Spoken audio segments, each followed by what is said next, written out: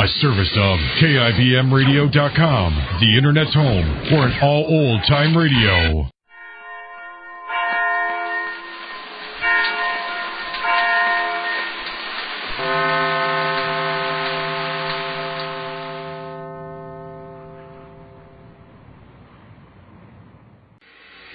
A service of KIBMradio.com, the Internet's home for an all-old-time radio.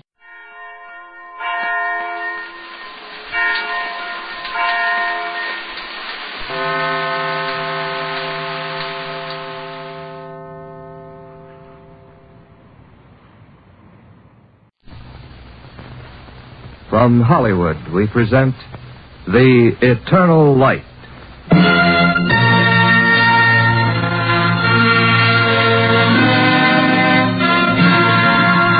There was a rabbi once who gave his last coin to a man of evil. And when he was reproached by his students, the rabbi answered, "Shall I be more particular than God, who gave the coin to me?"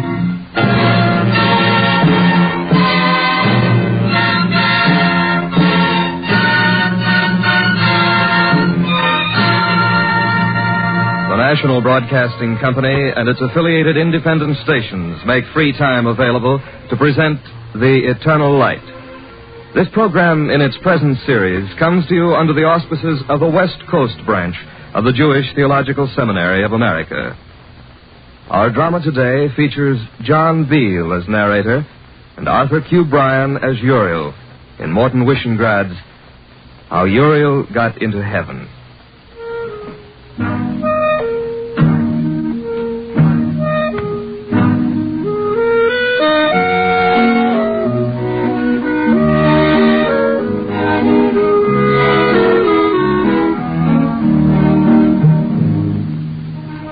Many years ago, in the days when the world was simple and people believed that the universe could be redeemed by knowledge alone, there lived in a place across the sea a humble water carrier named Uriel. Water, I sell sweet water, half a penny a cup, sweet water. Uriel was fat. He was old. He was simple. Good water, full by. His face was round like a cabbage. His stomach was round like a melon. And the water barrel on his little pushcart was as round as a Wednesday in the month of August. Sweet water. It was a time and a place and a culture that accounted a man of learning a saint, and a mild, plump, simple fool like Uriel a sinner because he had no knowledge. And each day, when he sold the water from his cart, Uriel would ask rather wistfully, "Solomon, do you think I have any chance of getting into heaven?" Uriel, it's a nice day, isn't it? You don't think I have a chance, do you? Don't take it badly. After all, what would you do in heaven? Can you sing psalms? No, I can't carry a tune. You couldn't study the Holy Law. I can't even read. But, Solomon, there's a little boy who's going to teach me the alphabet. No. You'll strain yourself. Forgive me, Uriel, but heaven isn't for fools. Now take Anselm. There's a man of substance and knowledge. There's no doubt about him, is there? Absolutely none. Uh-huh. Solomon, do you think if I studied Anselm's ways, if I watched him closely, do you think it would help? If a rooster studied a rabbi, could a rooster expound the law? But, Solomon, I'm not a rooster. That's right. You're much fatter. Well, go ahead. Study Anselm. Try to copy him. It won't do you much good, but then it won't do you any harm.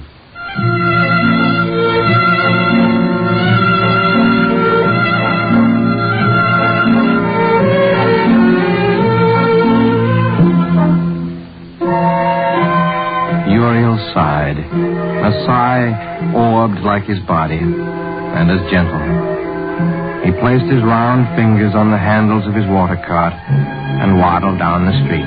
Water, sweet water, hold by my water, hold by. The children smiled at him, and he smiled back. The housewives sipped water from his cup and gave him their halfpennies and their gossip. He made his rounds, he called his wares. But this day, he was somewhat abstracted. He was thinking of Anselm, who was both a merchant and a man of knowledge. A man greatly respected for the suppleness of his mind and the edge of his tongue. And so Uriel paused outside Anselm's window and stood on tiptoe looking in. He stood for a very long time. Idiot, what are you looking at? You? Well, that's refreshing. With some small effort, I believe you could manage to get lost. Oh, no, Anselm. I want to stay here. I want to see everything you do. It's because I want to get into heaven. Ridiculous. Do you know what the great Shammai said? No. The ignorant man, said Shammai, cannot be truly God-fearing. Oh. Therefore, Uriel, you cannot enter heaven, because that virtually makes you an atheist. 2 round tears welled up in Uriel's eyes and coursed down his cheeks. Go and blubber into your water barrel. But for the sake of heaven, Uriel refused to go. I won't budge until you teach me how to be smart. Uriel, why did you select me? Choose someone else. Go to the rabbi. I thought you'd be honored. Uh-huh. So you came to honor me. Yes. And you want me to teach you a lesson in wisdom. Is that it? Yes, that's right. Raise yourself a little higher. Like this? Higher. I'm practically on the tips of my toes. Now stand there. Don't move. My feet hurt. Now, this is your first lesson. Oh. You slapped me. That's the lesson. I'll explain. Listen carefully. You came to honor me, correct? Correct. Because you looked down on me? Or because you looked up to me? Oh, because I look up to you. You're important, Anselm, and I'm nobody at all. Correct. But the rabbis teach that if you think you're less than me, at that moment you become better than me. And Uriel, you don't think a man like me is going to permit a simpleton like you to better himself at my expense. Anselm. Yes? Isn't there an easier way than this of getting into heaven? They regarded each other for a moment, and poor Uriel sighed his bewilderment. Oh, life is so complicated. And what makes you think heaven is simple? And you mean there's no rest in heaven? For you, my dear Uriel, the question is academic. You see these books in my study. That's the price of admission. I regret to say, you don't have the price. Anselm. Yes? Nothing. Nothing at all.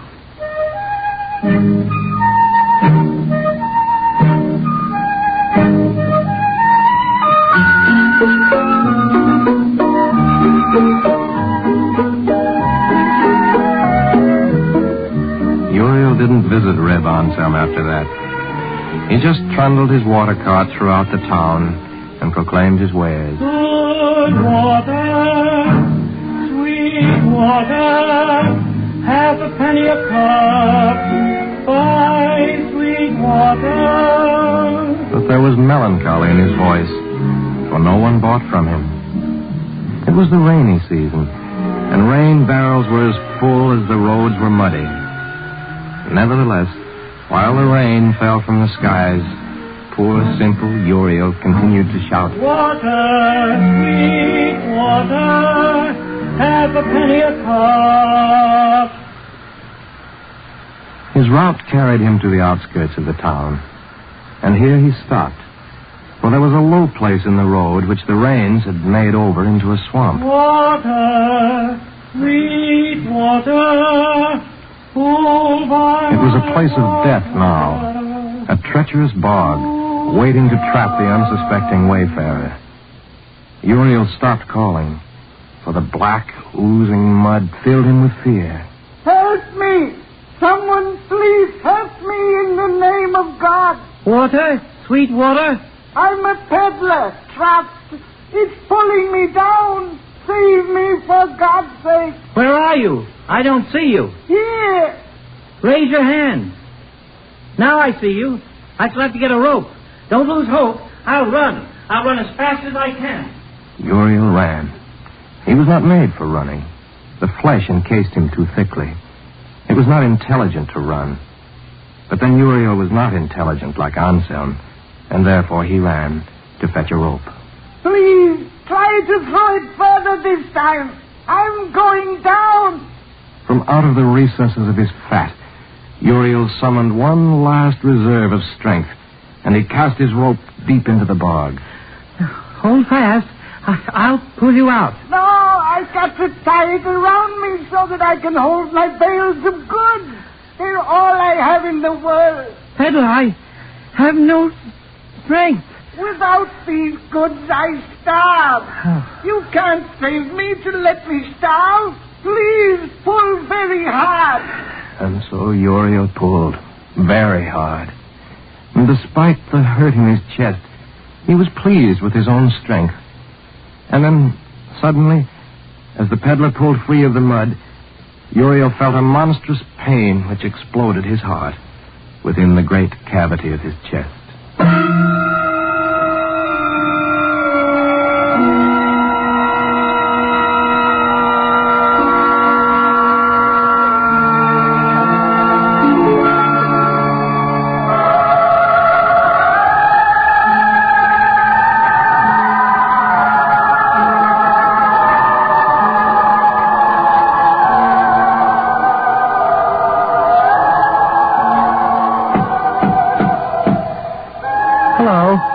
Anybody home? This is how Uriel entered the outer gates of heaven, with a timid knock on the heavenly portal and a foolish question. Is anybody home? Oh, hello. That won't get you in. What's your name? Uriel. What's your name? Just call me Angel. One moment and I'll announce you. Applicant Uriel stands at the gate and requests admission. What is the name? Uriel.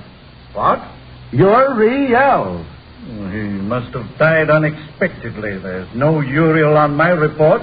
He can't enter. Well, that's that. Just turn the other way and retrace your steps, Uriel. Oh, but I'm tired. And my feet hurt terribly. You heard what he said. Orders are orders. Move.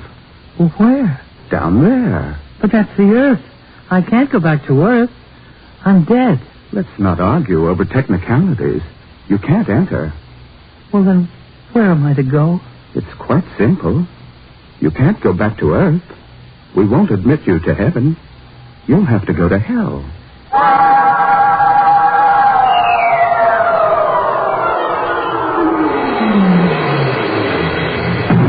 Hello. All right. We've got that over with. What's the name? Uriel.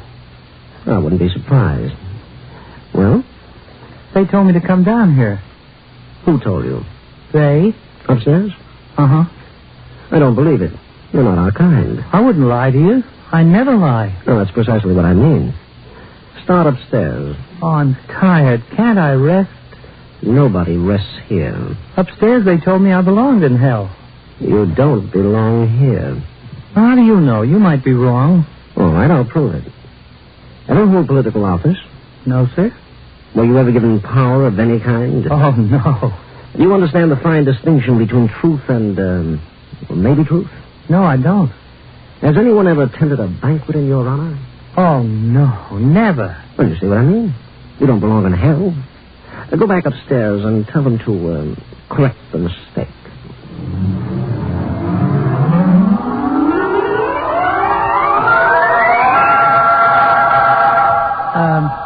Angel, they wouldn't let me in downstairs. Why not? Well, they said I was a mistake. That's hell for you. Always interfering and meddling. Please, may I sit down? My feet are very tired. Well, you can't sit until you've been admitted.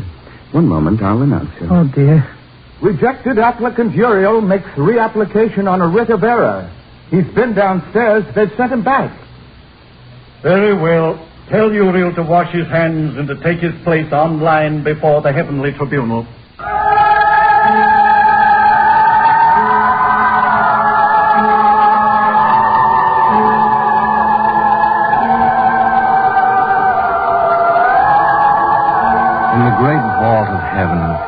There sat a judge, clothed in white samite, behind the bar of judgment. And arrayed before him, endless toward the horizon, waited the applicants for admission. Simple Uriel beheld the judge and felt the mystic awe of the supplicants. It's just like Yom Kippur in our synagogue. Silence. Excuse me. When it came Uriel's turn, there was a brief conference. Your Honor, this is Uriel. For some reason beyond our knowledge, he appears before the tribunal without a record of either his good deeds or his transgressions. Most unusual. Clerk, how shall the court know if the applicant is legally entitled to judgment? The court doesn't know, but he's already been to hell and returned. He's our problem, Your Honor. Uriel. Yes, Your Honor? Come forward. Stand before the bar of justice. Right here? Thank you. Uriel, in order to determine whether you're entitled to the judgment of this tribunal, I should like you to answer several questions. Yes, sir. Uriel, when you were on Earth, did you study the law of God as you were in duty bound? No, Your Honor. I can't read. The clerk of the court will make a note of that. Uriel, did you pray to the Lord each day of your life as you were in duty bound? No, Your Honor. I always seem to forget the words. Has the clerk noted the admission? I have, Your Honor. Uriel, did you do a good deed each day of your life as you were in duty bound? No, Your Honor. Since you admit you have neither studied nor prayed nor worked good deeds, I testify to God that you have spoken truth, and truth alone entitles you to a hearing before this tribunal. The court appoints the Archangel Michael as counsel for the defense. Your Honor. Yes, Michael? Before undertaking the defense, I must establish to my satisfaction that Uriel was not a rich man on Earth. Michael, why should that make a difference? When a poor man steals, I can defend him, even if he's a confirmed thief, because at least he was poor. But if a rich man steals, what can I say on his behalf? Uriel, were you rich? No, Michael. Your Honor, I stand ready to argue in behalf of the defendant's application for admission to heaven. The court sets the day after the Sabbath for the trial of Uriel. Court is adjourned.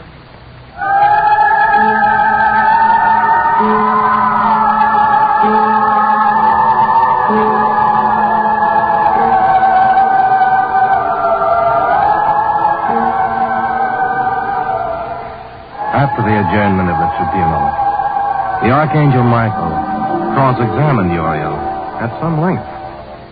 I've had difficult cases, Uriel. But if you get into heaven, it's going to require a miracle. At sundown, the Archangel Michael suspended his questioning. Don't be lonely, Uriel. Are you leaving me? All the angels leave heaven on the Sabbath. We go down to earth. Didn't you know that?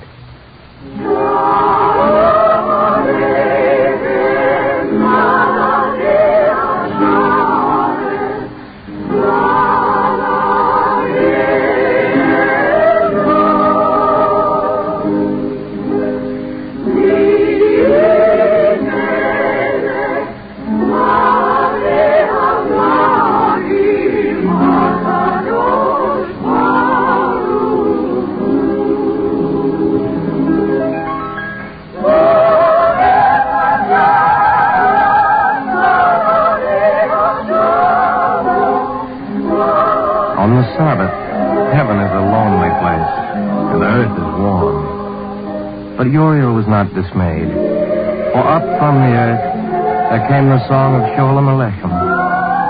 Peace unto you, O angels. May your coming be in peace, and your going forth in peace. Heaven was suspended in repose.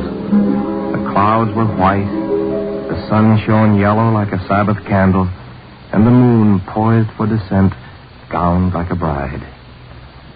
Uriel felt his heart brimming with joy. This was the heaven to which he aspired. A contentment and a singleness with God came upon him. And so he sang a prayer. water, sweet water, half a penny a cup, sweet water. And the Archangel Michael, returning from Earth, called out. Uriel, Yes? are you singing? Oh, I'm tone deaf. Forgive me. Don't be sorry. It sounded like a psalm of David.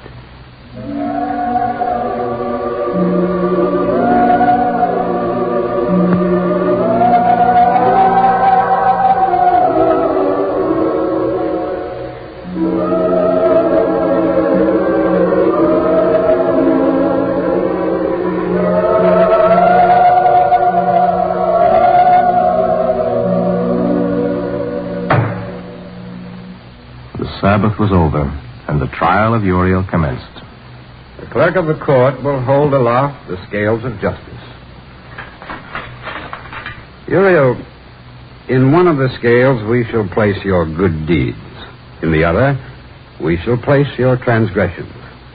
If the transgressions outweigh your good deeds, you cannot remain in heaven. You understand? Yes, Your Honor. The clerk of the court will place each transgression in the scale as the tribunal will announce them. The clerk of the court is ready. The transgressions of Uriel. Illiteracy. Uriel, this is the sound of the books you haven't read, the words you never heard, the poems that were not for you. All this, Uriel, billions of pages, trillions of words. But so much more than words, Uriel. The divinity and the holiness of the human mind. Look upon the scales. Here are the sanities and the sanctities of life. And you were blind to this and deaf and unfeeling. Yes, Your Honor. How deep is your transgression, Uriel? How grievously have you sinned against your immortality? I shall add nothing else. Michael, defend him if you can. Balance the scales for him if you can. Michael, speak up in defense of Uriel. Yes, Your Honor. Uriel, don't be afraid. Answer the questions I put to you. Answer truthfully and directly. Yes, Michael, I will. Uriel, on the day of your death, you extricated a peddler from a bog. Is that correct? Well, I pulled him out. Is that what you mean? Yes. If the court will allow, I place the weight of the peddler in the scale of Uriel's good deeds. The court allows. The clerk will insert a weight equivalent to the weight of the peddler. Uriel, did you or did you not save the heavy bales of goods which the peddler carried? I did. And did the loss of those bales and bundles mean the impoverishment of the peddler? Uriel, we're waiting. Oh, you use big words. Forgive me. Why did you pull those bales out? They were everything the peddler had in the world. He would have starved without them. Your Honor. You may weigh the bales of material in the scale. Thank you, sir.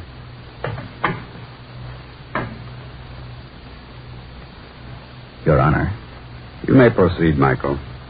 If it please the court, where was the peddler and his goods? In the mire. Yes, Your Honor. In the mire. The mud of humanity. The suffocating thickness of mud that obscures vision and submerges the spirit in despair. Consider Uriel, Your Honor. No scholar. No. A soul unlettered, untutored, in all things except gentleness. But Uriel conquered the mud. Put the mud in the scale of his merit. You have spoken well, Michael. Weigh the mud.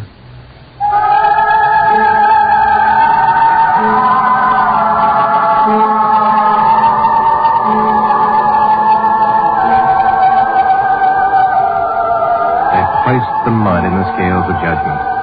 A mountain of thick, viscous, heavy mud. And slowly, very slowly, balance altered. Slowly, the scales drew even. And then more than even. Uriel, step before the bar of judgment. I am here, Your Honor. Uriel, you have been redeemed by the mud of humanity. Know all angels by these presents that the angel Uriel is hereby entitled to all the perquisites of the cherubim and is appointed to the special office of sweet water carrier of heaven. Amen.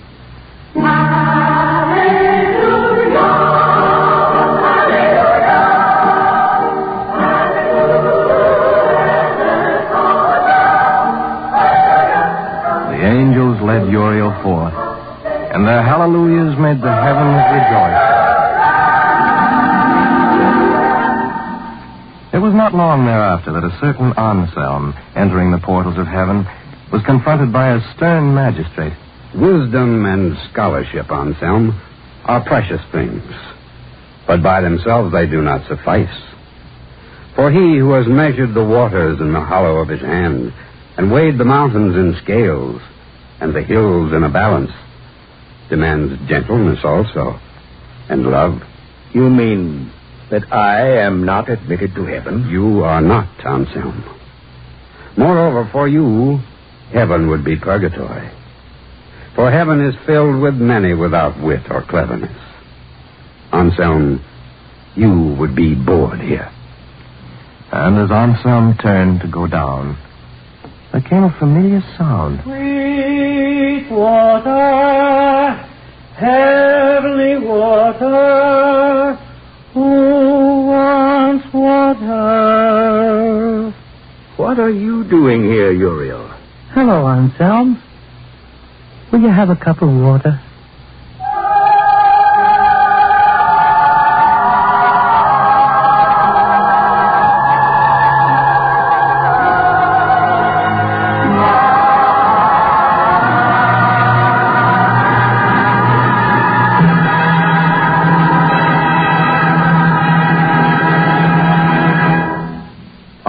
Eternal Light dramatization today, How Uriel Got Into Heaven, was written by Morton Wishengrad.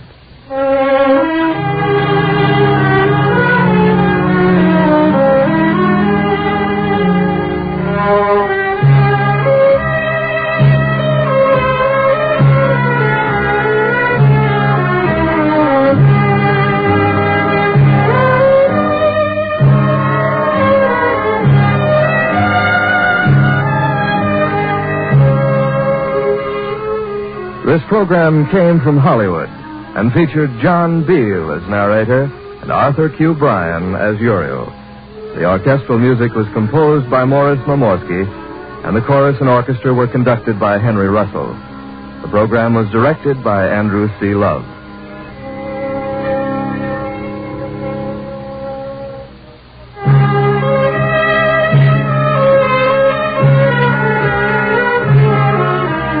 Free time to present The Eternal Light is made available by the National Broadcasting Company and its affiliated independent stations.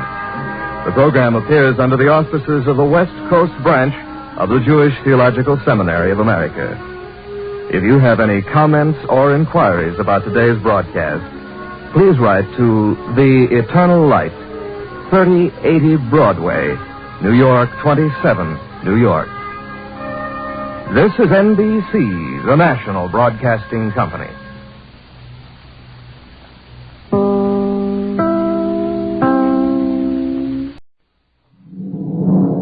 The National Broadcasting Company presents Radio City Playhouse, Attraction 66.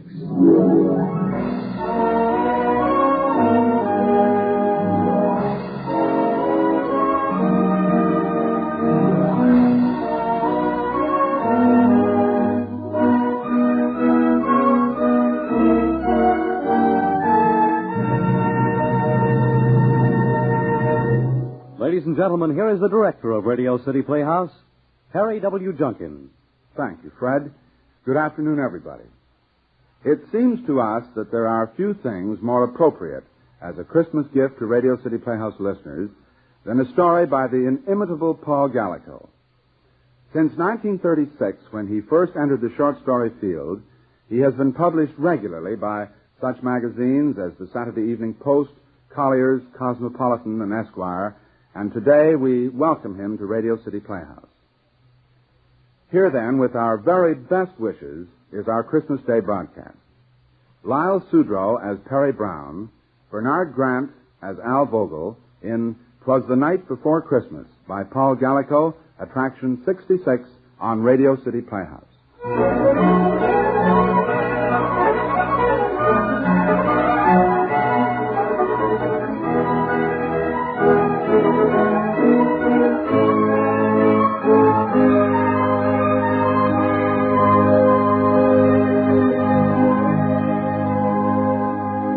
It is 4 o'clock in the afternoon of Saturday, December the 24th, in the city room of the Daily Blade.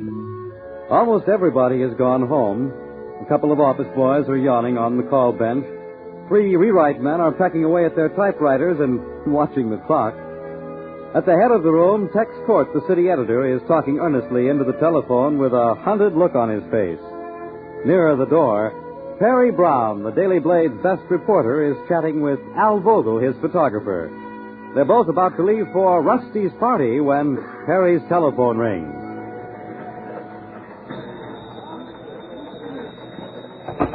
Hello, Perry Brown. Oh, hello, Rusty. Yes, we're just leaving. I'm all cleaned up. The tree come? Good. No, Vogel's sitting on my desk. We'll leave together. Oh, honey, I'm going to trim that tree with diamonds, rubies, and sapphires. That'll run into dough. Vogel says that'll run into dough. Huh? Oh, darling, if you play Holy Night, I'll cry. Yes, I will. I get very sentimental about Christmas. Vogel will cry, too, won't you, Al? Oh, absolutely. All right, we'll all cry, and it'll be a wonderful party.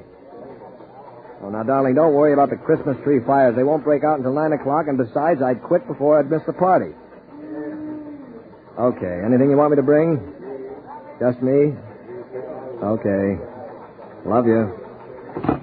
Hey, why don't you marry the girl and put her out of her misery? I'm working on it by this time next year. Come on, Al, let's get out of here. Right behind you. Let's go say Merry Christmas to Tex. Come on. It's a good idea. Come on.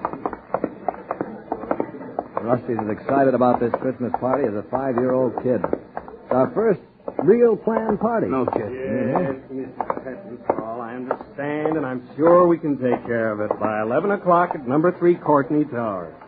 You harness to the wagon, yes. Mrs. Pettenthal. It's all right, Mrs. Pettenthal. I'll keep in touch with you. Same to you.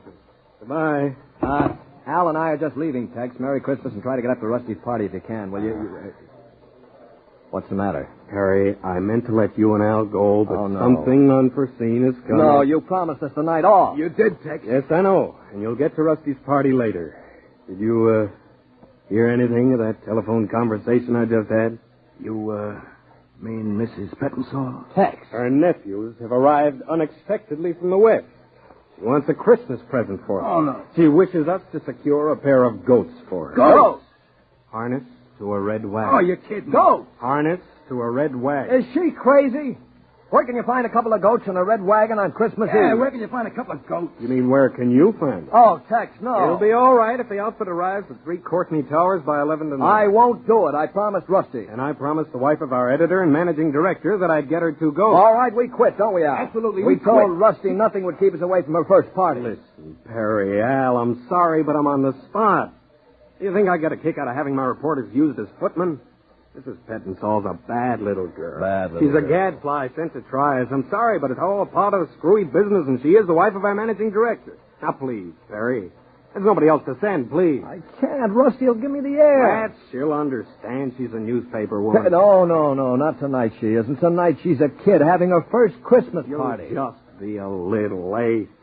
Here, I'll give you a petty cash slip. Get upstairs and cash it before 5. How much? The sky's the limit. All right, $1,000. I said the sky, not the stratosphere. You want your stinking goats, don't you? How do I know what I'll run up against? I may have to buy them from the zoo. Okay. Here. Need any help, call me. Oh, thank you. And you call Rusty. I haven't got the nerve. She'll think I'm drunk. All right. Call her up and say you sent me out to get 2 goats and a red wagon. Oh, boy, she'll love you. Come on, Al. Maybe we can get the goats quick somehow. Hey, where are you going first, Perry? Where would you go to get goats? Brooklyn.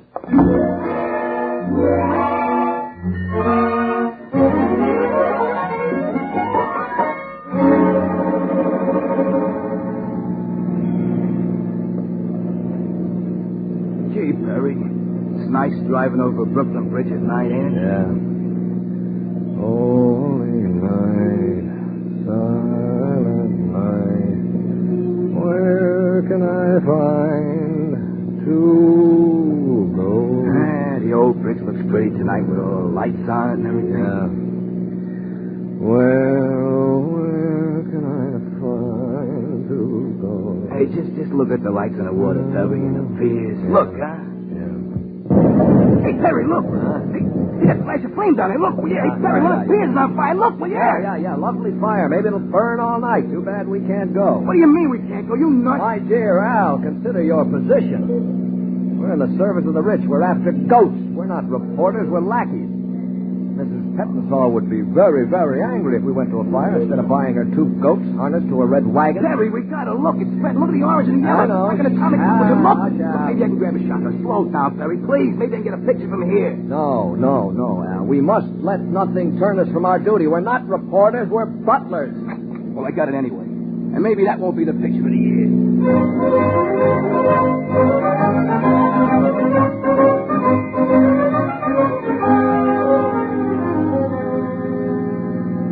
The first little goat will be silky and white, and I hope it gives Mrs. Pettinsall a bite. Hey, Perry, will you stop singing? I knew we shouldn't have gone in a bar looking for goats. And where else would you look for a goat? Hey, Perry, look, that taxi. Look. In an ambulance. Mm-hmm. With an accident. Look, Perry, slow down, please, will you? Hey, that woman, she's hurt. Please, Perry, slow down. Let me get a picture, will you? No. What would Mrs. Pettinsall say if she ever found out you went around shooting a camera at people? I got it. Oh, stop taking pictures. Hey, you know what? You're lost, that's what. We're lost in Brooklyn, and we'll be here for years and years. We are not lost. If you'd stop taking pictures, you'd see that we're now approaching Cypress and 283rd, and if our friend the bartender is correct, we're about to get our first goat. Did they have any number? No. Brown shack at the corner of Cypress and 283rd. That must be it over there, beside those signboards. Hey, what is it, a garbage dump? Or is that the goats I smell?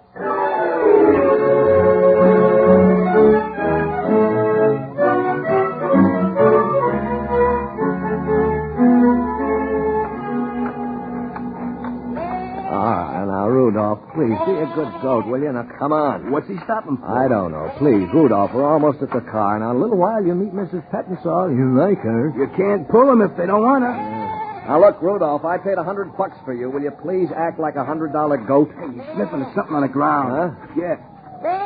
Hey, Perry, look. What? Perry. It's a body. What? Yeah, in a sack. Something cats. There's a note on it. Give me your flashlight. Hey. Merry Christmas from the boys. Wow. I think I know him. Hey, flashlight in his face, huh? Yeah. Holy cow, Perry, it's Pro-Guard at the Ace office. Yeah. He had his nose in the poultry racket, didn't he? Yeah. Merry Christmas from the boys. What a story. How? Well, too bad we're busy. Perry, you're kidding. I'm not kidding. Business before pleasure. We're still one goat shy. Pro-Guard. Well, let me take a couple of pictures. Okay, but make it snappy. All right, Rudolph. I'll give you one more chance. Are you or are you not going to get into the car without being kicked?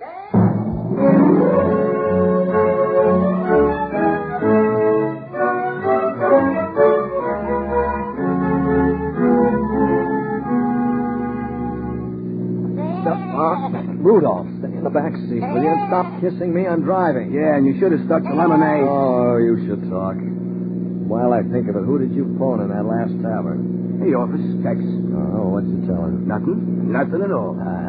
He said Rusty had phoned and said you needn't bother coming to the party no matter how early you got through. Oh. And I just sort of casually mentioned the fire and the Pro-Gower murder. That'll teach him to send us out after goats. Where'd that bartender say we should go? Oh, guy by the name of Constantine Wanakasa. Huh? Just a couple of blocks more.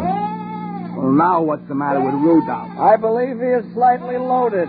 He downed the whole can of beer the barkeep gave him. More likely it's the can. He downed that, too.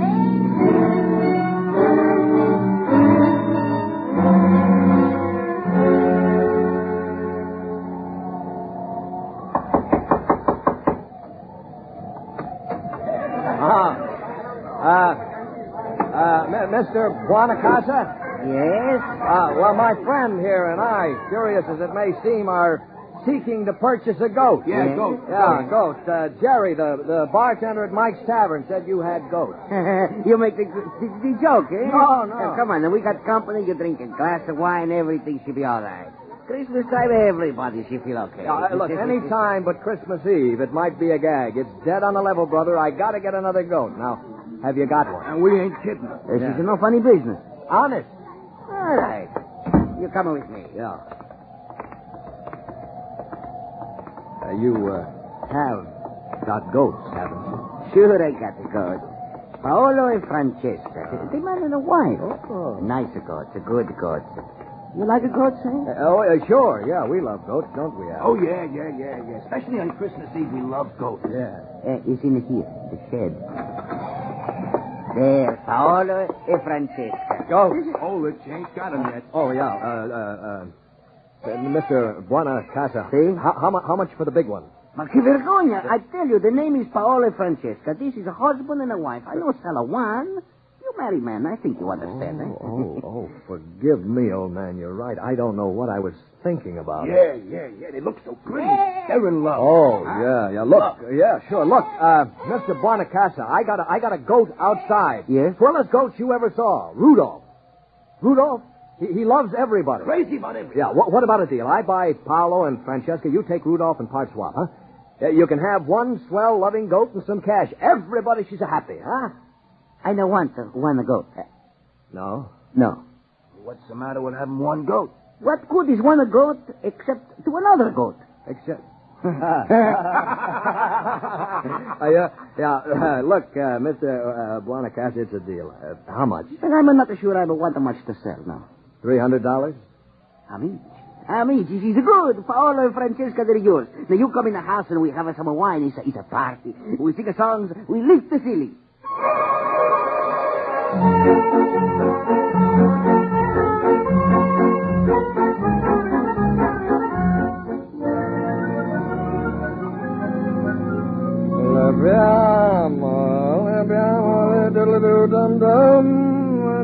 I know we shouldn't have stayed at Buonacasa's party so long. I just know it. Harry, please stop, will you? If I don't eat soon, I'm going to die. Now, please. We got the goats. We got 3 goats, in fact. Let's eat and get them up to Mrs. Pettensol's, huh? Will you shut up, Rudolph? You too, Francesca, will you pipe down? Holy smokes, up to our neck in goats. What are we going to do with 3 goats, Perry? What are we going to do?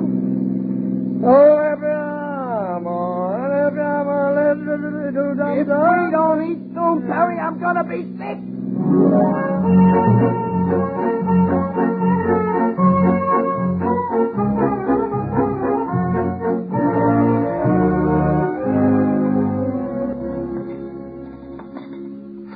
You know something, Perry? I wouldn't have blamed that weight if he'd have stopped you. Russian caviar in a dump like this. You kidding? 1 glass. Sal, I'm sleeping. Now, please, do not disturb me. Allow me to sit here with my head in my hands and suffer.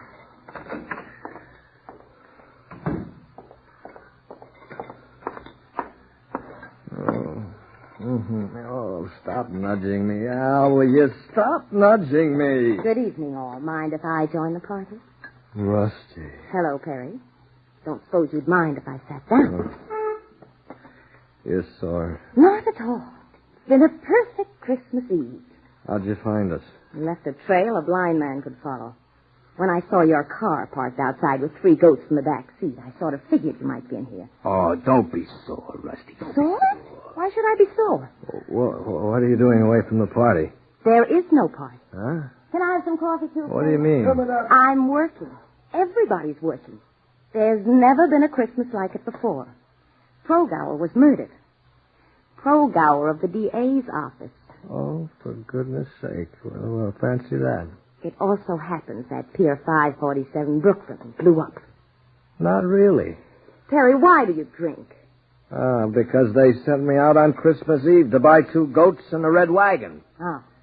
Have you got the wagon? The wagon. The wagon. Oh, I haven't got the wagon. Well, I have. That's one reason I'm here. Tex thought you'd forget. Where is it? Outside my car. Oh, Rusty, you're wonderful. Am I? We got 1 goat too many, Rusty. You noticed it too, did you? Isn't Mrs. Pettinsall going to be surprised?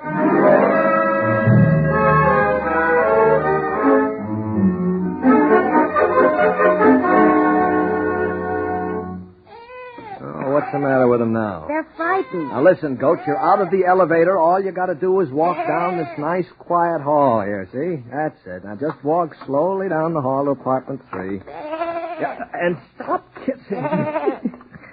Oh, look, Rusty, Rudolph loves me. It's 11:15. The Pettinsalls will be home in 15 minutes. All right. Vogel, you take Paolo. Rusty, you grab Francesca. For you, Rudolph. Whoever answers this door is in for an awful shock. Rudolph, he loves me. He's kissing me. Merry Christmas, Rudolph. You're the sweetest little goat in the whole wide world. Good heavens. Are you the Pettinsall's butler? I am, sir. And might I ask what you are? Move over. We got goats. You got a bathroom with a sunken tub?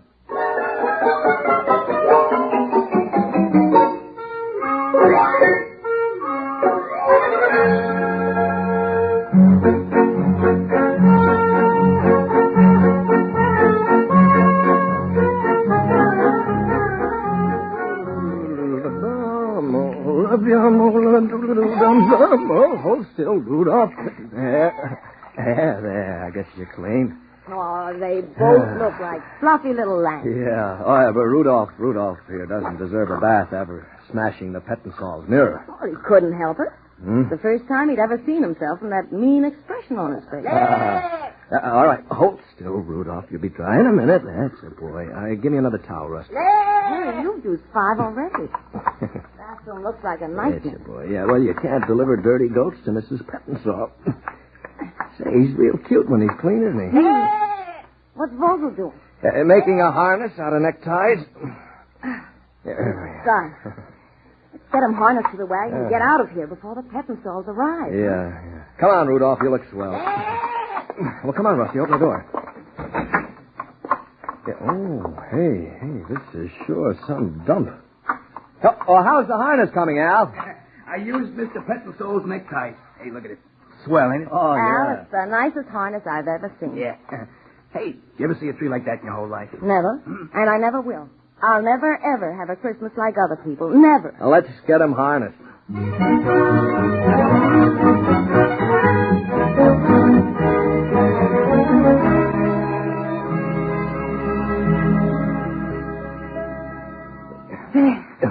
Finished.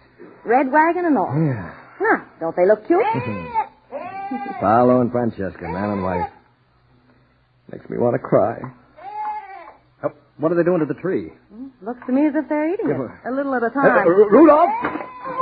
Good Lord. Darn you anyway, Rudolph. Oh, Terry, look out. He'll break the other one. Suffering cats. Hey, hold it. Here come the Pettinstalls, I bet you. Oh, what's going on in here? My bars. Oh, both of them. What is the meaning of this? Who are you people? Alan, are these people from the paper? I believe they are, my dear. Get out of here. All of you. You hooligans. You're drunk. I beg your pardon. We're not drunk. Of course you're drunk. Otherwise, what's the meaning of the third animal? It is a spare. A spare? That's supposed to be funny. Will you please leave? Alan, I expect you to deal with these people tomorrow. Oh, Rusty, I believe Mrs. Pettinsall is sore. Is she? Well, so am I. Mrs. Pettinsall, you're all through with Perry Brown now, aren't you? I don't believe I know yes, who... you are. You're through with him. He's drunk and he's dirty, and besides, he served your purpose. He got you what you wanted, 2 goats and a red wagon on Christmas Eve. No other man in town could have done it tonight, or would have. Get out of here, you... You've been using our office and our staff to do your dirty work for the last 5 years. Run errands, fetch and carry, fix things for you, play nursemaid to you. Well, that's out as far as we're concerned. And when you replace us, I suggest you go to an employment agency that furnishes trained servants. It'll be nice to know you can call up the office when you need an extra butler. Come on, boys. Come on, Rudolph. Let's get out of here. I can smell something that has nothing to do with those... Well, Now, my dear. Good night, Miss McGowan, Mr. Brown, Mr. Vogel. Good night. Come on, let's get out of here.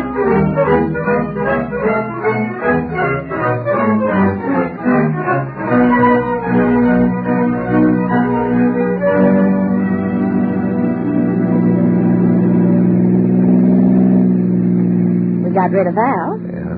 Now, if we could only get rid of Rudolph. I called up the zoo. Well? They didn't want to go. Oh. I called up the Metropolitan Museum of Art, too. What on earth for? I don't know. I thought maybe because it was Christmas Eve, they might make an exception. What do we do with him? Honey, I don't know, but I'm not going to abandon Rudolph on some cold, vacant lot. He's got a right to Christmas, too. Well, where'll we take him? I don't know. I guess we'll just wander around Brooklyn with him until we die of old age. No, don't kiss me when I'm driving, Rudolph. He loves me, Rusty. I know. I do, too. Do you? Mm-hmm. For heaven's sakes, let's get some coffee. I'm perishing with a cold, Terry. Look, there's a place. Come on, stop. All right. Do you think you love me as much as Rudolph loves me? I think I do. Okay, then I'll buy you some coffee. All right, now, get Rudolph out on your side. Can't he stay in the car? Well, Rudolph's got a right to his Christmas, too. Attaboy. Go on, Rudolph. Go with Rusty. That's a fella. Come on, Rudolph. Good old Rudolph. Oh, Rusty, honey, I just couldn't leave Rudolph without a home on Christmas Eve. It wouldn't be human. I know. Do you suppose we'll have to keep him forever? I don't know. There we are. All right, now. Sit down, Rudolph. Sit down beside us and shut up. Hey, mister, hey, you can bring that goat in Oh, here. yes, we can. It's Christmas Eve. Coffee and donuts for two and some wheat biscuits for Rudolph. Is that what goats eat? Yeah, just one of the things. No. Leave him in the box. That's right, yeah. He'll eat the box and all. He'll be hysterical when he hits the biscuits after all that cardboard. Sure. Yeah, thanks. Here, Rudolph, now. Don't let me hear a sound out of you. Boy, I've seen everything, huh? Donuts and coffee coming up. You unhappy, kid? Terry, I'm an awful fake. I've loved every minute of it. No fooling. I was mad because you wouldn't take me with you. Oh, it's a lousy racket, but we love it. I guess we're out of it now, though. We haven't got a job, Rusty. Oh, I think we have. Remember when Mr. Pettensaw said goodnight? Yeah? He winked at me. No kidding. He's been wanting to tell her off for years. Oh, I'll bet. Terry, can't you remember anything that happened tonight? Oh, some of it. Well, you know there's a bonus waiting for you at the office? A bonus? Uh-huh. What for? For your work on the Pier 547 explosion. What? Vogel took a picture of it. Yeah? Yeah. He also took a picture of the death of some Brooklyn alderman's wife in a taxi accident and a half a dozen of Progower's bodies. Yeah, what are you talking about? Vogel phoned the office around 6 Yeah. and said if we would go to an address he gave us and look behind some signboards, there'd be something for us. Uh-huh. There was. On top of Progower's body were half a dozen plates and a note from Vogel with the captions on them. They're all over page 1 now. Well, I'll be good old Vogel. I tried to make an honest flunky out of him, but I guess he's just a newspaper man at heart. So you see, everything's all right. Yeah, I guess it is. Now, if we could only just get rid of Rudolph. Yeah. Hey, mister, give me 2 coffees and 2 donuts to go. Hey. Rusty, look. What? That kid. Hey, Sonny. Sonny, come here, will you? Hello, lady. Hi, Sonny. Hello, mister. Hi. Merry Christmas. Merry Christmas to you.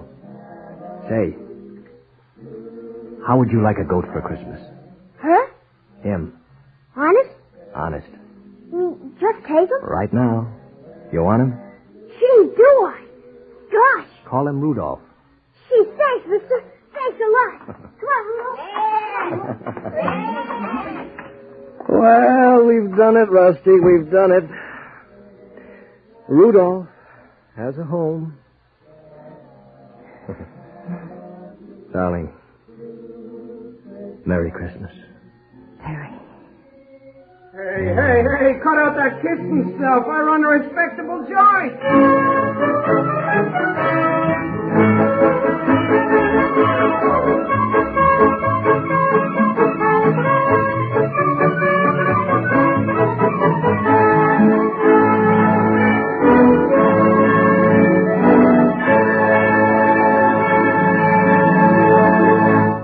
You have just heard 'Twas the Night Before Christmas by Paul Gallico, starring Lyle Sudrow as Terry Brown. Bernard Grant was Al Vogel, and other members of the cast included Ross Martin, Frank Milano, Louis Van Rooten, Connie Lemke, Butch Cavell, and Grace Keddy. The special music was composed and conducted by Dr. Roy Shield. 'Twas the Night Before Christmas was adapted for radio by Harry W. Junkin, who also directed the entire production.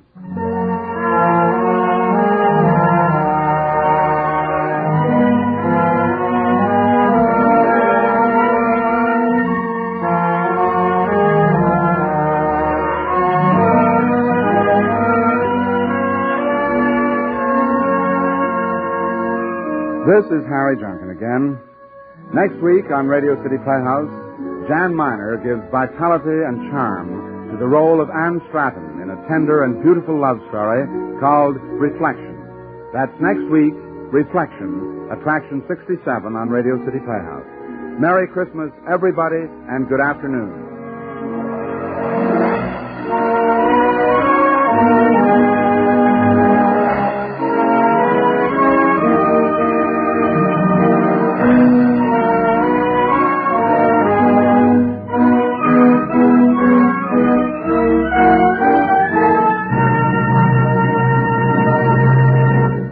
What's on NBC tonight? There's a Christmas stocking full of entertainment. As a holiday special, Theater Guild on the Air will present Paulette Goddard and Sir Cedric Hardwicke in that perennial favorite, The Passing of the Third Floor Back.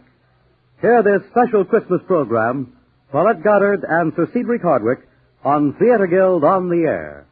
You'll find a Merry Christmas all day long on NBC. Fred Collins speaking. Now stay tuned for James Melton and Harvest of Stars on NBC.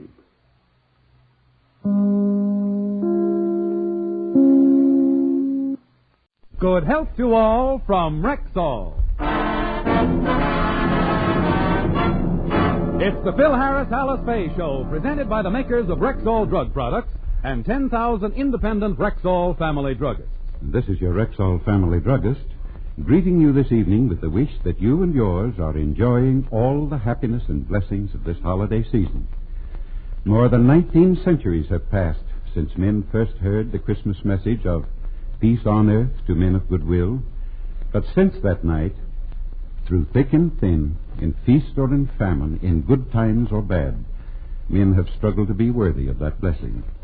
And as long as we keep that goal before us, another 19 centuries from now, men will still be saying, as I say to you tonight for the makers of Rexall drug products and 10,000 Rexall family druggists, Merry Christmas. Merry Christmas to all from Rexall.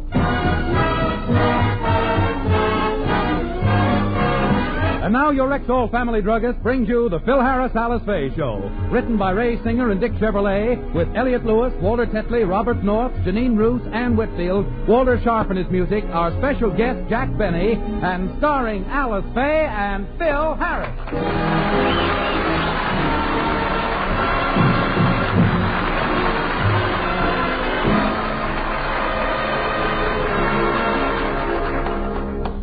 The Harris children, like all others, had been on their best behavior for weeks. Let's go back to yesterday, where we find Alice complimenting her children on their good deportment. Now, you've been particularly good, baby Alice, and I'm sure Santa Claus will bring you lots of presents tonight. I hope so, Mommy. And as for you, honey, you've been just as good as Alice. You've been going to bed early, putting your toys away, and eating all your food. The only thing is you haven't been drinking all your milk. Well, I tried, but you know how that stuff gags me. Why, Phil, I'm talking to little Phyllis. Well, where is she? She was here a minute ago. She went in the den, Mommy. I'll go get her. Phyllis! Phyllis! Mommy wants you to come and... Phyllis, what are you doing with those crayons? I'm going to draw a picture on the wall. Don't do that. You know we gotta be good till tonight. But I've been good for 3 weeks now. Alice, that's an awful strain. I know, but it's only a few more hours. Don't crack up now. You've been so good for so long. I know, but as Daddy always says, it ain't been easy, Clyde.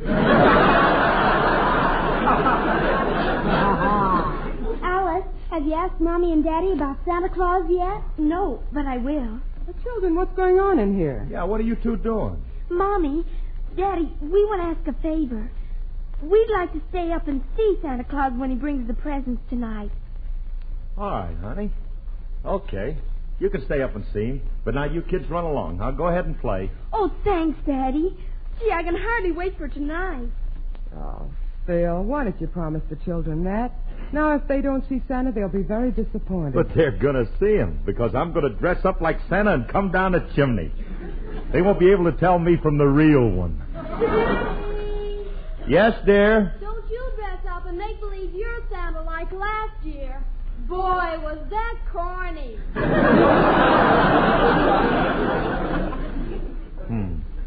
You know something, Alice? I still can't figure out how they knew it was me last year.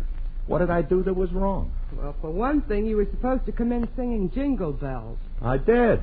Yes, I know. But those lyrics, I can still hear them. Ham, hocks, turnips, greens, they melt right in your mouth. A candied yams and a hominy grits, and that's what I like about the South.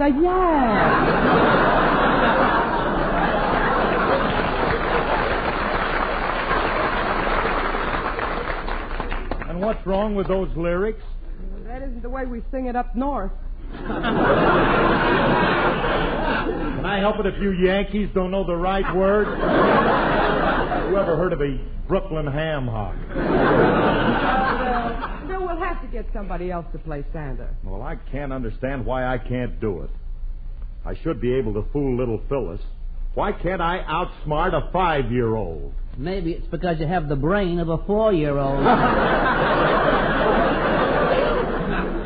Well, if it isn't our little feathered friend, Faye. Hello, Alice. I just dropped in. Well, Willie, maybe you can help us. We're trying to think of who we can get to play Santa Claus for the girls tonight. We want to get someone who looks and sounds like the real thing. Well, I know just the man. Who? Me. I shall be glad to portray Christopher Kringle. Christopher? Well, Donner, my Blitzen. Fine Santa Claus you'd make. I'd make an excellent one. I'm quite an actor, you know. I can see myself popping out of the chimney, bounding into the living room and saying, ho, ho, ho, and a Merry Christmas to you, little kiddies. And what do you wee darlings desire as a Yuletide memento? Thank you, Tallulah Bankhead. I'm sorry, Willie, but you're not the right boy. Well, if you don't want me to help, I won't. I have to run along anyway. I have to meet my girlfriend at the taxidermist. I hope they did a good job on her.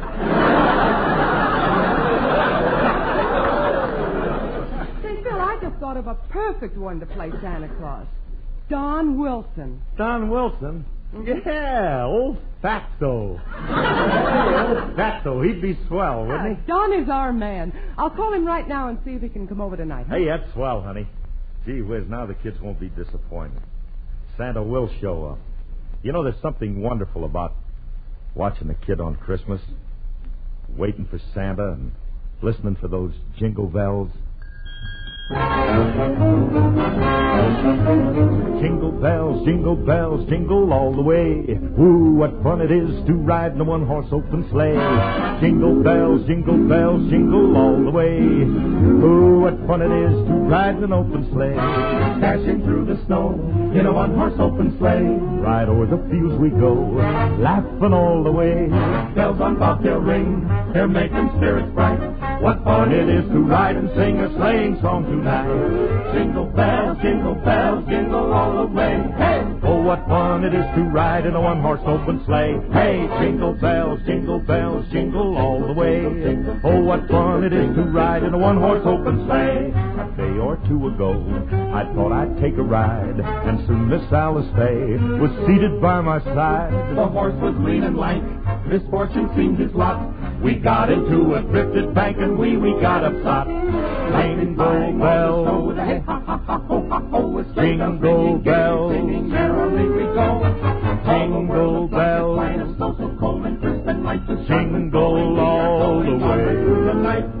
Oh, what fun it is to ride in a one-horse open sleigh. Hey, hey, jingle bells, jingle all the way.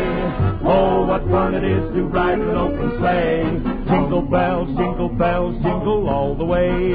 Oh, what fun it is to ride in a one-horse open sleigh.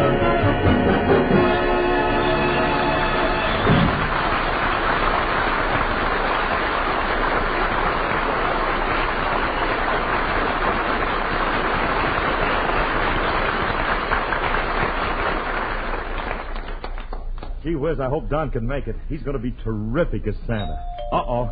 That must be Frankie. Hi, Curly. Well, if it ain't Francis, the red-nosed reindeer. Come on in, Nose. Come on in. Hey, you look pretty good, Clyde. Yeah, you look fine. Hey, what do you got in all those packages? Christmas presents. Got some things for the kids and Alice, and here's something for you, Curly. For me? Oh, you got a present for little old curly-headed me. Yeah, I got you. Oh, gee, Frankie. That's sweet of you. I don't know what to say. It's all right, Curly. But the thought. You don't know how I appreciated it. Well, it touches me deeply. If you're going to get sloppy about it, I'll take it back. Stand there, open it up, see what it is. Gee, Frankie, just what I wanted. Tissue paper. The present's under the paper. Oh, here it is. Why, it's a bottle. Not just a bottle. It's imported champagne. You bought a bottle of champagne for me? And gee whiz, it's almost half full, too.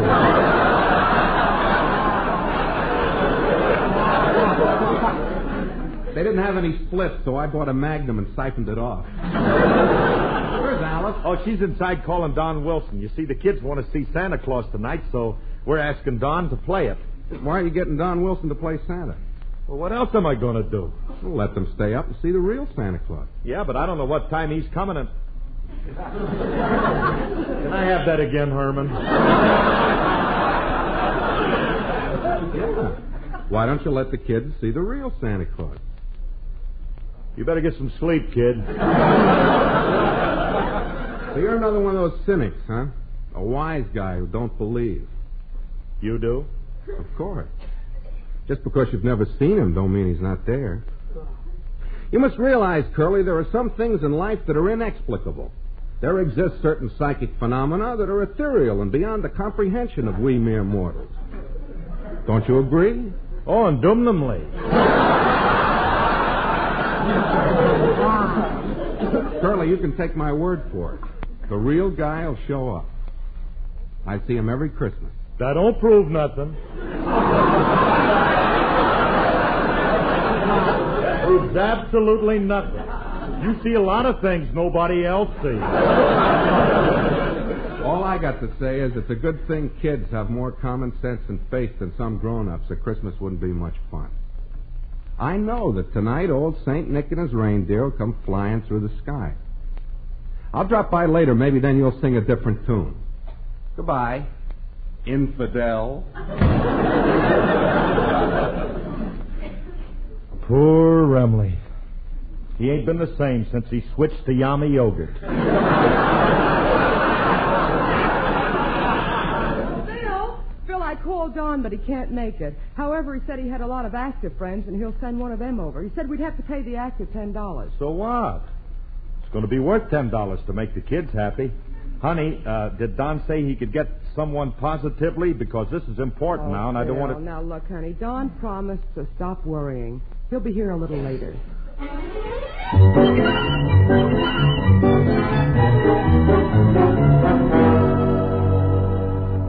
But, Mommy, it's 10 o'clock already, and Santa isn't here yet. Gee, Mommy, do you think maybe he isn't coming? Now, don't fret, girls. Of course he's coming. So... you better watch out, you better not cry, better not pout, I'm telling you why. Santa Claus is coming to town. He's making a list and checking it twice, gonna find out who's naughty and nice. Santa Claus is coming to town. He sees you when you're sleeping, he knows when you're awake. He knows if you've been bad or good, so be good for goodness sake. Oh, you better watch out, you better not cry, better not pout, I'm telling you why. Santa Claus is coming to town. He's riding with his reindeer in a great big open sleigh, with a great big bag of presents, and you give them all away. He sees you when you're sleeping. He knows when you're away. He knows if you've been bad or good, so be good for goodness sake.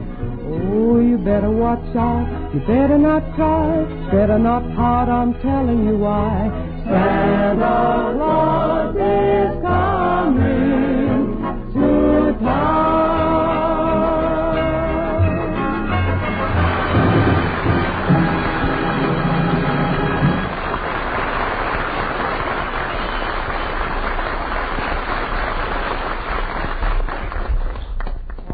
It's after 10. When is that Santa Claus we hired going to show up? Oh, he'll be here, Phil. Don said he would. Hello. Merry Christmas, everybody. Oh, Merry Christmas, Frankie. Hey, Merry Christmas.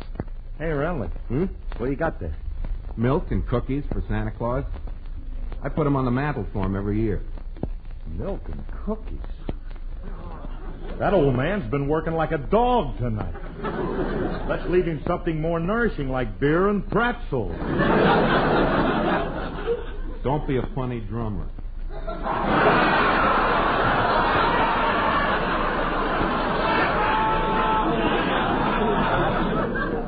I'll put the milk and cookies over the fireplace. Where are the kids? They're upstairs waiting for Santa. Yeah, and I'm waiting, too. When is the guy going to show up? It's after 10 already. Be patient, Curly. He's got a long trip from the North Pole. Besides, his reindeer ain't as young as they used to be, and it's... Oh, keep quiet. Paying the guy $10, you'd think he'd get here on time. This subterfuge is also unnecessary. Uh-oh. That must be Santa now. I'll let him in, honey. I'll go with you, honey. Yeah, come on. Well, Merry Christmas, Santa Claus.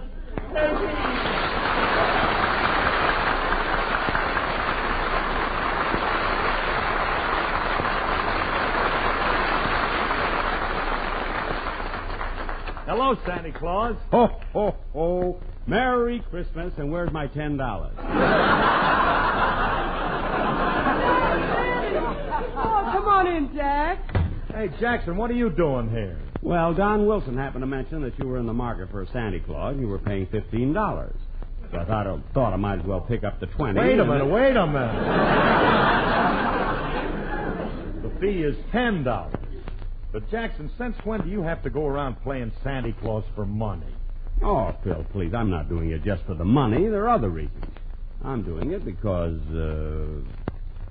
and there's, I could go on naming reasons like that.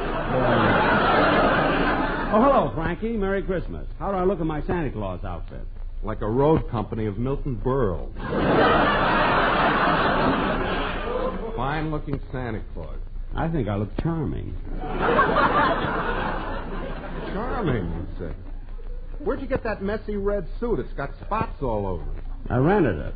Santa Claus had it last year, was a sloppy eater. Well, how do you think I look? Like a bloodshot leopard.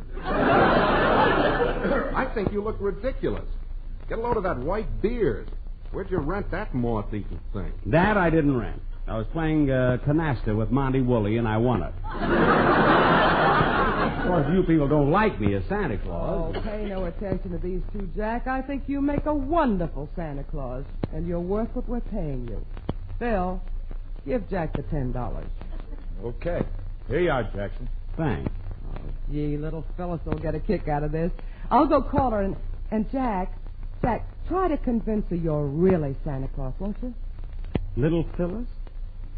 Phil, I thought I was doing this for your benefit.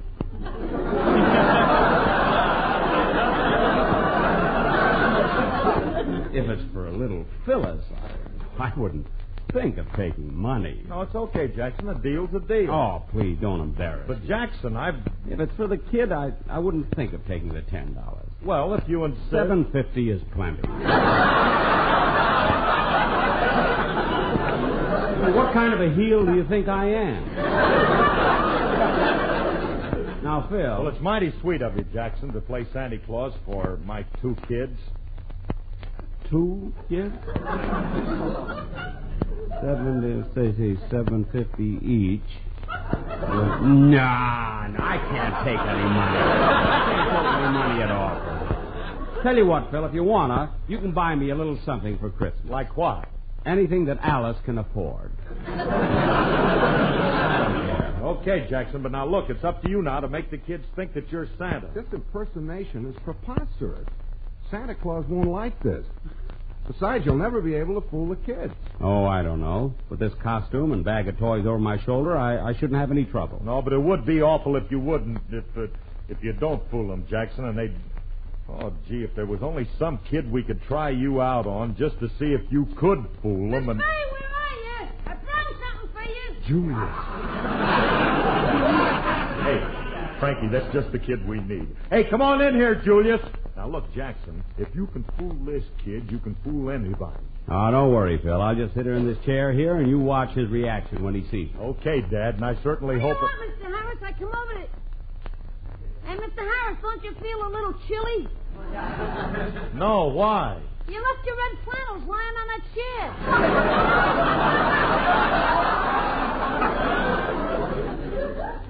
chair. Look, I'm not red flannels. Don't you recognize me, Sonny? You look familiar. I'll give you a hint. I'm that jolly old man with the white beard. Well, if it ain't Gabby Hayes.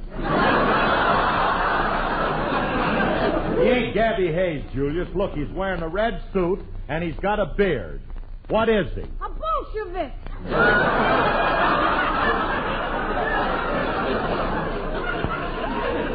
What's he got over his shoulder? A bag of bombs? Julius, don't you recognize Santa Claus when you see him? This is Santa Claus? That's right, son. I'm old St. Nick. They can't do this to us little kids. For juvenile humanity, I protest this flagrant disrespect. Oh, shut up!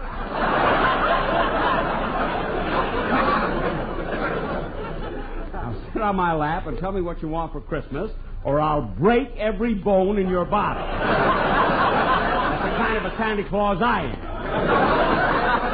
Get away from me, you imposter, you. You're nothing but a fake. I am not. Oh, no. What would I find if I lifted up that white wig? A brown one.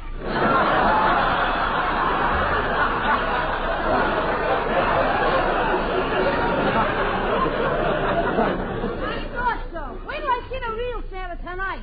He ain't gonna like it when I tell him he's being impersonated by some old bald-headed snook.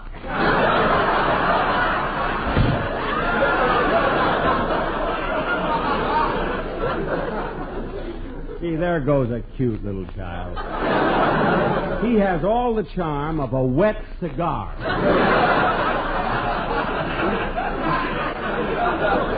He has the personality of a torn pocket. Like I told you, you can't fool Well, kids. you could fool a kid. He's not a kid. He's a wise guy. He's not a barometer. What? Barometer. I don't know what it means. We'll look it up after. Well, I certainly don't see it here anymore.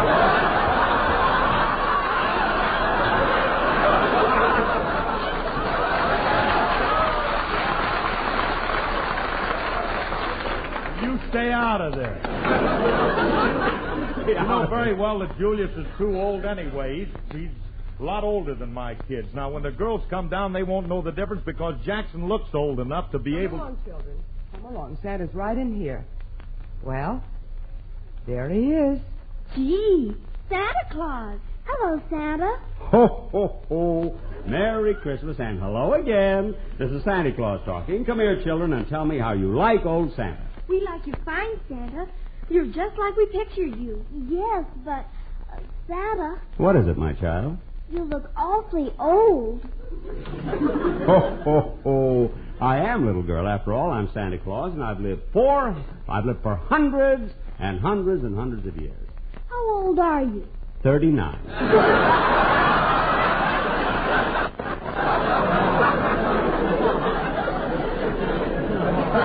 Well, old Santa has to be going now. Here are your toys, girls. Thank you, Santa. Yeah, thanks. Well, I'll be seeing you next year. Merry Christmas to all, and to all a good night. Up, Dancer, up, Prancer, up, Donner, and Goose.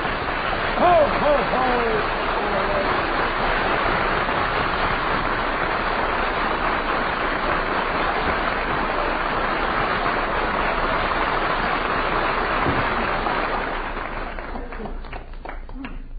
The big ham. Well, children, what did you think of Santa Claus? I liked him, but I was a little disappointed. Why? I expected him to take out his violin and play Love and Blue. You mean you kids knew it was Mr. Benny? Sure. But we didn't want to say anything and hurt his feelings. Daddy, when is the real Santa coming? Well, well, you see, honey, He'll be here soon, kid. Oh, Frankie. Look, kids, he may be here too late. Look, I'll tell you what. I'll tell you a Christmas story, and then will you run off to bed? Well, all right, Daddy. But we wanted so much to see him. I know. Well, maybe next year. Now, look, sit on my lap, and I'll tell you a beautiful Christmas story. You ready? It was the night before Christmas, and all through the house, not a creature was stirring, not even a mouse. The stockings were hung by the chimney with care, in hopes that St. Nicholas soon would be there. I thought I heard sleigh bells. No. The children were nestled, all snug in their beds, while visions of sugar plums danced through their heads. Alice, what are those bells? What's the... Shh. Quiet, Curly.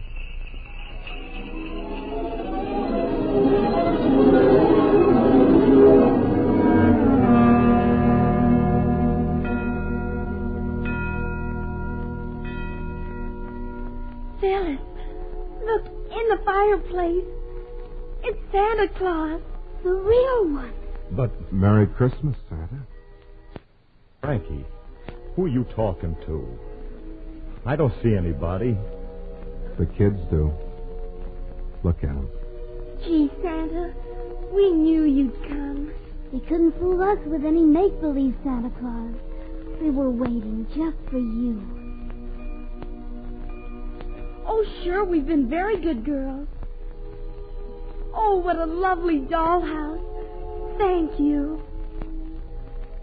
And all these things are for me? Can I open them now?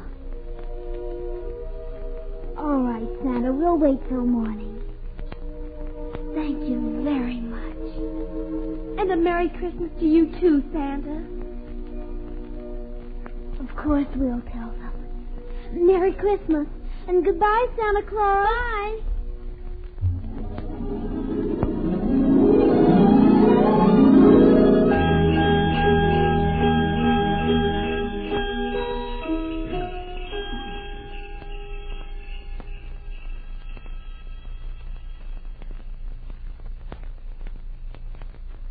I told you he'd show up, Curly. But Frankie, I don't get it. I heard it, but I didn't see him. Of course you didn't. He sure is a nice-looking old gent. Alice, did you see him? I'm not sure, Phil. I almost thought I saw him standing by the fireplace. But Alice, how could it be? If he was standing... Phil, what are you staring at? The mantel. Alice. The milk and cookies. They're gone.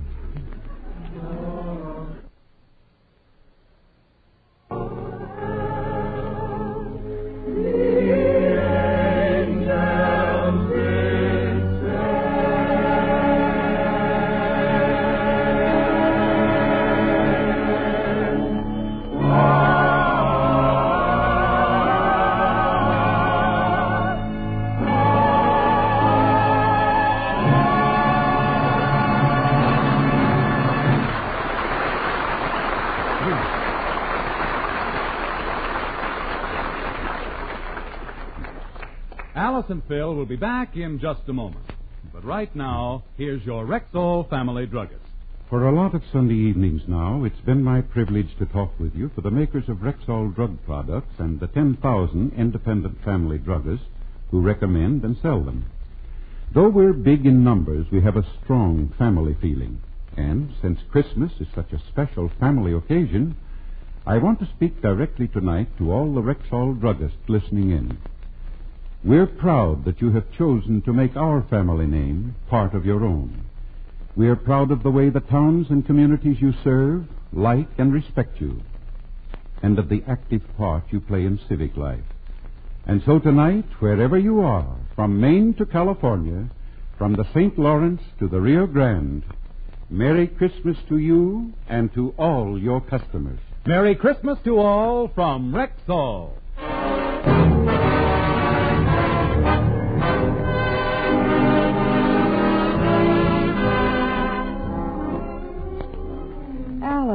Phyllis, Santa said something to you, and you said, yes, we'll tell them. What did he say? He told us to be sure and wish you and Daddy a Merry Christmas. He did? Hey, wasn't that swell of him? Look, kids, now you're all tucked in, you've seen Santa, and you've had everything you want, so will you go right to sleep? Good night, girls. Good night. Good night, babies. You know something, Alice? We're lucky to have two sweet kids like that. They're little darlings. Daddy. Yes, dear? Can I have a drink of water? Go to sleep! Stay tuned for Sam Spade and Two Great Stars on Theater Guild on NBC.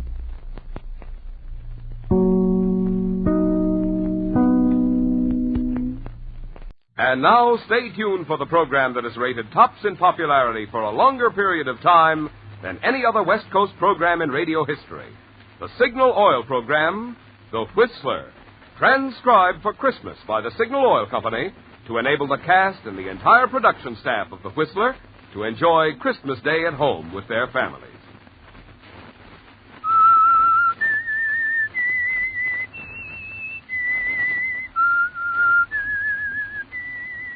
S-I-G-N-A-L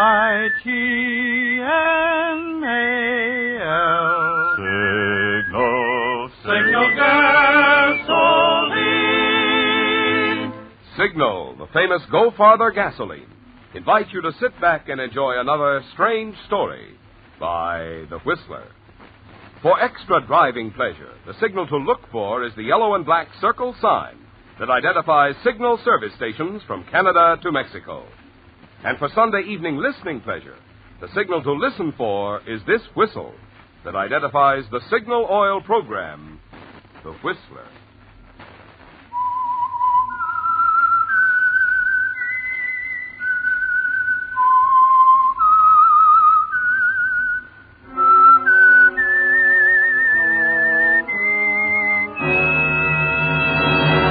I am the Whistler, and I know many things, for I walk by night.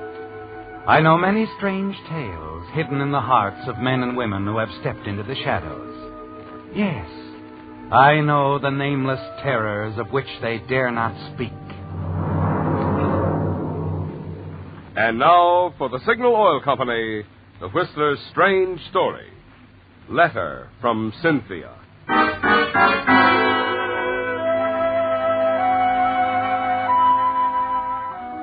To the holiday staff on duty at the small hospital on the outskirts of a small town on the coast of Southern California, Christmas night was much like any other night.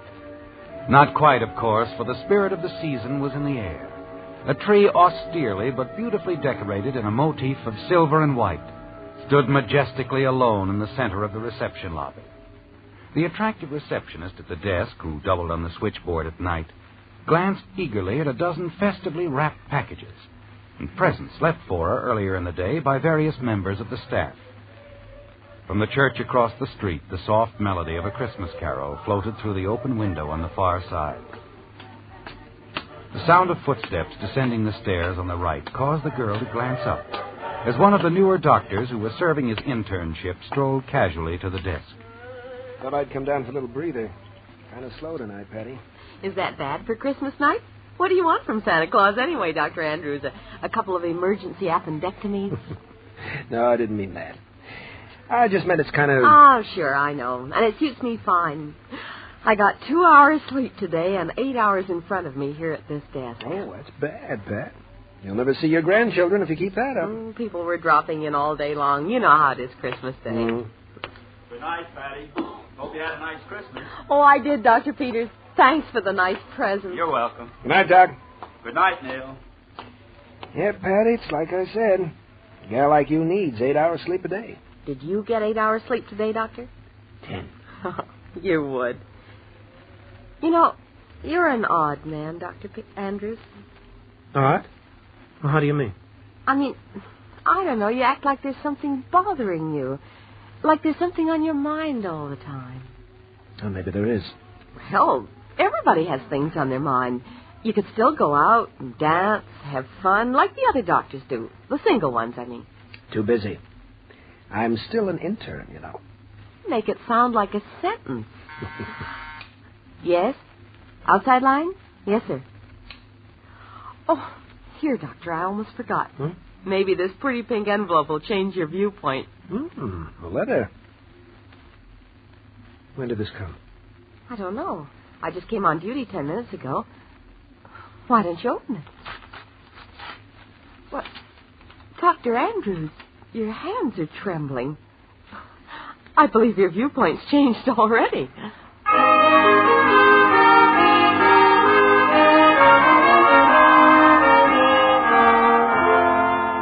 Yes, Neil, your hands are trembling as you recognize the handwriting. Read the return address on the envelope. The address of lovely Cynthia Walker. She's out of your life now, isn't she, Neil? No. She'll never be out of your life, will she? You're just out of hers. You walk across the lobby, choose a chair near a light, and stare into space for a moment. The memory of that last moment with Cynthia crowding every other thought from your mind. It isn't pleasant to recall, is it, Neil? The unfortunate accident that cost you your reputation, your position, and the love of Cynthia Walker at the very beginning of your career as an intern in an important hospital. You remember Cynthia's thoughtless, angry words that followed. Yes, looking back to that day more than a year ago, it's hard to believe now that a few hours could have made so much difference in your future. But they did. And as you try to read the words on the scrap of paper, Cynthia's letter in your hand, you know that one man is responsible for it all. Charles Arthur Bennett, the man who lied when the truth would have cleared you. Charles Arthur Bennett, the man who called himself your best friend.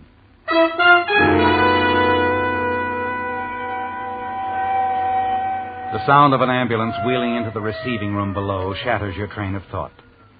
Across the room, a yellow light flashes on the switchboard. You turn quickly back to the letter.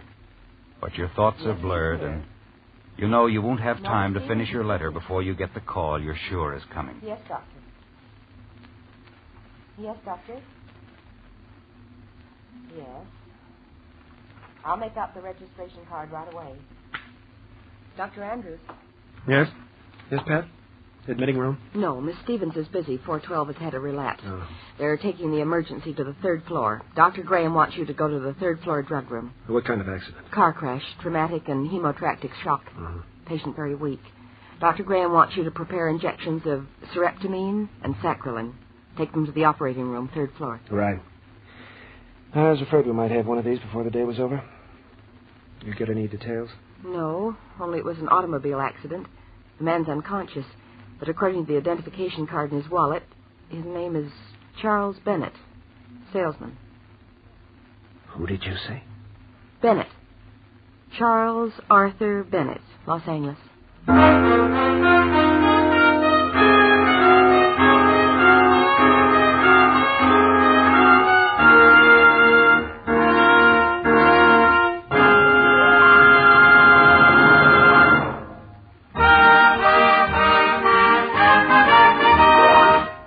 Because this is Christmas Day, Signal Oil Company has asked me to skip the regular message about Signal gasoline so that we can enjoy a few extra chuckles over Christmas limericks sent in by you Whistler fans.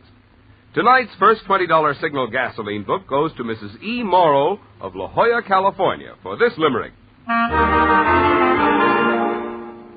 Said Santa when boarding his sled, "This year I'm using my head. It's signal for me. I'll go farther, you'll see." And over the rooftops he sped. Signal, signal, signal gasoline. Your car will go far with Go Father gasoline. Tonight's second $20 Signal gasoline book goes to Victor Ehrman of Long Beach, California, for this limerick. A child asked his father one day how St. Nick went so far on his sleigh. The wise father replied, "He can take that long ride, 'cause his reindeer drink signal, they say." Signal, signal, signal gasoline. Your car will go far with Go Father gasoline. Our only regret is that Signal could not have added a $20 coupon book to every Whistler fan's Christmas stocking. But we do hope that yours was filled with all the good things you wanted and more.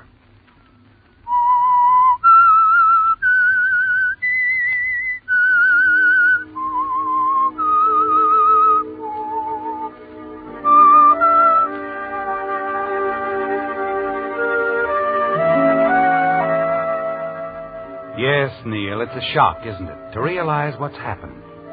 For more than a year, your resentment of Charlie Bennett has smoldered. And now the girl at the switchboard tells you that he's here in the hospital where you're now interning, the victim of an automobile accident. That you have to prepare the drugs that might save his life. Might save his life. As you hurry up the stairs along the hallway to the laboratory, your thoughts go back to that night more than a year ago. The circumstances were quite different then, weren't they, Neil? Because, although you didn't then realize it, that night you were at the mercy of Charlie Bennett. The night which began at a birthday party for Charlie Bennett more than a year ago at the home of a mutual friend. But as far as you were concerned, there were just the three of you. Cynthia, Charlie, your best friend, and you. Yes, Neil, things were much different then. Oh, it's a wonderful party. I wish I didn't have to leave right in the middle of it. Well, if you must, you must. I'll drive you home. No, darling, I've already phoned for a taxi. Now, this is the first time you've been off duty from the hospital in a long time. I want you to stay here and relax and have fun. Okay, but I might get into trouble, you know. I trust you. You're a big boy now. Or I wouldn't have told you I'd marry you. Have you told Charlie? No, not yet. I'll tell him tomorrow. I don't want to seem conceited, but, well, telling him tonight that I'm going to marry you, it just might spoil his birthday party. Yes, it would. By the way, where is Charlie? Oh, he's around. Over in the corner, I think.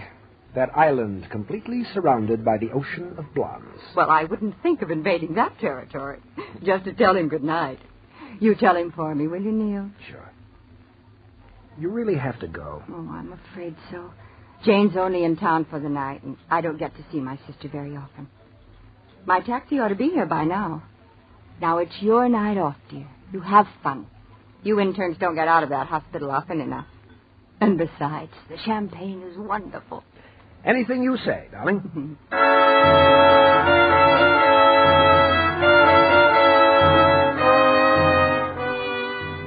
Reluctantly, you see Cynthia to a cab and come back to the birthday party for Charlie. You take Cynthia's advice, too. Enjoy a little champagne. Make party talk with other friends, and you do have a good time, Neil. You relax for the first time in weeks. In another hour or two, most of the crowd is gone, and finally you even convince Charlie that it's time to go home. And in the lobby going out. Why don't you leave your car here, Charlie, and go home in style, like I am? What do you mean, in style? Leave your car here. Get a taxi. Hey, what's the idea? I can drive. Oh, don't tell me the good doctor's in his cups from a little champagne. Oh, no, not really, but I just don't want to do any driving, that's all. Well, you don't have to do any. A little bit of champagne didn't bother me. Look, tell you what. We live close to each other. We'll use your car, and I'll pick mine up tomorrow. I'd sure rather take a taxi. Oh, aren't any taxis around anyway? There's a stand about 3 blocks away. Not at night, Neil. Oh, besides, you'll need your car to get to the hospital in the morning. Come on, Neil, boy. I'm okay. All right, if you're sure. Let's go. But take it easy now.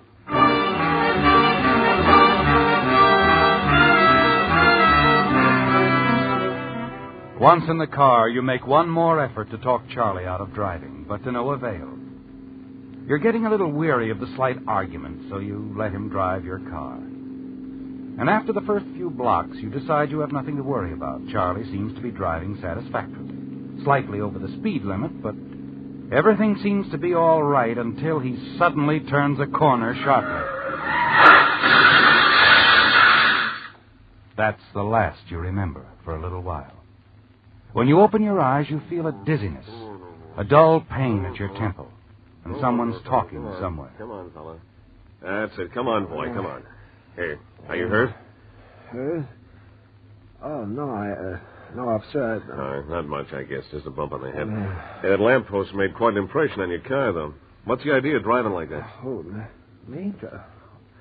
Charlie was driving. Oh, Charlie was driving. Yeah, he's gone. He sure is absent. Say, you're a little on the woozy side, friend. Charlie, where's Charlie? Hey, come on, chum. That's enough about Charlie. Now, how much have you had to drink, anyway? I haven't had much to drink. Look here, officer. Charlie was here. I know he was here. No one was here, chum. I heard the crash around the corner and came straight here. No Charlie, no nobody. Just you. And the little man who wasn't here. But he couldn't have gone. Charlie! Yeah, that's all, chum. We got a swell place downtown where you can sleep on it, huh?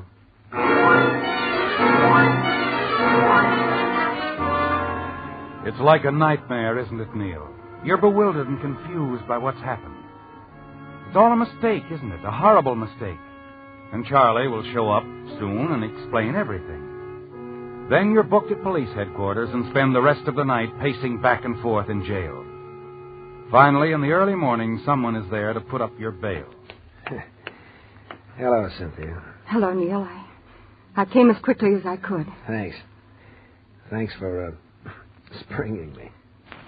Come along, Neil. I'll drive you home. How did you find out I was here? The whole story is in the morning papers. And it mentions your connection with the hospital, too. I suppose so. Dr. Rogers called me about it. He was quite concerned. Well, he needn't have been. We'll get this whole thing cleared up in no time. No time at all. Oh, I hope so, Neil. Sure. As soon as I see Charlie Bennett. Charlie? Yeah, you'll tell him what really happened. He was driving the car. It was all his fault.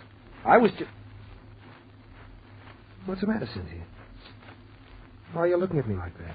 Well, I've already talked with Charlie. Well, he told you then how it really happened. Charlie said he wasn't with you last night when it happened. He took a cab. He went home alone. It leaves you stunned, doesn't it, Neil? You're certain there must be some mistake. But once Charlie understands how much it means to you, he'll realize what's happened and tell the truth. It's too late to prevent the unfavorable publicity for the hospital, but at least you could be cleared in Dr. Rogers' eyes and in Cynthia's. You see Cynthia safely home and then take a taxi directly to Charlie's apartment. He isn't there, but the desk clerk lets you in and you settle down to wait and to think. Nearly 2 hours later, a key sounds in the door. Neil. Hiya, pal. Why didn't you tell me you were coming? I would have waited. I didn't plan on it. The desk clerk let me in. You talked to Cynthia on the phone this morning, didn't you, Charlie? Cynthia? Yeah, crack of dawn, naturally. She was worried about you. Naturally. And what did you tell her? Oh, that's what's worrying you, huh? Well, I didn't really mean to do it, Neil, but I had to. Want a drink? No. Mind if I have one? Look, Charlie, I'm trying to give you a chance to explain. Okay. No reason to get sore. You lied to Cynthia. Why? Well, I told you I had to. You know, as a salesman, I have to drive a car to make a living. What's Neil. that got to do with it? Only everything, that's all.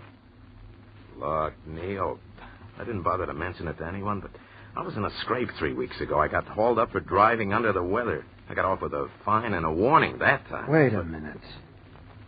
You mean you deliberately let me take the rap for your accident last night? Well, I tell you, I couldn't help it. Do you know what a spot this has put me in? The hospital has a reputation they're pretty jealous of, you know. Sure, and I've got a job. And so have I.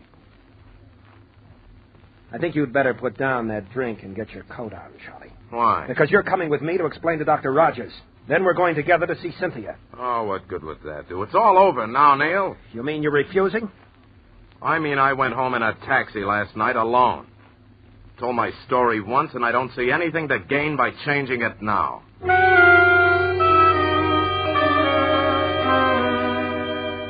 Suddenly it occurs to you that Charlie has a more important reason for lying. His job is only part of it. He's always wanted to marry Cynthia, too, despite your long friendship. He believes that anything's fair in love or war. It's as simple as that. And with you out of the way, he's sure you'll have a clear field. And Cynthia, after all this, what about Cynthia, Neil? You have to be sure. Can you be sure of Cynthia now? Neil, I just can't understand it. You don't believe me, do you? But you do believe Charlie. Why would he lie about a thing like this? Because with me out of the way, he thinks he could marry you. Neil, I've known Charlie for years. He wouldn't do a thing like that. Besides, he's your best friend. Oh, yeah. He's proved that, hasn't he? Neil, aren't you forgetting that Charlie wasn't found in the wreck? That you were? You all alone? Your story is... well, it's too fantastic. The police don't believe it. And Charlie says it couldn't have been that way. And you, Cynthia? What do you say? Oh, Neil, what can I say? Do you think I want to believe this? And Dr. Rogers, the hospital, what do they say? Naturally, I resigned. I couldn't do anything else. I don't blame them for what they think, any of them. But I know I'm right, and... Never mind, Cynthia. Guess there's no use in going over all that again. Neil, you're not going. Well, why not? I don't seem to be getting anywhere. What's going to happen, Neil? Will you...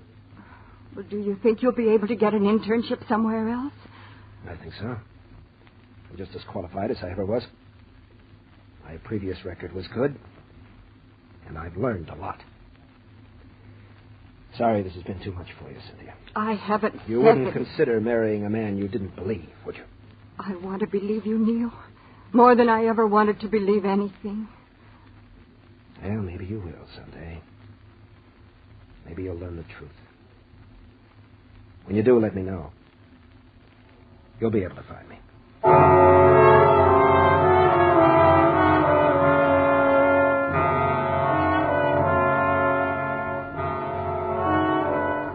Yes, it all happened more than a year ago, didn't it, Neil? You cut off all contacts with your friends in Los Angeles. You've often wondered if Cynthia ever married Charlie. And every time you've wondered, your hatred toward him has grown deeper. You've often thought of killing him, haven't you? Yes, often. And now on Christmas night, more than a year later, in a small, out-of-the-way hospital, fate places the life of Charlie Bennett squarely in your hands. The switchboard operator has told you that he's in the operating room unconscious, seriously injured in an auto accident. And you've been assigned to prepare the medication which will spell life or death for him. Just a little too much, or not quite enough. It's almost too easy, isn't it? Not the slightest suspicion will be attached to you. You smile as you enter the drug room and find another intern there. What's the emergency, Neil? Car wreck. You assisting? No, just preparing the sereptamine and saccharin shots. Well, it must have been a pretty bad accident. I'm afraid so. You ever stop to think about the power of these drugs? Just the right amount means almost certain recovery. And too much or too little, oblivion. Do you always get this philosophical at Christmas? No, but I guess this case made me think about it more than usual. You see, I know the guy. Oh, friend? You said it. What a friend. Oh, kind of an unusual situation, isn't it? A very unusual situation.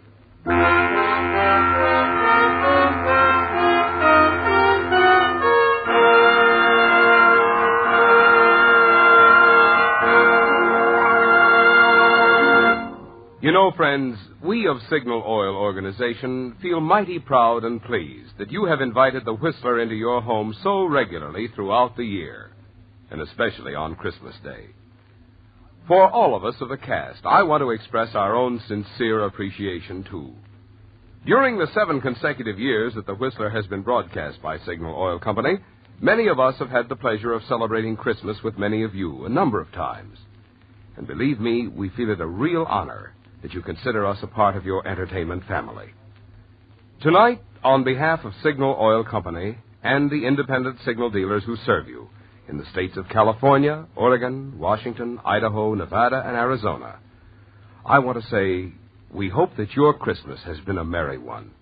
May your new year be filled with peace, prosperity, and the good health with which to enjoy the many blessings of living in the good old USA. Well, Neil, the die is cast, isn't it? You've donned your sterile mask and gown and prepared the injection, carried them to the operating room, where you placed them on the instrument tray, without even a glance at the masked, sheet-covered patient.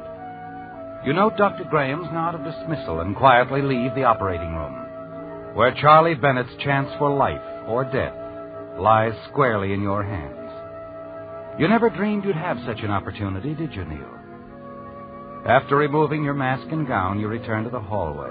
Wait by a window near the operating room as the melody from the church again drifts in through the window. You wonder whether you're glad or sorry at what you've done. Then you remember the disgrace Charlie Bennett brought on you, your shattered hopes, the happiness you might have had with Cynthia. And you know the answer. Even if you could, you wouldn't change the situation in the slightest. You pause under a ceiling light and decide to finish Cynthia's letter. And now, as another Christmas approaches, I realize how hasty I seemed in my judgment. Suddenly your heart beats faster as you realize she's still Miss Cynthia Walker. You can almost hear the words as the melody of her voice haunts your memory. But you were even more hasty in your action. Your sudden, abrupt leaving, not letting me know where you were. I know now how wrong I was to doubt you. But even when my doubts were deepest, I loved you. You told me once a woman loves in spite of a man's weakness, not because of his strength. Remember, Neil? Well, so it was, and is, with me and you. I haven't changed, and I can't believe that you have. Merry Christmas, Cynthia. You turn away, stare out the window. Suddenly you're horrified and ashamed that you, a doctor, bound by the sacred oath of Hippocrates, have allowed your hatred for Charlie Bennett to bring you to the point that it did. Finally, the door to the operating room opens. The still form is wheeled silently past you. You continue to stare out the window. You light a cigarette and wait for Dr. Graham to emerge from the operating room. As he opens the operating room door and enters the hallway, you walk slowly toward him. How's the patient, Doctor? Well, the patient's going to be all right. I'm glad you were around. Sereptamine's a godsend. May I have a cigarette, Andrews? Oh, sure, Doctor. Oh, thank you. I wish sereptamine had been available when I first started practice.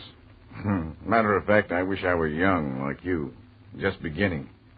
You'll be a great doctor one day, Andrews. Will I? I'm sure of it. You're honest. Duty comes first with you. Why, you could no more evade it than commit murder. No, I guess I couldn't. But I almost made a terrible mistake a little while ago. A mistake that could have been fatal to your patient. But you didn't. No. No, and I don't think I'll ever be tempted to make a similar mistake again. I'm sure you won't, whatever it was. No, the practice of medicine's in your heart, above everything. Yes, I guess it is. Oh, it is. I've always known that. That's why I appointed you. Thank you, Doctor. When can I speak with Mr. Bennett? Oh, anytime you wish. He's lying down in my office. Bennett wasn't seriously injured, just knocked out temporarily. He was driving the car. You mean someone else was... Oh, our patient was the young lady with him. It seems they were on the way out here to the hospital to see one of our interns.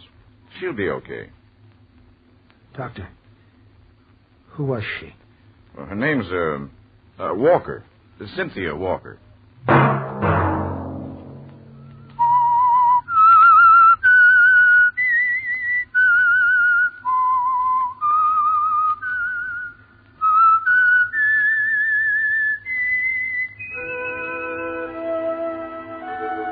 Let that whistle be your signal for the Signal Oil program, The Whistler, each Sunday night at this same time. Brought to you by Signal Oil Company, marketers of Signal gasoline and motor oil and fine automotive accessories.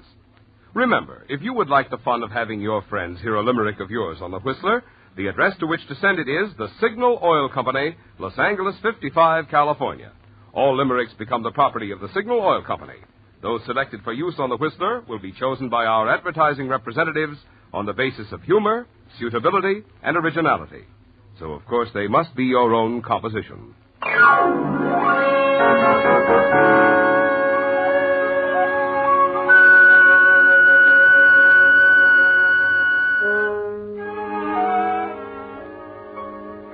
Featured in tonight's transcribed story were David Ellis, Isabel Jewell, and Paul Freese. The Whistler was produced and directed by George W. Allen, with story by Edward Bloodworth, music by Wilbur Hatch, and was transmitted to our troops overseas by the Armed Forces Radio Service. The Whistler is entirely fictional, and all characters portrayed on The Whistler are also fictional. Any similarity of names or resemblance to persons living or dead is purely coincidental. Remember, at this same time next Sunday, another strange tale by The Whistler.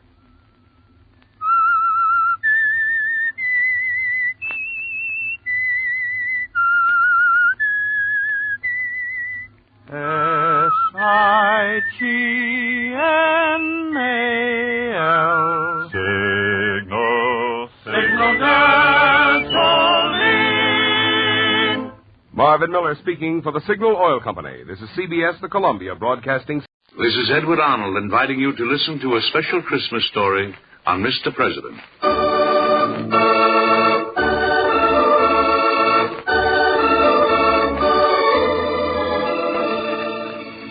In observance of the Christmas holidays, Edward Arnold puts aside his role of Mr. President to bring you by transcription a special broadcast. In the minutes to follow, you will hear a story written by W.E. Kuehl and adapted for radio by Gene Holloway. The story titled, The Man at the Gate of the World.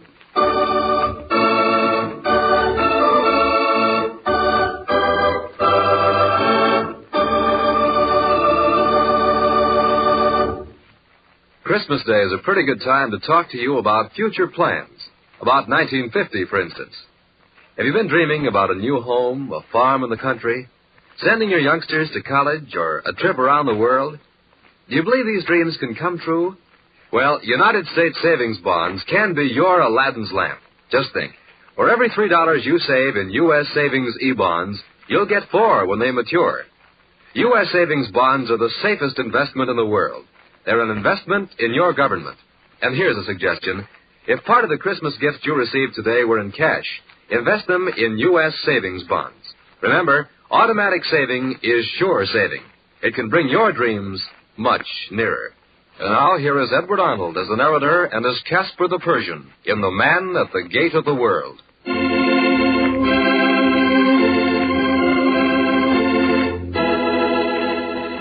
Gather close and listen. For once more it is the anniversary of his birth, the 1949th anniversary of the life dedicated to peace on earth, goodwill towards men. Listen to the story of a star and a man who followed it to the gate of the world.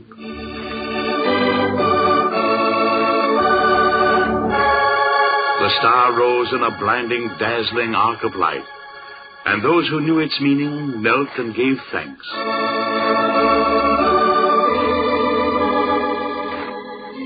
And in the east, the three magi who had long awaited the coming of that star mounted their camels and started westward.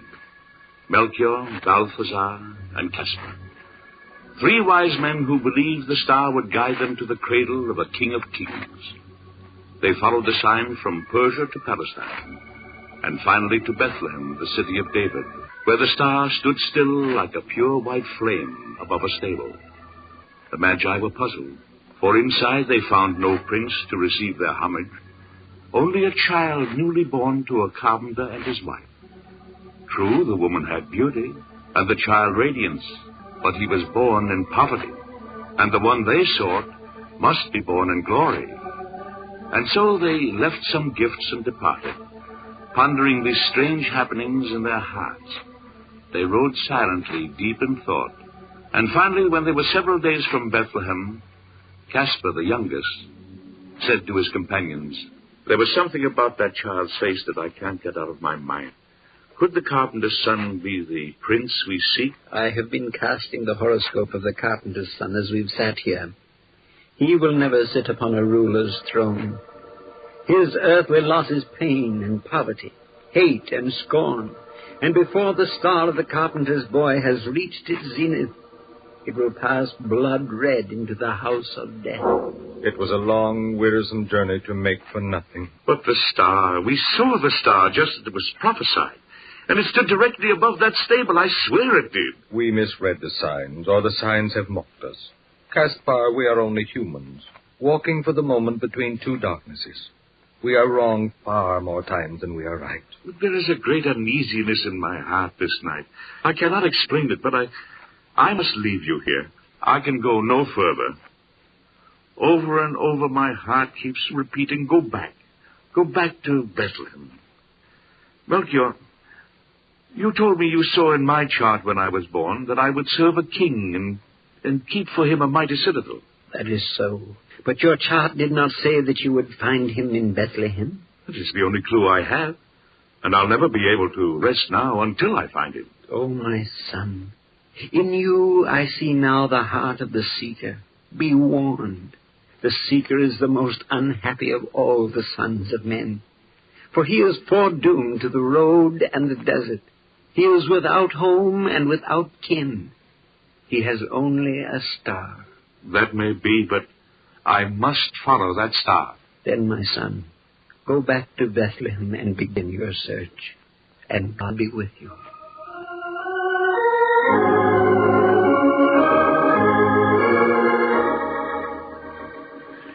And so Caspar parted company from the friends of his life, Balthazar and Melchior, and started back on his solitary way towards Bethlehem.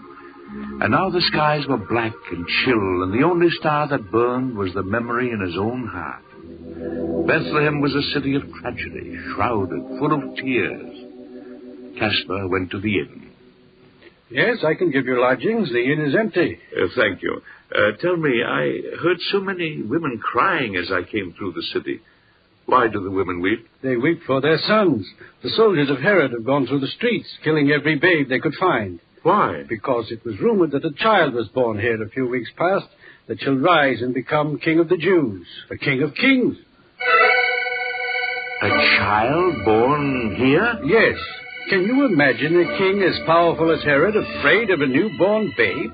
Tell me, I was here a few weeks ago. There was a woman bore a son in the stable behind your inn. Oh, yes, Mary and Joseph of Nazareth. Was that child killed? No.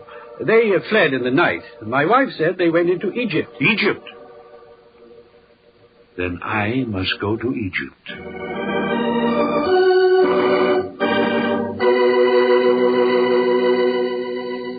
In Egypt, the carpenter and his family were as grains of sand in the desert, and Caspar could find no trace of them. And now his search seemed hopeless, and he wandered from city to city, while the years kept pace beside him. Here and there were eyes that pleased his eyes, and once there was a voice that lingered like a melody in his ears. Stay here beside me, Caspar. Stay here and let my heart be your home. To wander endlessly is to die at last, forsaken and forgotten. If ever a woman could hold me, it would be you. But I seek a light that I saw one night over Bethlehem almost 10 years ago. And the King of Kings that I must serve. I must go on tomorrow into Galilee. I'll miss you all the rest of my life. Farewell. And God keep you.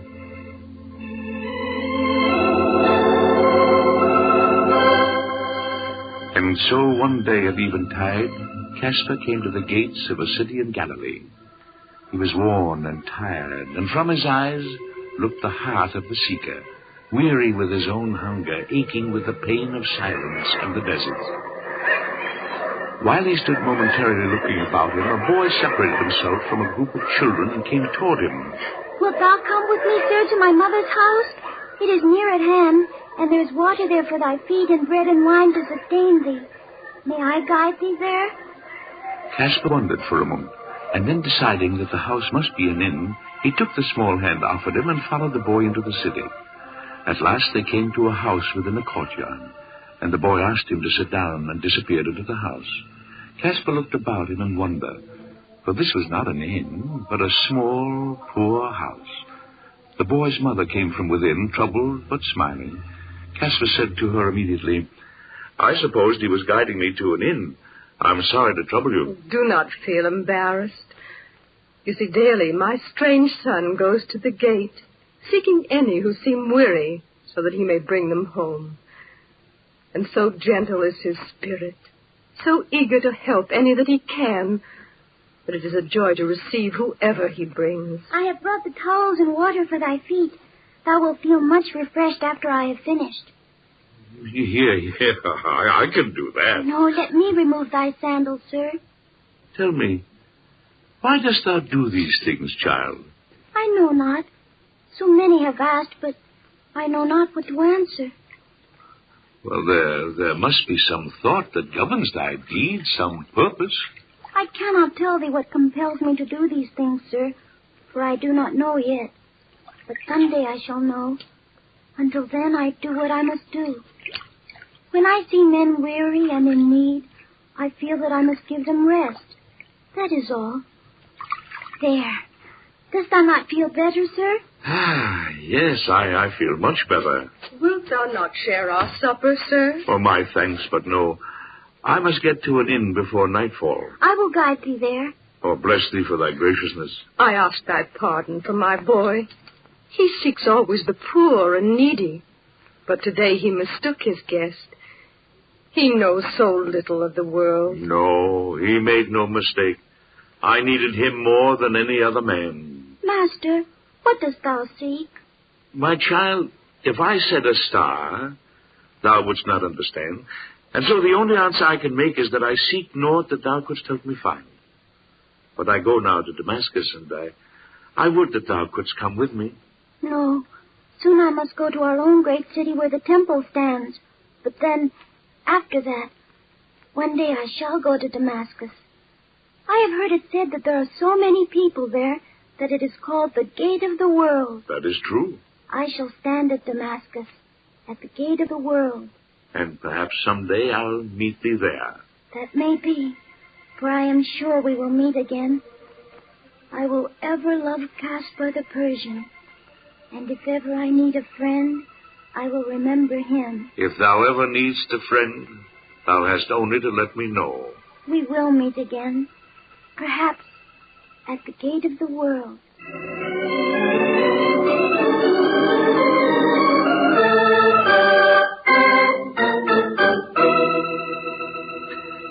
The next day, Caspar went from the quiet hills of Galilee to Damascus, and then after a time he went to Rome.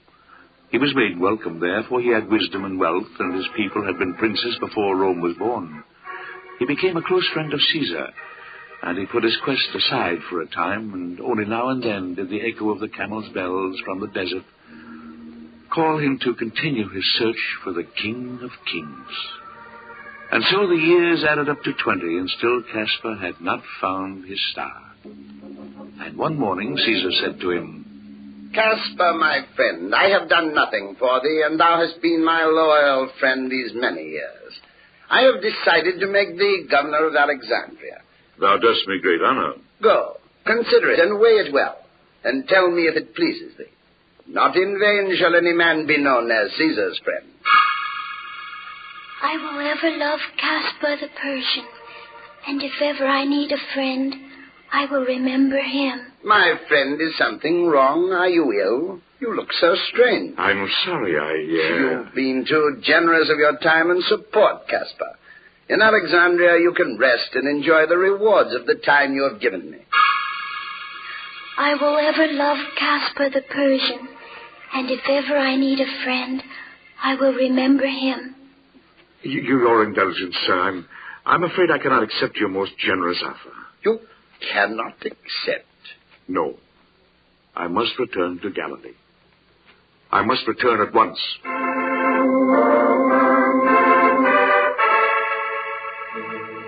And so it was that Caspar came once more to the hills of Galilee and followed in the footprints of his earlier journey. I will find the boy, he said over and over to himself. Perhaps together we can solve the riddle of the star that guided me to Bethlehem. He retraced once more his steps to the boy's house. He entered the courtyard, and his heart was pounding with an excitement he had not felt since the night he followed the star through the gates of Bethlehem. An old man came through the courtyard towards him. Well, what wouldst thou of this house? I seek a family. 20 years ago, I came to this city. In those days, a boy dwelt here with his mother, and they gave me hospitality. Knowest thou anything of them? Aye, it is ever the same question. It would seem that I came here for no reason but to answer it. I'm sorry if I caused the annoyance. I came hoping the boy would still be here. Thy pardon, sir, but questions concerning the boy have been so many, my patience is almost at an end. The boy is not here now. He is dead. Dead? He was crucified. Crucified? Tell me, knowest thou where the boy was born? Why, yes, he was born in Bethlehem, the city of David. Bethlehem? Born in Bethlehem? Oh, what a fool I've been. What a fool. The boy was a strange lad. He went to Jerusalem and opposed the priests of the temple. So they laid a charge of sedition against him and slew him there. Crucified. He who loved and gave so much of himself. Crucified. His followers say that after he was slain, he rose from the dead. But if this is true, he did not come here. I have not seen him. But the tale. Oh, the tales they tell of him. They say he was born in a stable because there was no room in the inn. And there are those who would have you believe that angels proclaimed his birth with hymns in the sky, and that 3 kings from the east, Magian astrologers, followed a star to the stable and came to do him honor. They did, and I was one of them. You were one? Aye. But when the star brought us to the cradle of a carpenter's babe, we could not believe that before us was a king of kings. And so we left. It's got so a man hardly knows what to believe anymore. Heed me, carpenter. Twice I saw the star and did not know it for mine. Do not thou likewise. Where are his followers now? They say many of them are in Damascus. Damascus? Of course, Damascus.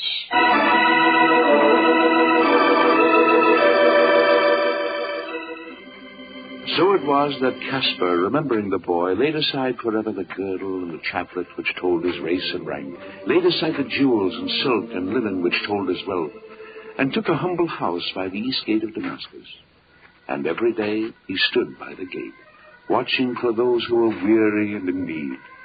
To them he would say, Wilt thou come with me to my house? It is near at hand, and there is water there for thy feet, and food and wine to sustain thee. He stood at the gate of the world year in and year out, and as the tide of life flowed and ebbed past him, he watched constantly for that one face that he would know. And there came gradually into his heart a great pity and compassion, until he yearned over all humanity as though each member of it was his only child. And there was no man to tell him that perchance the one he had sought had already come to stand day by day at the gate of Damascus. The long, long years inched by. His step became halting, his eyes half blind. And one hot morning, as the old man stood at the gate, the voices of the past swirled blindly about him. His earthly lot is pain and poverty, hate and scorn. The seeker is foredoomed to the road and the desert. He is without home and without kin. He has only a star. Stay here beside me, Caspar. To wander endlessly is to die at last, forsaken and forgotten. Will you come with me, sir, to my mother's house? It is near at hand, and there is water there for thy feet, and bread and wine to sustain thee. I ask thy pardon for my boy. He seeks always the poor and the needy. But today he mistook his guest. He knows so little of the world. I will ever love Caspar the Persian. The boy is not here now. He is dead. He was crucified. Crucified! Crucified!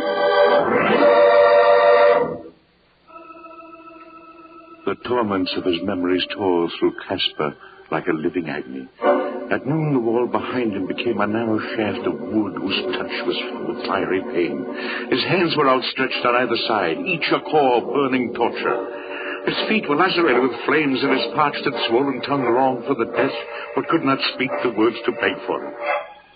At last, mercifully, he fainted, and the gateman carried him to his house. And the kind, dark hand of night came down on his fevered body and soothed him to sleep. In the morning, Caspar was back at the gate, and as the crowds pressed through, suddenly a man, lame and evil of face, stood before him, staring at him with mockery. Caspar looked back at him, uncertainly, and then spoke. Art thou weary? Come with me to my house close at hand. I have water for thy feet and bread and wine. Well, here indeed is a welcome to Damascus. Thou art a fool, old man, to stand here like this, taking the scorn and abuse of the world. I spit on you. Come with me, thou art weary and in pain. Will no one rid me of this meddlesome old fool? I'll split thy head open for thee with my staff. I'll kill you for that. Wouldst thou strike a man so holy? I would strike men holier than he, Gateman.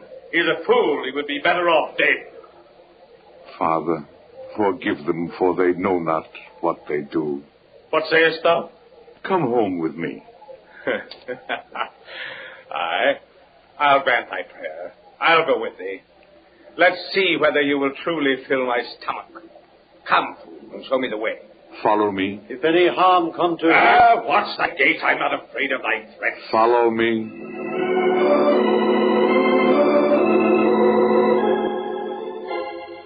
And now that thou hast dined, with thy permission, I will bathe thy feet.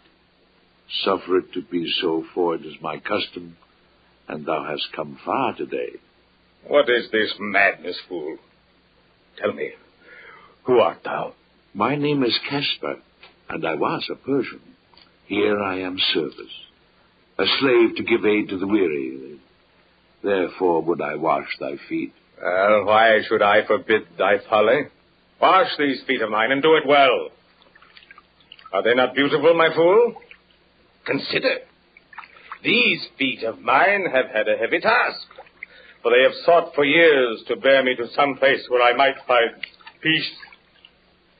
They have walked along many roads that were rough and stony. If they have lost their beauty, it was there that they lost it. Dost thou think I will love thee for this, thou fool? Is that thy hope? No. I hate thee for thy service. I hate all men, and all men hate me. You cannot mean that. I do mean it. Once I saw the best and hated even the best. I saw the best, I tell thee, and hated it, and killed it. And if I could kill the man I killed, I could slay all to the last fool who stands by a city gate. Thou knowest not what thou art saying. Who is thy master service? Jesus of Nazareth. And where is Jesus of Nazareth? Dead, but risen from the dead. Dead. upon the cross. Once when he was a boy, he bathed my feet. And so now I stand at the gate of Damascus with water for the feet of the wayfarer, and bread and wine. It is the least I can do for him. What thinkest thou to accomplish by thy deed? I know not, for his purpose is still dark.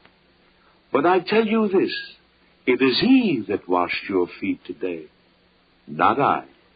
Fool, I have heard something of this tale from other lips.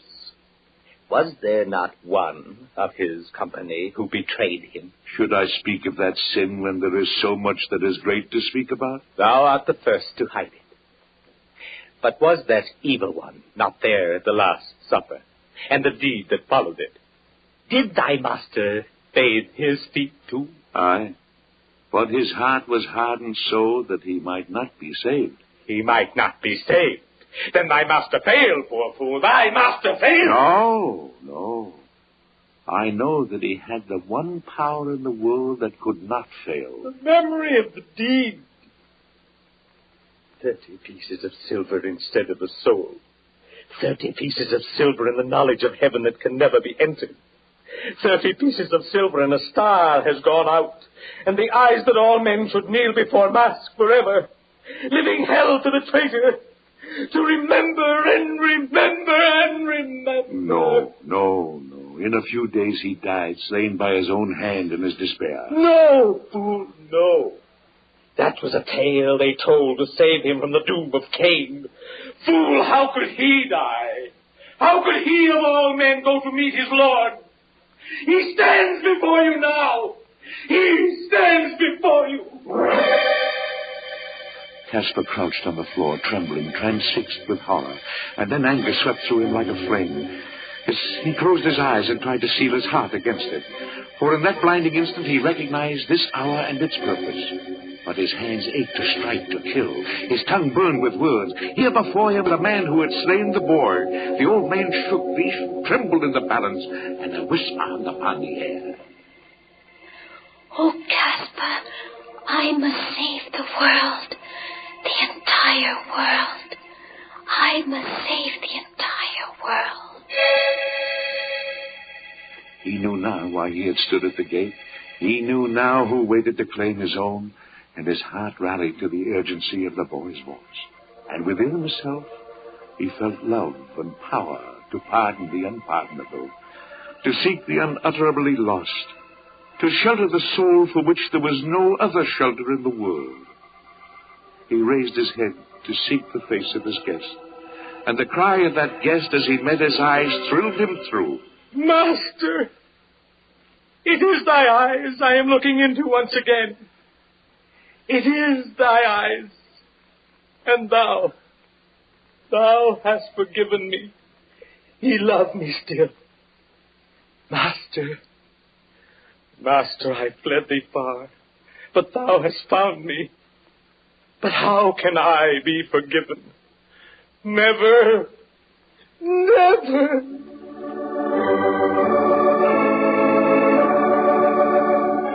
He sank to the floor and clasped the old man's feet, and Caspar placed his arms about him, tender as a mother with a child, tender as the master himself.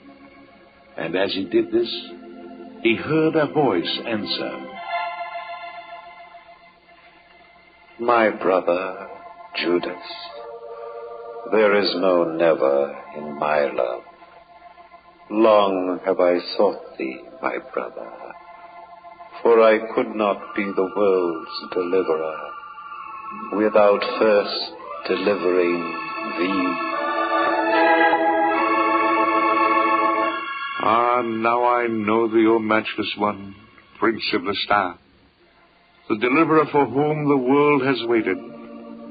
Thine the power, and thine the glory. For here is thy sign.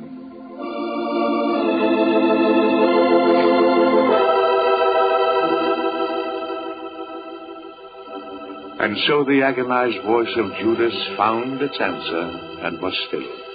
And there stole into the room gradually the noises of the street, the murmur of the multitudes coming through the gates of Damascus. But Caspar still knelt, for the light of a star was on his face, a light that would shine for all people, the light that was the love of the Son of God, that would shine for all mankind until the end of time.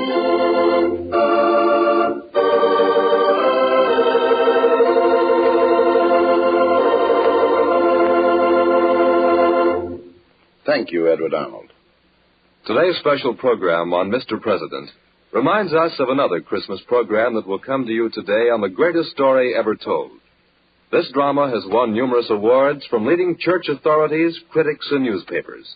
But some of the most memorable tributes to this Sunday evening program have been from the listeners themselves. Many of the letters people have written have been letters of appreciation for dramatizing the inspiring story of a man who led the greatest life ever lived. This afternoon, the second portion of the Christmas drama, The Prince of Peace, a story of the Nativity, will be heard. So don't miss the greatest story ever told today. And be sure to listen next week at this time, and once again we resume our regular broadcast of little-known stories of Mr. President. This transcription was produced and directed by Dick Woolen. Edward Arnold appeared by arrangement with Metro-Goldwyn-Mayer, producers of the Technicolor musical On the Town, starring Gene Kelly, Frank Sinatra, Betty Garrett, and Ann Miller. The Man at the Gate of the World was written by W.E. Kuehl and adapted for radio by Gene Holloway. Be sure to listen next week when the American Broadcasting Company and its affiliated stations once again bring you Edward Arnold with another interesting and factual story of Mr. President. This is ABC, the American Broadcasting Company. Jergens Lotion and Woodbury Soap present the Louella Parsons Show. What actress was given $100,000 for a Christmas present? What blonde star will elope any day now? What well-known woman is sick in bed with heartbreak over Clark Gable's marriage?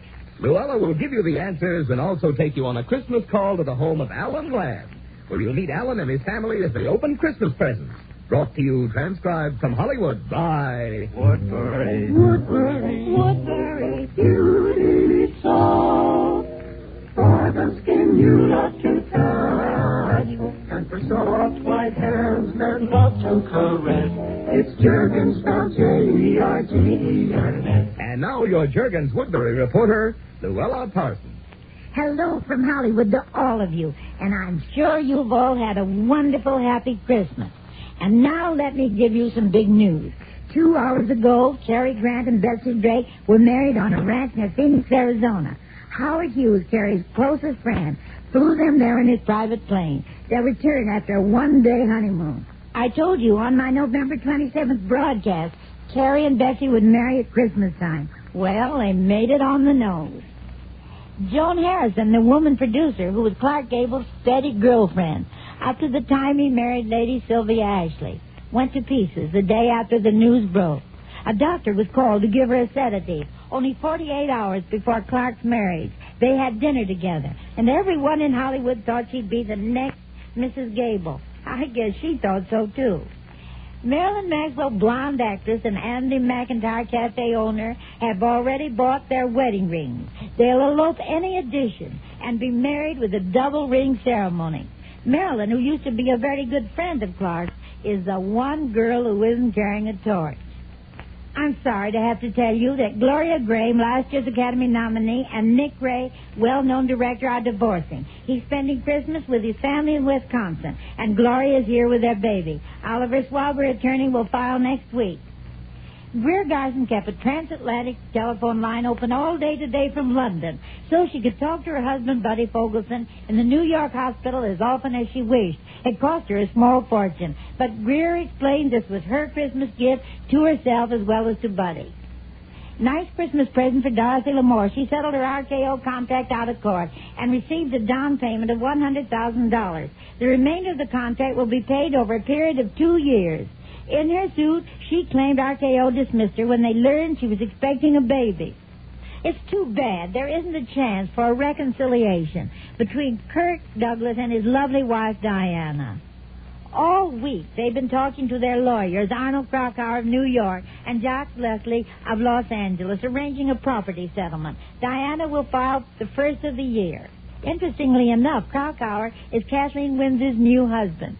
Today, John Egger spent several hours with Shirley Temple and their daughter, Linda Sue. But John didn't go to see Shirley. He went to see the baby and to take her gifts. This was their first meeting since their divorce.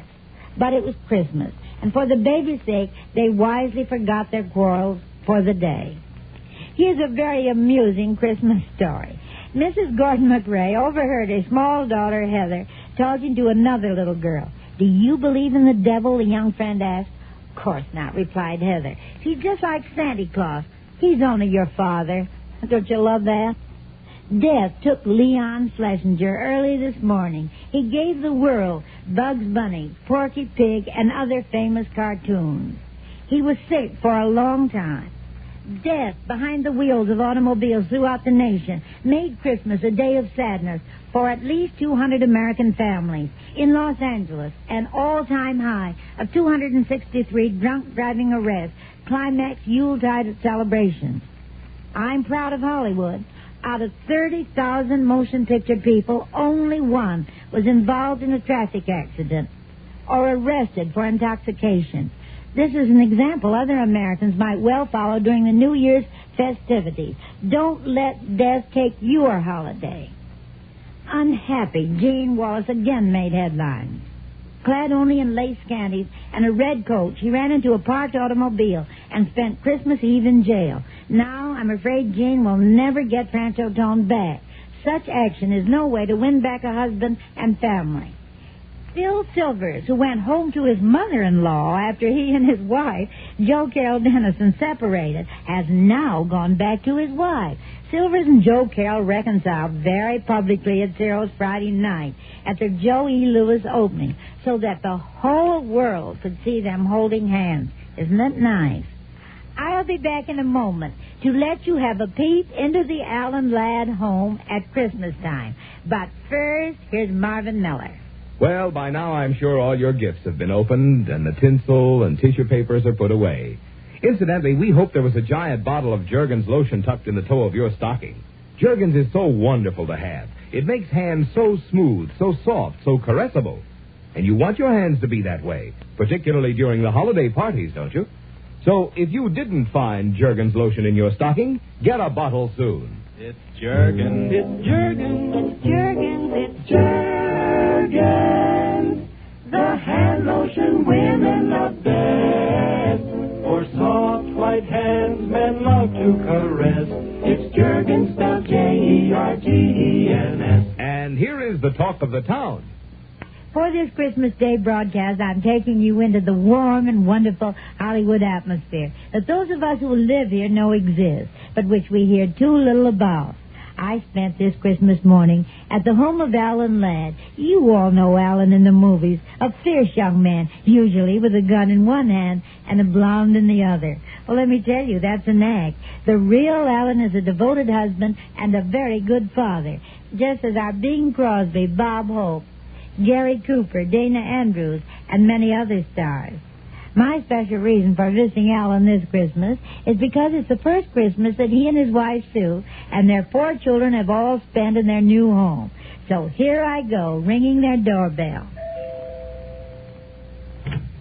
Well, Merry Christmas, Louella. Merry Christmas, Alan. Come on in here. Let me have your coat. Well, Merry Christmas, Louella. Merry Christmas, Sue. I'm Carol Lee, remember? Good heavens, how you've grown. I'm Laddie, Miss Parsons. Have you seen our tree? Laddie, this is a real pleasure. You know, you're usually away at school when I come calling. I'm always here, aren't I, Miss Parsons? Yes, Alana, you always are.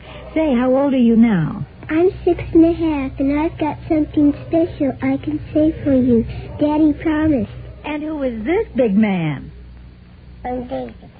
Merry Christmas. Merry Christmas, David. Dad, take it to me. Let Miss Parsons get into the living room. Oh, it's all right, Alan.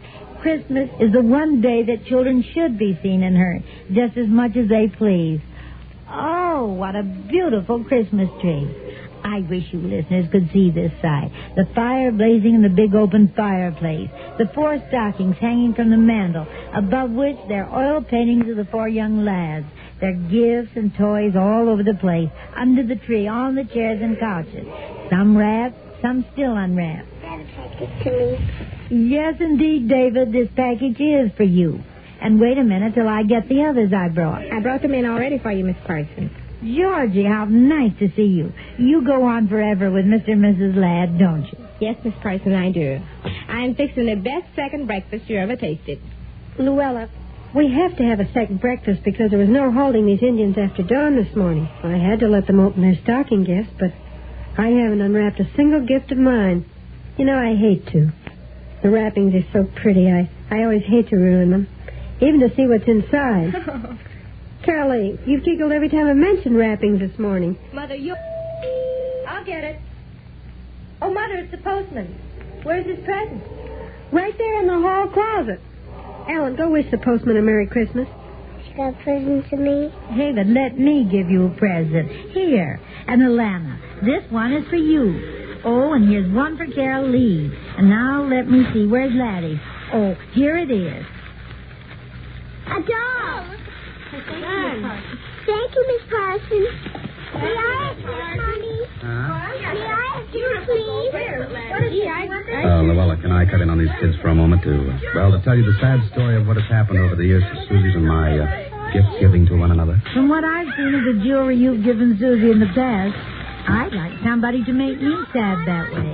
Ah, but that was in the past, Louella. When I was courting Sue, she gave me something like, gold cufflinks for Christmas, and I gave her earrings. But what do you think she gave me last Christmas? A tractor for our ranch. Well, you gave me a broodmare, also for our ranch. Oh, yes, and the year before that, she gave me the ranch's water pipes. Louella, what he gave me that year was a new ranch kitchen. Well, I must say this sounds like all good marriages. You are both beyond the glitter things and dedicated to values that are permanent and solid. That's why we all admire you so much. Well, thanks, Louella. In justice to Susie, I want to tell you that I decided not to be quite so practical this year. You see, this wife of mine is just a little Christmas crazy.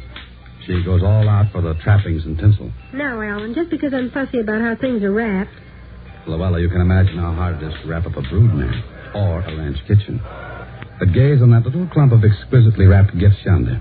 They're for me, Daddy. No, David, they're for your mother. Oh, Alan, they're so beautiful. Why, I don't even care what's in them. You're sure that isn't going too far? Well, yes and no. Open one now, Susie, will you please? Oh, I'm dying to. Goodness, I've never seen so much paper, and so much tissue, and so much... But where's the gift? I can't find it. And listen, this box is empty. Oh, Ellen, you so-and-so, and you, Carolee and Laddie. I know what you've been giggling about. They're not all empty, are they? No, darling. Only that one. Mrs. Ladd, you better come and get them while the pancakes are hot. Georgie, you didn't get your present off the tree yet. Mrs. Ladd, I have no time to stop if you want hot food. Daddy, may I say my prayer now? Louella, do you mind? It's pretty appropriate at a time like this. I'd love to hear it, Alan. Will you say it for us now, please, Alana? Thank you for the world so sweet.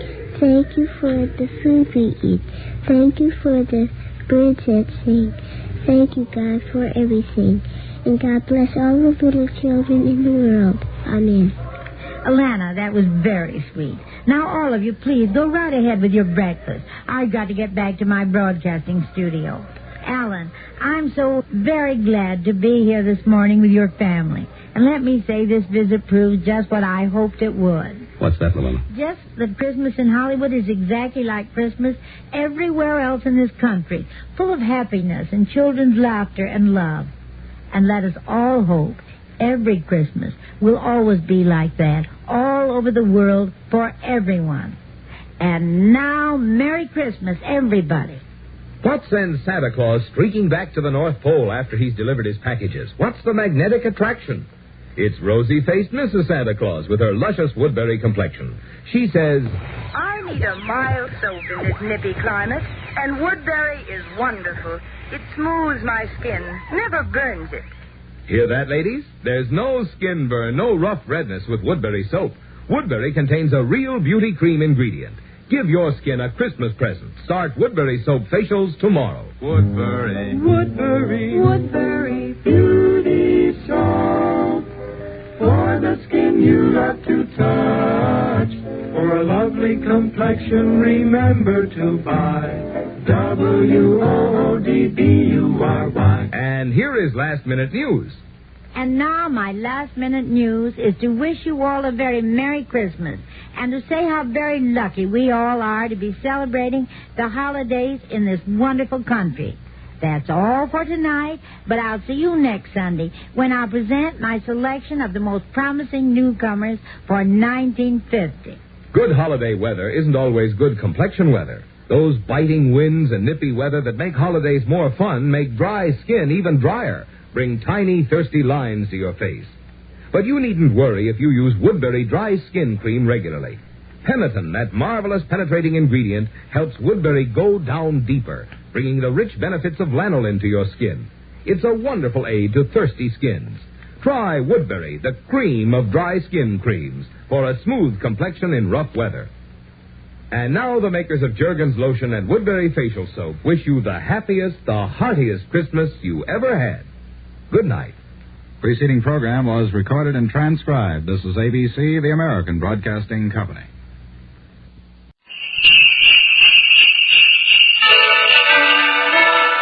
A Christmas Carol.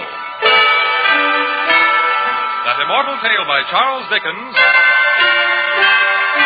starring Lionel Barrymore. And presented by your Capehart dealer for the enjoyment of you and your family on this Christmas Day.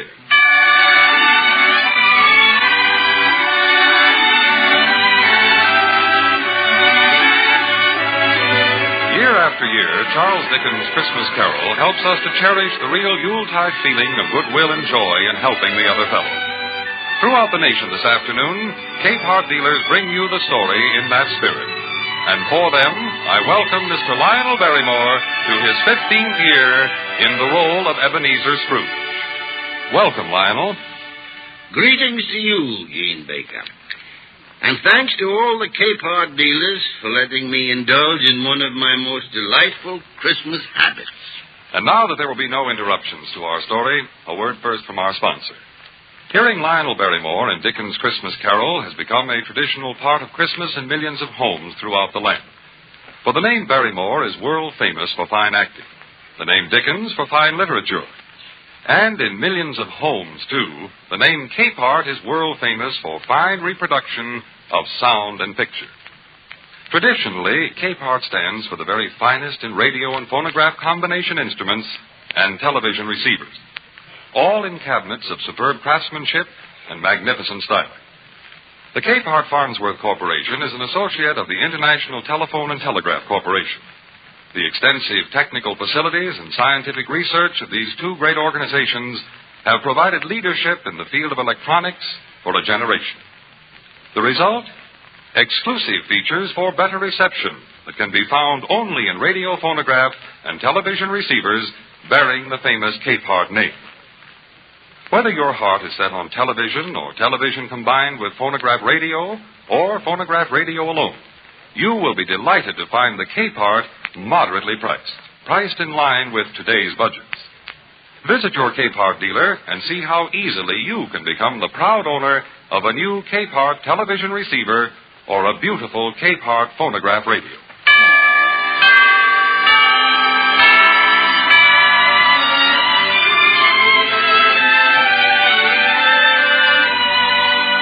This is the story that Charles Dickens wrote of a Christmas in England over 100 years ago. And yet, it could just as easily have happened anywhere today. It starts like this. Marley was dead to begin with. Jacob Marley died just 7 years ago tonight. Did Ebenezer Scrooge know Marley was dead? Of course he did. Scrooge and Marley were partners for I don't know how many years. Oh, but he was a tight-fisted hand at the grindstone, was Scrooge. A squeezing, wrenching, grasping, scraping, covetous old sinner.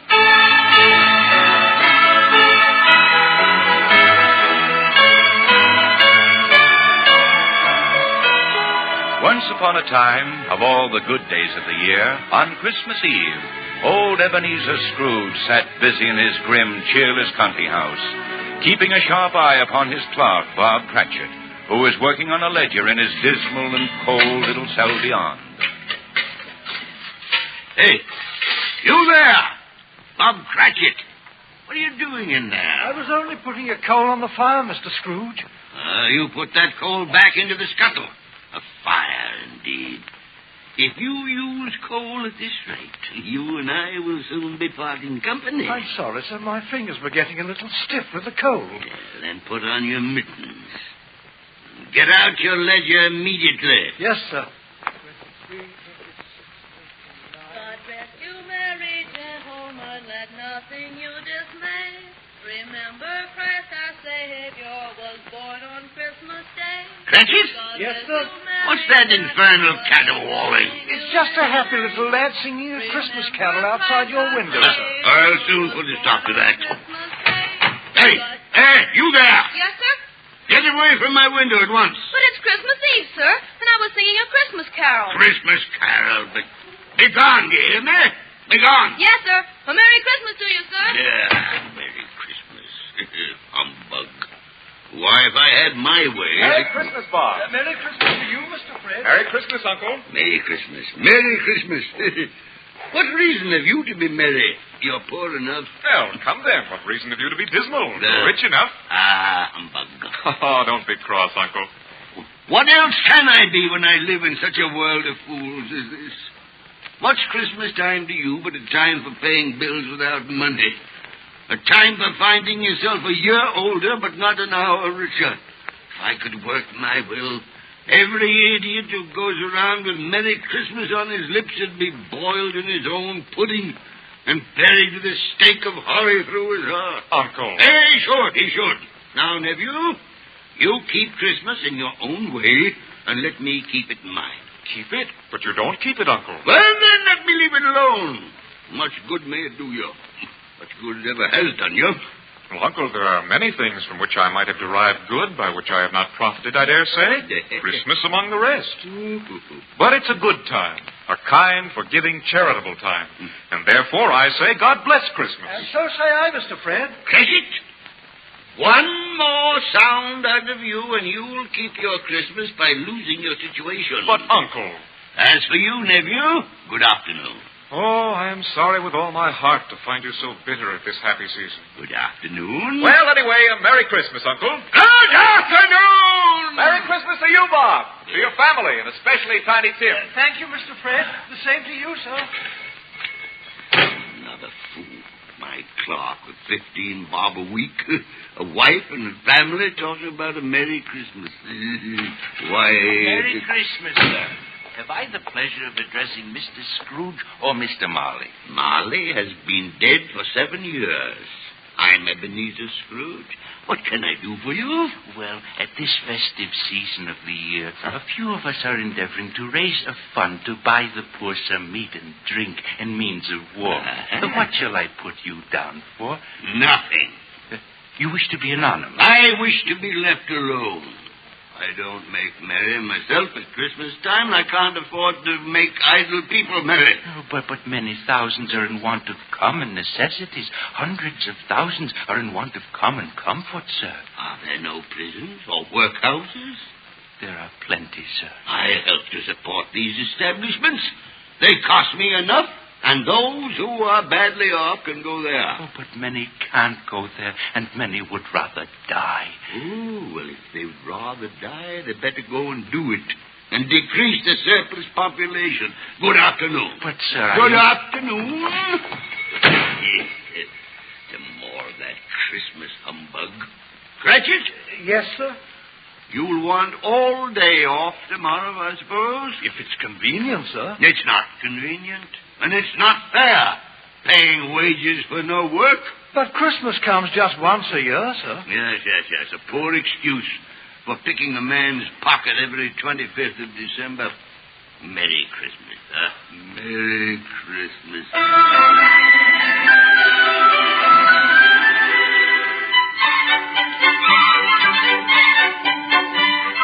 The moment the door was closed, Bob Cratchit ran home as hard as he could to play Christmas games with his loving family.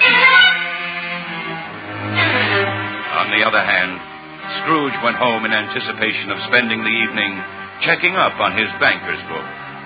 He had no light to guide him on the pathway leading to his house, but darkness is cheap, so Scrooge liked it. However, it is an unaccountable fact that when Scrooge reached his door, he saw in the knocker, not a knocker, but... Marley.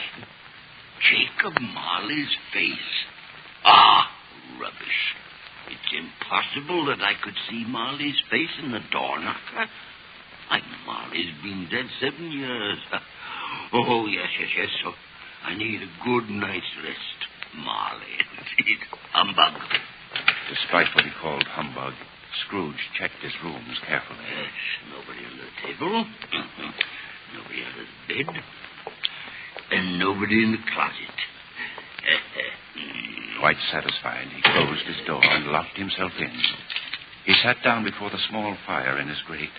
And as he was reaching for a dish of gruel, suddenly... Marley again. His face there in the fire. But Marley's dead. Why, this is nonsense.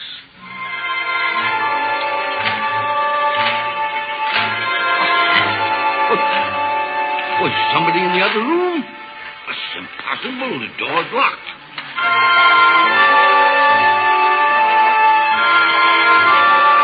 can't believe it. I won't. Ebenezer Scrooge. Ghost. What do you want with me? Who are you? Ask me who I was. Well, who were you then? You're mighty particular for a ghost. In life, I was your partner, Jacob Marley. Marley. No. You speak with Marley's voice, but, this is unbelievable. You don't believe in me? I do not. Why do you doubt your senses, Ebenezer? Oh, because a little thing affects them. A slight disorder of the stomach makes them cheats. You may be an undigested bit of beef, blot of mustard, or crumb of cheese, a fragment of an underdone potato. There's more gravy than grave about you, whatever you are. Do you see this toothpick? I do. But you're not looking at it. I see it notwithstanding. Well, I've but to swallow this, and for the rest of my days be persecuted by a legion of goblins. Humbug, I tell you. Don't do that. Mercy, dreadful apparition. Why do you trouble me? Man of the worldly mind, do you believe in me or not? I do, Jacob. You're a ghost, and I believe. You, wear chains, Jacob. Tell me why. I wear the chain I forged in life. Huh? Is its pattern strange to you, Ebenezer? Why, your chains are made of cash boxes and keys, ledgers, bank books. Would you know the weight and length of the strong chain you are building yourself, Ebenezer? It was full as heavy as this 7 Christmas Eves ago when I died. You have labored on it since. Yours is indeed a ponderous chain. Oh, don't, Jacob, don't. Please, speak comfort to me, Jacob. I have none to give. A very little more time is all that is permitted to me. I cannot rest. I cannot stay. I cannot linger anywhere. You've been traveling all this time? 7 years dead, and you've been traveling all this time? 7 years, Ebenezer. 7 years of remorse. Oh, foolish mortal that I was. But you were always a good man of business, Jacob. No, business. Mankind should have been my business. Charity, mercy, benevolence, all should have been my business. As they should be yours, Ebenezer. Now, hear me, for my time is nearly gone. I will, Jacob, I will, but don't be too hard on me. I am here tonight to warn you that you have yet a chance and hope of escaping my fate. Thank you, Jacob, thank you. You always were a good friend of mine. Go on. You will be haunted by 3 spirits. Huh? Expect the first tomorrow when the bell tolls 1. The second on the next night at the same hour. The third upon the next night, when the last stroke of 12 has ceased to vibrate. My time has come. I must go now. Jacob. Molly, where are you? Jacob! He's gone. He said the first spirit will come when the bell tolls 1. Rubbish. Nothing but humbug. No. I mustn't say that. He's liable to come back. I'd better go to bed. Scrooge went to bed, but being a cautious man, he left himself fully clothed. As the clock struck 1, Scrooge awoke from a sound sleep. 1 o'clock.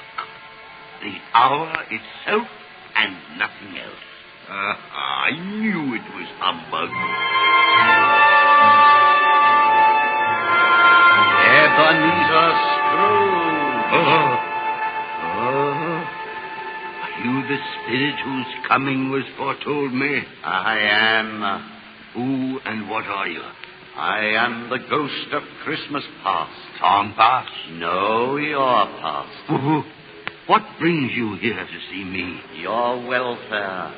Take heed to me. Rise and walk with me here, through this window. Through the window? But I'm mortal and liable to fall. Bear but a touch of my hand upon your heart, and you shall be upheld in more than this. Come, follow me. Follow me.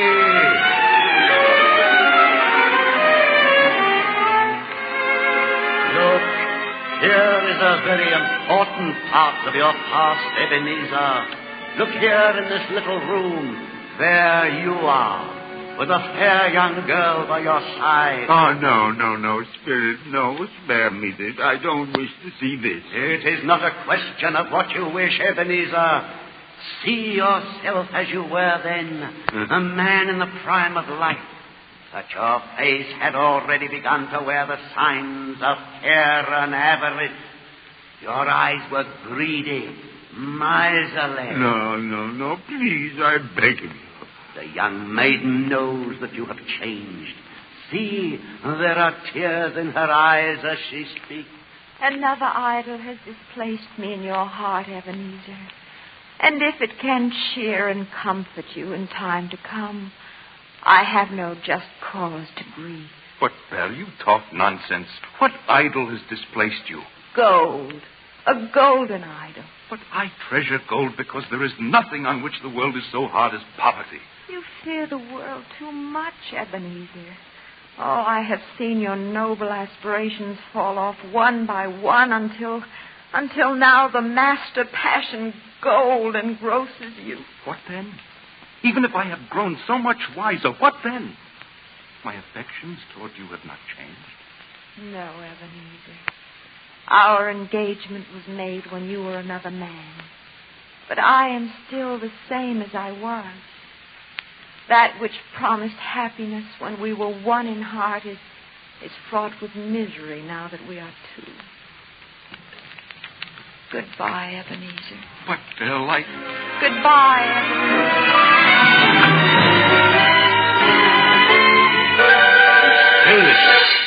Why do you delight in torturing me so? This is but one of the shadows of the things that have been. That they are what they are, do not blame me. No. Shall I show you more? Oh, no. Haunt me no more.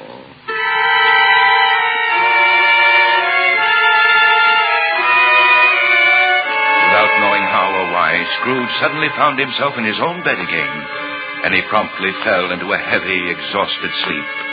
He had hardly done so, or so he thought, when again the clock struck 1.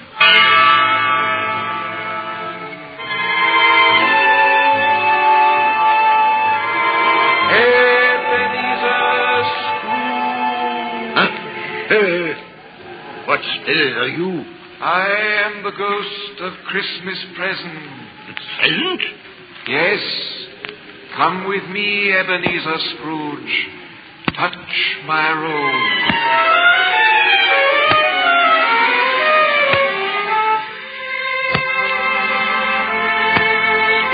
Where have you brought me? Who lives in this miserable dwelling? Miserable, you call it. Yet there is great happiness within. Behold, Ebenezer, this is the home of your poor clerk, Bob Cratchit.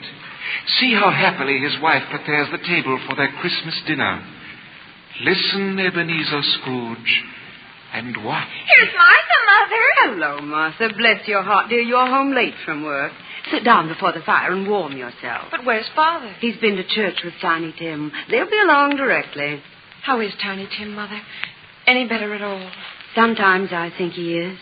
And sometimes I think, oh, dear God, if anything should happen to Tiny Tim. Here they come, Mother. Father and Tiny and Tim. Oh, here they are. And Tiny Tim. Merry Christmas, everybody. Merry Christmas. And how did little Tim behave in church, Bob? As good as gold and better. I like church, Mother. I hope people saw me there. Saw you there, dear? And why, Tim? Well, because I'm lame, Mother. And if they saw my crutch, it might be pleasant for them to remember on Christmas who it was made lame beggars walk and blind men see. Bless you, my son. Well, we cannot possibly let such a luscious-looking goose go to waste, can we? So sit down, everyone. Me first. No, me. Oh, isn't it wonderful to... Oh, but I want to... Children, let us say grace. Spirit, tell me if Tiny Tim will live. I see a vacant seat in the poor chimney corner, and a crutch without an owner, carefully preserved. No, kind spirit. Say he'll be spared. If these shadows remain unaltered by the future, the child will die. No. Amen. And now, my dears, a Merry Christmas to us all. God bless us. God bless us, everyone. Merry Christmas, everybody. Merry Christmas. Hear me. I can't bear to see Tiny Tim die. Why not? If he died, it would decrease the surplus population. No. I didn't mean I that. have shown you the present, Ebenezer Scrooge. Now await the future. Farewell.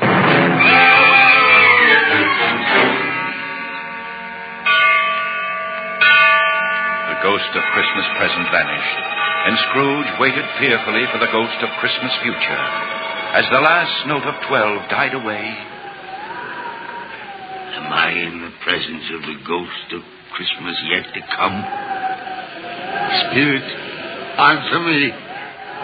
Are you about to show me the shadows of the future? Ghost of the future, though you're silent, I fear you more than any specter I've seen. But since I hope to live to be another man from what I was, I'm prepared to bear you company and do it with a thankful heart. So lead on. Go on, lead on.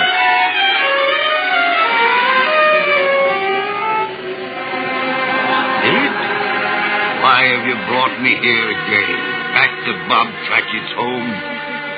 Why is everyone so quiet? Why, they were so happy and cheerful before. Where's Tiny Tim? Spirit, speak to me. I beg you. Tell me what's wrong. Mother, dear, please don't cry. Father will be home soon, and you mustn't let him see you crying. You're right, Martha.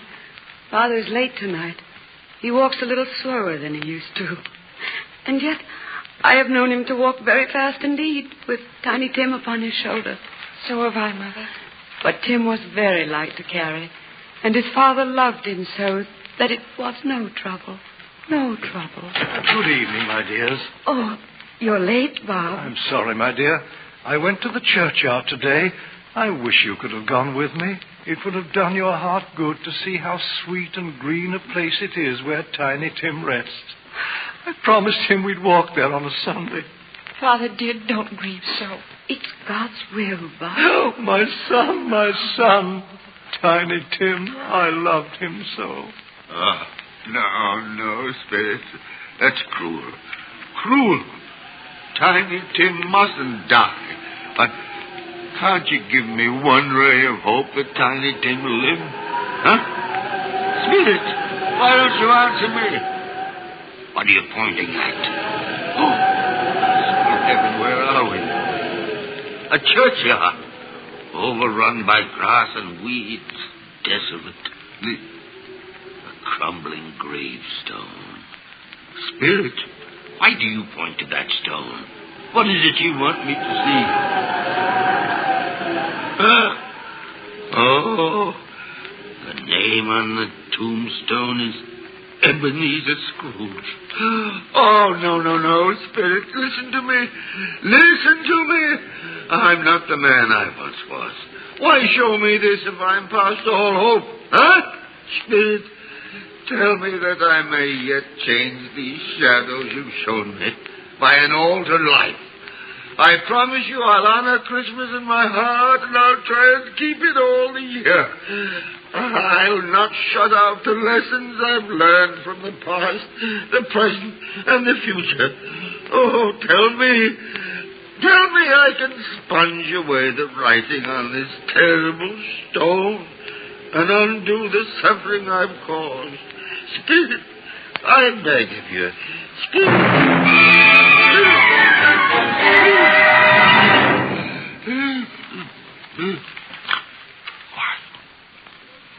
I'm home again. This is my bed, my own room. And the sun is shining. Oh, what a beautiful day. I'm so happy, I don't know what to do.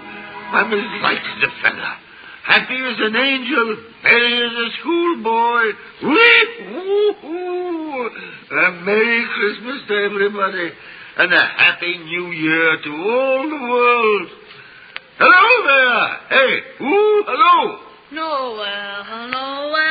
the angels did say, was the certain... Boy! Hey, boy! Yes, sir? What's today? What's that, sir? What day is it, my fine fella? Today? Yeah. Why, it's Christmas Day, sir. Christmas Day. Then I haven't missed it. The spirits have done it all in one night. How's that, sir? Never you mind. Do you know the poulterers in the next street at the corner? I should hope I do, sir. An intelligent boy. A remarkable boy.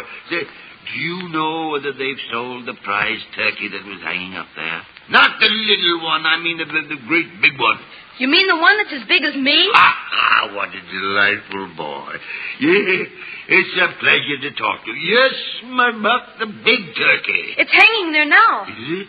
Well, go and buy it. And tell him to deliver it to Bob Cratchit and his family on Broad Street. And mind, they're not to know who paid for it. Oh, I'll show Bob Cratchit. Tiny Tim shall live and have the best of care, he shall. And then I'll raise Bob's salary, too. You hear? Yes, sir. Now, hurry, lad. Hurry. If you make it in 5 minutes, I'll give you half a crown. Yes, sir. Look at him run. Look at him. Oh, a Merry Christmas to everyone. And a Happy New Year to all the world.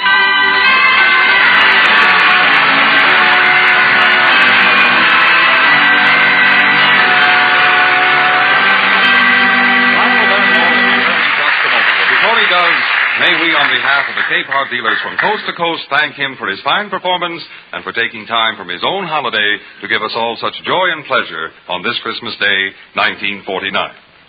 Capehart's magnificent styling and rich mastercraft cabinet construction bring a new, satisfying, lifetime beauty to your home. Remember, Capehart and Capehart alone can give you the completely satisfying home entertainment you want. The world-famous Capehart tone reproduction and the new exclusive Capehart Polytron picture tube performance satisfy both your sense of sight and your sense of hearing. And they do it so well that there is no basis of comparison with any other television receiver at any price. This Christmas Day may have brought you an unexpected windfall. Perhaps at this very moment you're wondering just how it can be spent to bring the most joy to you and your family. Capehart is your answer. Visit your Capehart dealer for a thorough demonstration of Capehart television and Capehart phonograph radio. His supply of these coveted instruments may be limited, so see him as soon as possible. See and hear for yourself, and you'll agree that it's a distinction to own a Capehart. And now, here's Lionel Barrymore again. Thank you, Gene Baker. Thank you. You know, it's always seemed to me that the story of Ebenezer Scrooge held a moral for nations as well as for people. For if all the nations of the world will banish greed, cruelty, avarice, and selfishness, then truly it'll be a happy new year to all the world. Amen to that, Lionel. And now a Merry Christmas from all of us. From our director-producer, Dick Mack, from our musical conductor-composer, Lynn Murray, and from our cats, Eric Snowden, Byron Kane, Joseph Kearns, Alec Harford, Sonny Barnett, Shirley Mitchell, Shepard Menken, Sylvia Sims, Jeffrey Silver, Mala Powers, and our narrator, Bill Johnston. Yes, yes, and a Merry Christmas to all, and as Tiny Tim would say... God bless us, everyone. Lionel Barrymore appeared by arrangement of Metro Golden Mayer, producing the Technicolor musical On the Town, starring Gene Kelly, Frank Sinatra, Betty Garrett, and Ann Miller. Dickens' Christmas Carol was brought to you over the Mutual Broadcasting System by your local Capehart dealer. Headquarters for the finest in radio and television receivers. This is the Mutual Broadcasting System.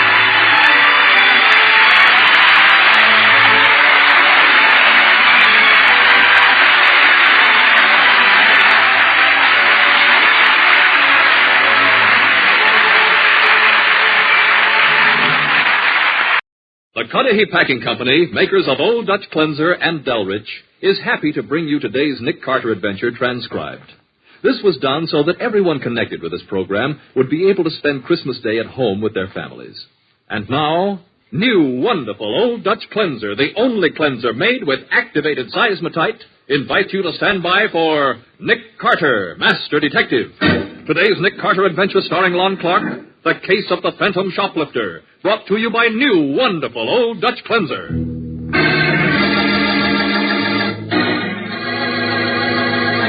It is mid-afternoon as Sergeant Matheson and Nick Carter in a speeding police car turn into a street of cheap rooming houses. You can understand, Nick, that Warren's specialty shop can't stand losing all those expensive fur coats, even if it is a big woman's store. You sure it's the work of shoplifters? Sure. And we think Peggy Matthews, the girl we're going to see, is one of the shoplifters. Mm-hmm. Any reason to pin it on her? Well, one of these store detectives spotted her in the store this afternoon, but she got away from her. But after she left, another fur coat was gone. You just found out where she lives, huh? Yeah. We learned who she was from a beautiful set of fingerprints she left on a plastic case she'd been handling. So I got a warrant to pick her up on suspicion. How many fur coats have they lost, Matty? Oh, a dozen or more, Nick. Each of them worth over $3,000. Hey, quite a loss. Yeah. Must have been mink, huh? They were. What do you want? What? Well, who are you? This is my rooming house. I'm the landlady. We want to see Peggy Matthews. What do you want Peggy for? Take a look at this badge. Couple of flat feet. Okay, second floor, turn right into the hall. Well, that's better. Come on, Nick. Right with you. I hope you fall and break your head. Thanks. She said turn right at the top of the stairs. Yeah.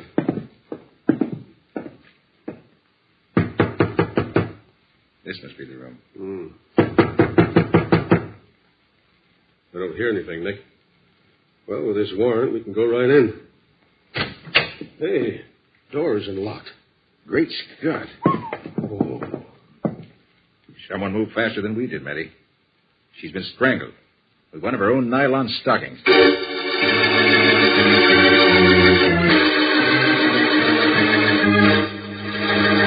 Nick and Matty are back in the murdered girl's room after unsuccessfully searching the house for the killer. Several men from the homicide squad have just arrived and are going to work as Patsy Bowen hurries in. I came as fast as I could, Nick. Oh, you didn't tell me it was a murder. We called you, Patsy, because we thought this needed a woman's touch. Oh? Yeah, this dead woman is Peggy Matthews, Patsy. Uh-huh. She's a shoplifter who was seen acting suspiciously in the Warren specialty store this afternoon, just before another mink coat disappeared. Is this the coat here on the chair? No, we found that one in a clothes closet. She bought it a month ago in a small fur shop downtown. Now, there's a label in the coat, and we phoned the store to check it. She paid $400 for it. $400? For this rabbit skin? Yeah. Oh, she got stuck, but good. That's why I wanted you to see it, Patsy. I needed your opinion. Oh. Hey, Nick. Look, I've been thinking. Maybe we ought to bring the manager of the fur department of Warren's specialty shop down here to look at her, just to be sure this is the girl he saw, huh? Good idea, Matty. Come on, Patsy. We'll bring her back here as soon as we can, Matty.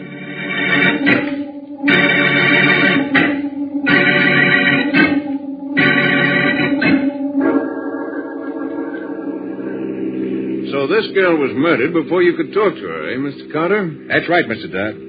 You sure you recognize her again? Oh, yes. This particular girl snooped around the fur department for some time. Although I didn't see her take anything. But you kept an eye on her. I'm afraid I didn't. You see, I was very busy with Miss Robard. Miss Robard, she's a fashion expert on one of the women's magazines, isn't That's she? right. Too bad this girl is dead, Mr. Carter. One of our most expensive fur coats was missing right after she left the store. Maybe she could have told us what happened to it. Well, we want to know where that coat went. We'll have to find out some other way, Mr. Dodd. The final curtain has fallen for Peggy Matthews.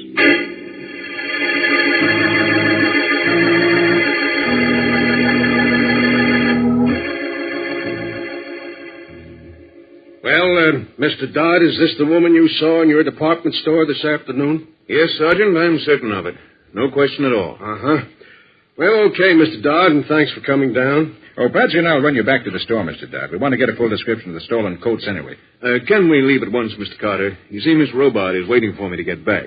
We've been in conference all afternoon, but there's still a lot left to do. Sure. We'll leave in just a moment. Hey, Matty. Yeah, Nick. Did you dig up anything where we were going? Well, just one thing, Nick. The landlady broke down, finally, told me that Bruno Seeley has come here to see Peggy a couple of times recently. Bruno Seeley, eh? Smart character.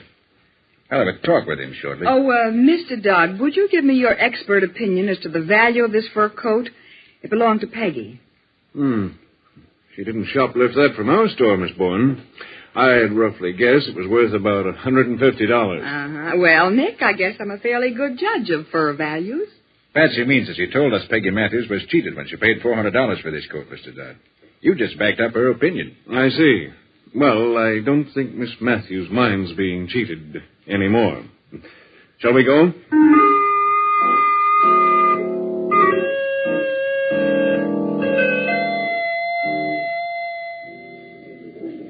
Miss Bourne, Mr. Carter, this is Audrey Robard, the fashion expert I told you about. Hello, Miss Robard. How do you do? How do you do, Miss Robard? I'm familiar with your work in the magazines. It's lovely. Why, thank you, Miss Bowen. Oh, Nick, just look at all these gorgeous fur coats hanging on the racks here. Yeah. Hey, Mr. Dodd, tell me, just how many coats have shoplifters taken from this store? Why, I can't say exactly. I don't have the figures. Are the prices on the coats? I mean, could anyone tell they were getting the best just by looking at the price tags? No, indeed. Each coat is marked with a code number. Only the sales lady knows what it sells for. And you have no idea how the coats were smuggled out of here? None at all, Mr. Carter. The store detectives assigned to this department have spotted shoplifters dawdling about, followed them to the street, and stopped them. But although we found a number of stolen items, there wasn't a single fur coat. Well, I don't think you're too careful with your coats, Mr. Dodd. All the time we've been talking, there's been a lovely coat lying right there on that display table with no one near it. Oh, that's my coat, Miss Bowen. I threw it down there as I came in. And it's not as nice as it looks from here. Oh, well, you've had it a good many years, Audrey. Nothing lasts forever. How right you are. Mr. Carter, why don't you go up and see Mr. Warren, the owner of the store? He might be able to tell you things I couldn't. Yeah, good idea. Is he here? Well, it's almost closing time, but I'm sure he's here. He never leaves until later than this. His office is upstairs, 4th floor in the rear. Good. I'll go see him. We need every scrap of information we can get.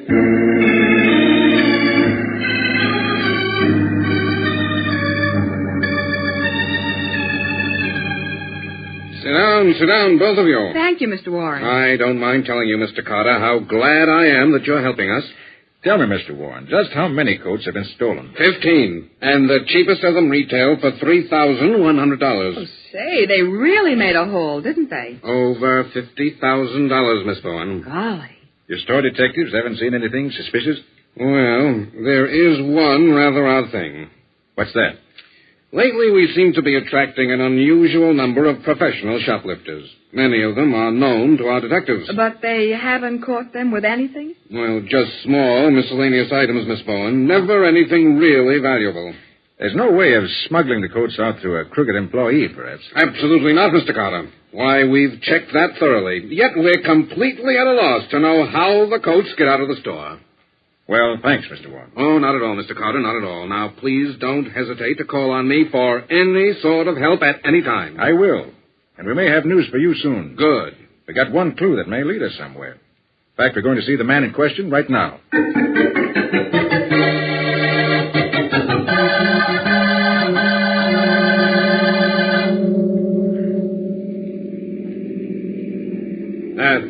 This is the place, Nick. Seeley's Bargain Outlet. So that's what he calls it. Wonder how legitimate a business it really is. Well, Bruno's already done one stretch as a fence for stolen goods. If anybody's in a position to direct a shoplifter's ring, Bruno Seeley's the man. Well, Matty, come on. Let's see what he has to say. Right. Nick, all the fur coats that were stolen were the very best quality, weren't they? According to Mr. Warren, they were. Mm-hmm. But, Nick, if Peggy Matthews got gypped on the coat she bought for herself, how would she know enough to pick out a really good one? The prices weren't on the coats. Say, that's a very good thought, Patsy. If Peggy got cheated so badly when she bought her own fur coat, it's proof she didn't know good furs from bad. Hey, that's right. Oh, Patsy, it takes a woman to notice a clue like that. And if I'm right, Peggy had nothing to do with stealing any of those coats. Not unless someone pointed out the good ones to her first. Yeah, Nick.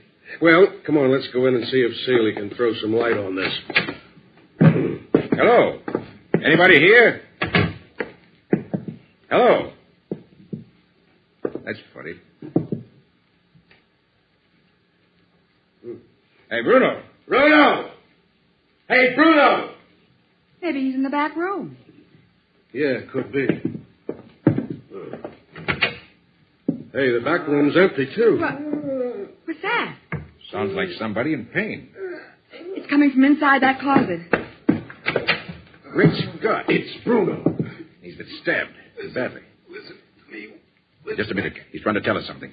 Can't seem to breathe. Bruno, I'm Nick Carter. Who stabbed you? I don't know his name. Not his real name. Yes, Bruno. See, Marge Barnett. Go see Marge Barnett. Marge Barnett. All right, Bruno. In my pocket. Key. Post office box.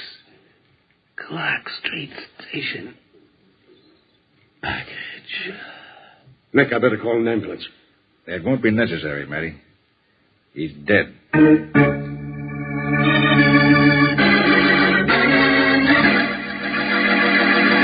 After summoning the homicide squad to take over at Bruno's store, Matty, Nick, and Patsy have hurried to the Clark Street branch of the post office, where they have just opened Bruno's post office box.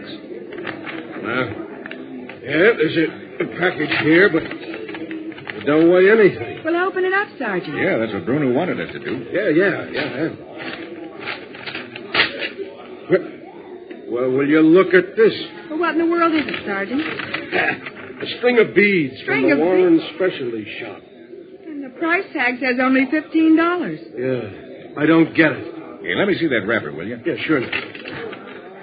This package was postmarked early this afternoon at a postal substation near the Warren store. And this necklace was stolen from that store today and mailed to Bruno. Yeah, probably from a mailbox right in the store. Why, of course, Nick.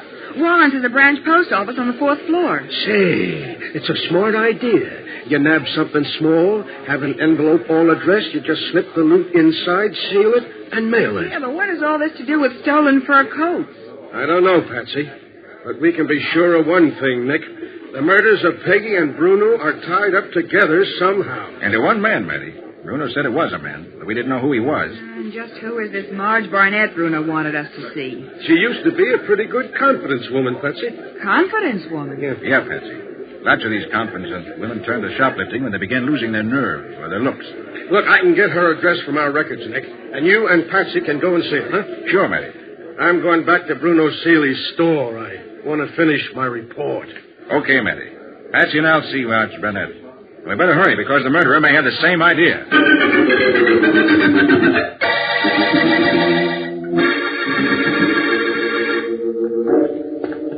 Oh, Nick, this is Marge Barnett's apartment. Here's a name below the bell. Hope she's home. Well, the police certainly keep an up-to-date file on crooks, don't they? Sergeant Matheson got this address for us in only a few minutes. Yeah, Patsy. People only knew how... Yes? Hello, Marge. I beg your pardon. Am I supposed to know you? I know you. You must have slipped to turn to shoplifting. Who are you? I'm Nick Carter. Oh, Nick Carter, huh? Well, what do you want? Shall we talk out here in the hall, where everybody can listen? Oh, come on in. Snooping coppers give me a pain. Thanks. This is Patsy Bowen, my assistant. Trying to make a cop out of her, too? You ought to be ashamed. Why, I like it. Marge, Bruno's dead. Bruno dead? He was murdered, Marge. So is Peggy Matthews. Who did it? Suppose you tell me. Oh. Goodbye, Carter. I'm not talking about nobody. Now, wait, Marge, wait. Bruno was stabbed. When we found him, he still had a few seconds to live, and the last thing he told us was to come and see you. Bruno said that, did he? He did. I wonder why. Maybe he was trying to save your life. Hey, come on, tell me, how'd you get into this anyway? Oh, I'm getting old, Carter.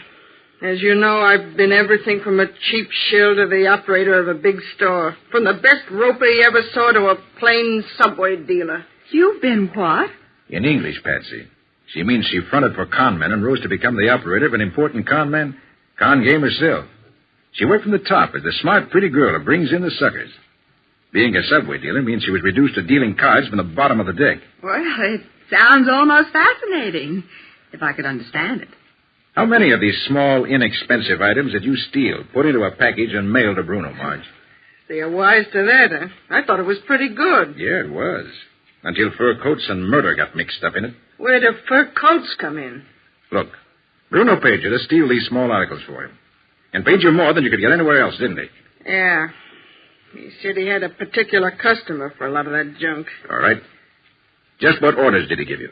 Well, I never did understand it, Carter. We were supposed to show up at Warren's specialty shop at a certain time and just wander around. Did those instructions include visiting the fur department? Why, yeah. Yeah, well, we had to pass through the fur department on our way to the counter where this certain kind of glass junk was sold. And you, lingered in the fur department. What woman wouldn't? She's got a point there, Nick. Yeah. And this business is getting a little clearer. Well, say help me, that's everything I know. Well, thanks, Marge. All right, Patsy, come on. We'll make another call on Hugh Warren, who owns the store. I think we can do something for him if he'll do something for us first.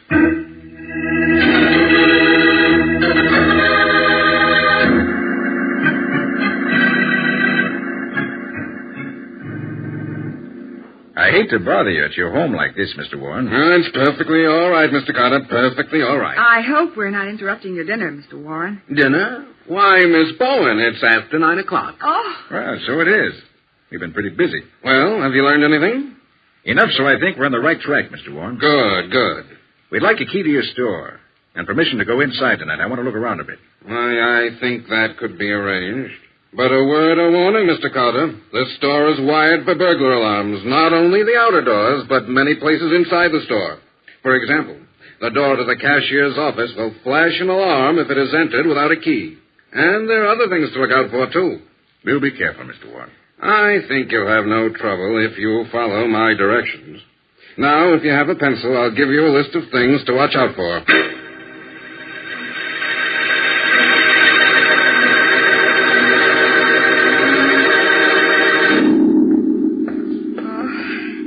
Golly, Nick, I never realized how lonesome a store like this can be after everyone's gone. Yeah. Wonder where the watchmen are. Mr. Warren said there'd be 2 of them here. We haven't run into either one of them yet. Well, it's positively eerie in here with just our 2 flashlights for company. I see. According to Mr. Warren's directions, we turn right here. Yeah, that's what I'm looking for. Hey, lights are on in here. Oh, Nick, look at all the fur coats, dozens of them. All second-hand, Patsy. Huh? Oh, yes, so they are. But some of them are still lovely. I know, Well, that's funny, Nick. What's funny? Remember how I thought for a minute this afternoon that Audrey Robart's coat was a new one? Yeah, what about it? Well, this coat here is her coat. The one I saw this afternoon. You sure? Positive. I took a close look at it as we went by, and I noticed this funny jagged tear in the lining. I'd know it anywhere. Good for you, Patsy. Now I know I'm right. What do you mean by that? He means you have good eyesight and an excellent memory, Miss Bowen. It's Miss Robart. Don't move, either of you. My father taught me to use a gun when I was a girl. I see Jason Dodds with you, showing you all those coats he has in his arm, no doubt. Keep your hands up, Carter. You too, Miss Bowen. Yes, Jason and I stole those missing coats. We knew you'd find out, so we came back tonight to clean out the place. And we're going to. You can't stop us, Carter. Jason had his own keys, and he's arranged for the watchman to be in another part of the store for a while. Too bad we came in just when we did. Yes. It's too bad for you, Carter. Jason, put down those coats and walk around behind Carter and search him. Look, Do as I say, you fool. I know everything. We heard that much. Yes, we've got to finish it up. Keep your hands in the air, both of you. And don't reach for your purse, Miss Bowen. I know there's probably a gun in it.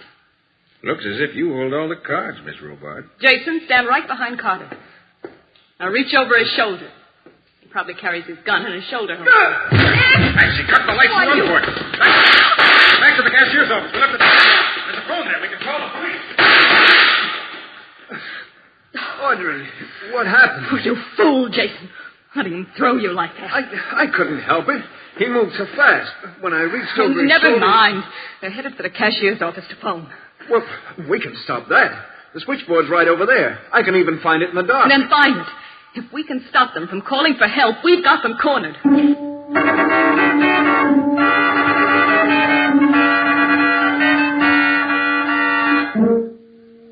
Carter?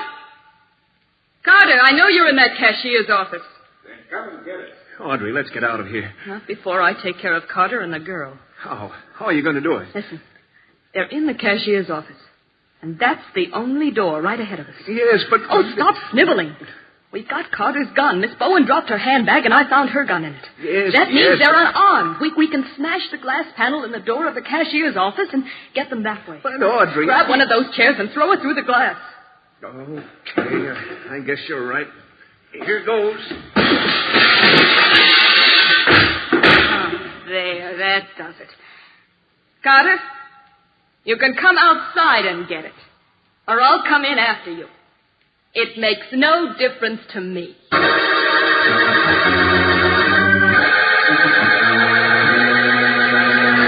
Cautiously, Audrey Robart moves up to the broken glass in the door, reaches inside, and unlocks it. Jason Dodd hovers uncertainly behind her. Carter, are you coming out? All right, if you won't come out, I'm coming in. Stay beside me, Jason.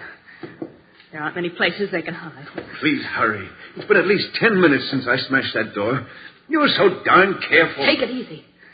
Even without a gun, Carter's still pretty... Okay, you two. Drop the guns or we'll drop you. Call the police. I said drop those guns. 1 second we start shooting. Okay, we give up. You, Dodd, kick those guns my way. All right. That's better. Nick. Hey, Nick. Are you in there? Right here, Matty. What kept you? What kept me? Listen, it's not 10 minutes since the alarm came into headquarters. What alarm are you talking about? The alarm you sent in, Miss Robart. What? I made you smash the glass panel in the door to the cashier's office. And when the glass broke, a burglar alarm went off automatically in police headquarters. You turned yourselves into the police.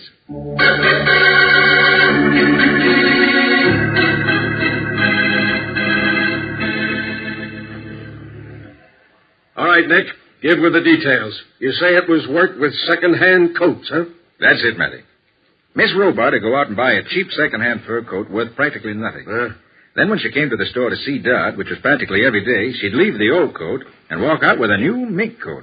She was well known in the store, so no one ever thought of suspecting her. And when she came in with the cheap coat, she'd carry it over her arm so it wouldn't show how cheap it really was. What a racket. Yeah. Then Dodd would put the old coat with the used coats the store had for sale and fix the records to account for it. And another nice, new, valuable mink was missing without a trace. And the shoplifters were just part of a setup to confuse us, huh, Nick? Yeah, Matty. Dodd arranged that with Bruno.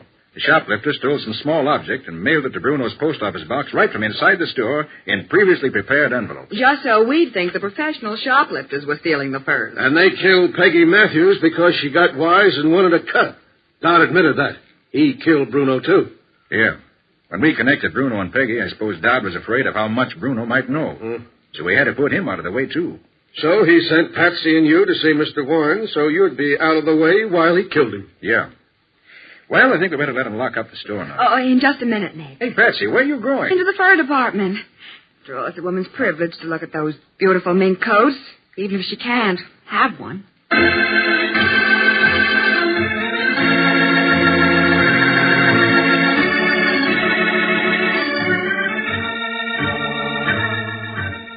Nick Carter, Master Detective, is produced and directed by Jock McGregor and is copyrighted by Street and Smith Publications, Incorporated. Lon Clark is starred as Nick, and Charlotte Manson is featured as Patsy. Ed Latimer plays Matty. Today's transcribed adventure was written by Norman Daniels, with original music played by Henry Silverne. This program is fictional, and any resemblance to actual persons, living or dead, is purely coincidental.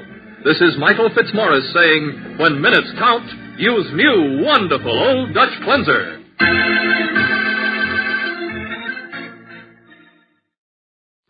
Green Street Road. And to tell it to you, here is Broadway. Thanks.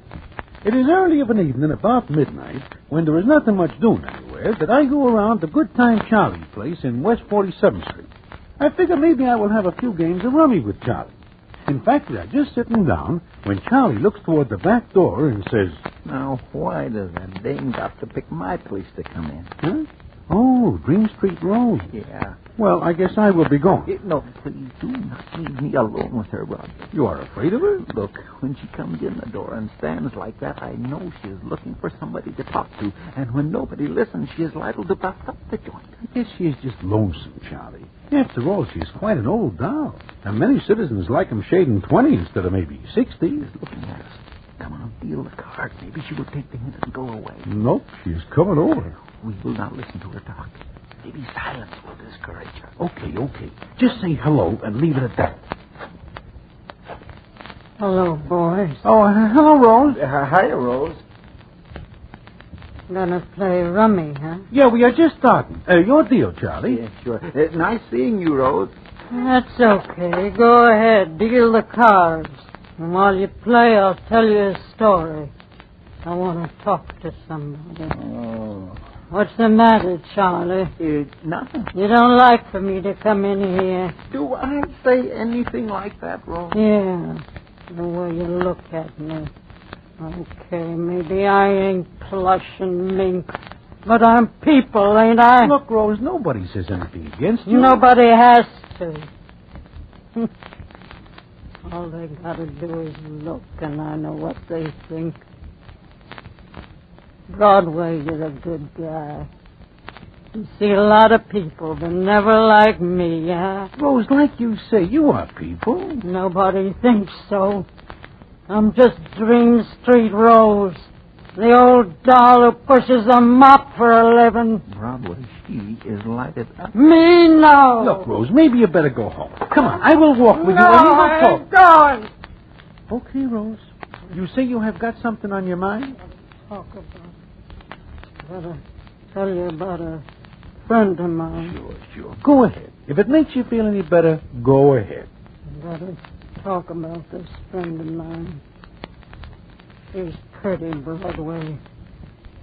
Real pretty. Yeah, well, what about her, Rose? You're a good guy, Broadway. I'll tell you. It's a good story. You'll like it.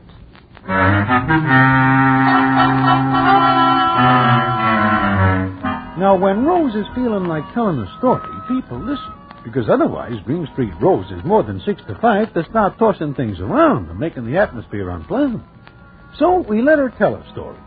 And it is a strange one. And I will tell it to you in a minute.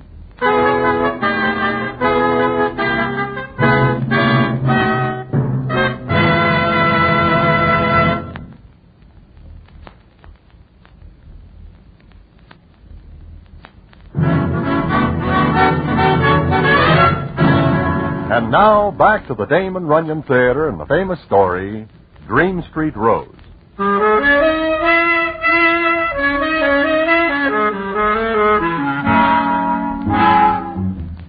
Like I say, Green Street Rose wants to tell us a story about her friend. Now, maybe I better tell you why she is called Green Street Rose. It is because she lives in a part of the 40s where there are many theatrical hotels and rooming houses. And all the characters who live there gab and gab about what is coming up. All good. This gab is dreamy. Very dreamy indeed. Because nothing good ever happens to her. Rose is like that. She is always talking to anybody who will listen. Tonight, Rose says as follows. Well, Broadway, Charlie, you know where Colorado is? Sure. West of Albany. Uh-huh. Well, a long time ago, my friend lived in a little town in Colorado. She was a waitress there in an old man's joint. She was a good kid.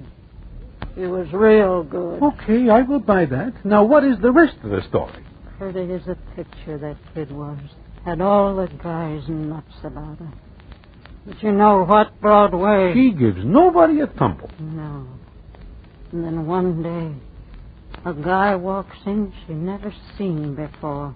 Ain't much for looks, but he had a nice smile, and he sat down at the counter, and he says to my friend... Hello. Hello. What do you have? Oh, ham and, I guess. All right. Fry 2 with. How do you want the eggs? Light over. Easy over. Do you mind if I ask you a question? The answer is no. Now, don't get excited, kid. All I wanted to know is, what's the best place in town to stay? Oh. Well, the Santa Fe house, I guess. Thanks. Why are you laughing? I didn't run true to form, did I? I don't know what you mean. I was supposed to comment on your eyes, your complexion, your, well, everything. I'm sorry. It's all right. Now what's so funny? Oh, you small-town characters are all alike. What's the matter with small towns and people? Not a thing. I like them. And why'd you say that? Oh, forget it. I'm sorry. Really. Why'd you say it? Okay, I'll tell you. So you're pretty. Every customer who wears pants and comes in here gives you a line. You expect it. Then when somebody comes in who's been around and has seen more than a jerkwater junction and a doll-faced waitress, well, when somebody like that comes in and doesn't spread butter all over the place, you get sore. You're pretty smart, aren't you? No, just been around, that's all. Lots of people have. I know. Now, let's stop talking. I came in here to eat. I'm going to eat in silence.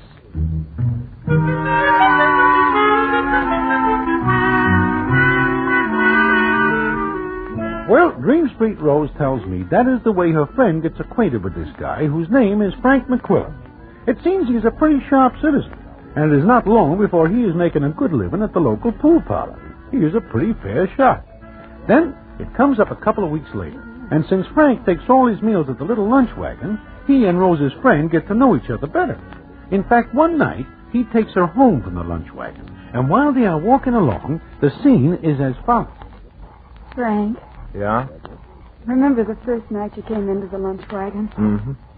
The eggs were fried too hard. Is that all you remember? Well, what else was there? You said something about small-town characters. Oh, forget it.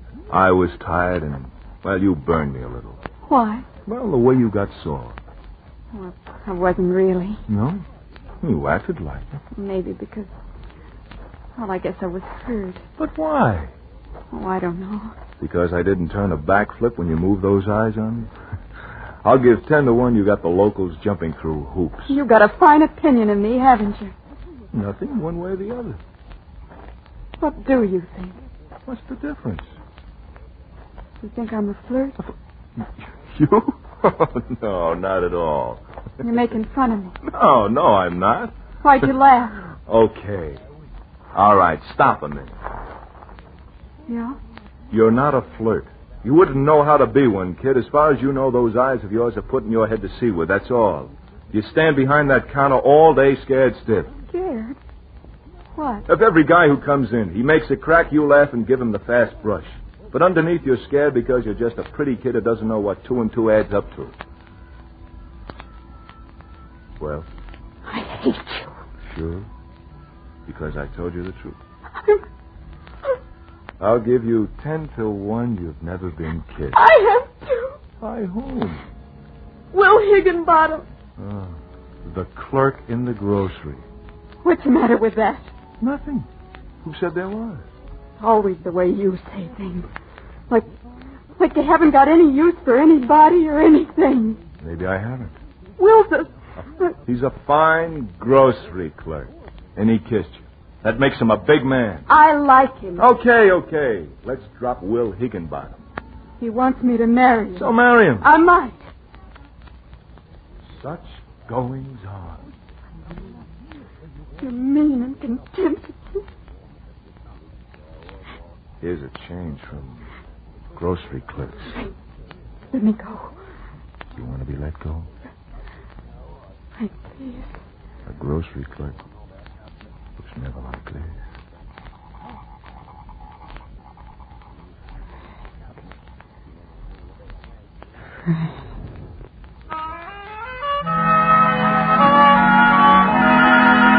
And so Rose's friend falls in love with his Frank Simpson. And it is not long before other people know it, including Will Higginbottom, the grocery clerk. Then it comes up one night. Frank has taken Rose's friend home again, and they stop and sit on a bench in a little park. Something wrong, Frank? Wrong? What? I don't know. Haven't said 10 words all evening. Maybe I've got nothing to say. Oh. Nice night. Yeah, swell. There is something wrong, isn't there? Look, why do you keep saying that? 1,000,001 things to talk about, and you keep going over that. Oh, I'm sorry, Frank. But what? You're leaving, aren't you? How do you know? For the last couple of days.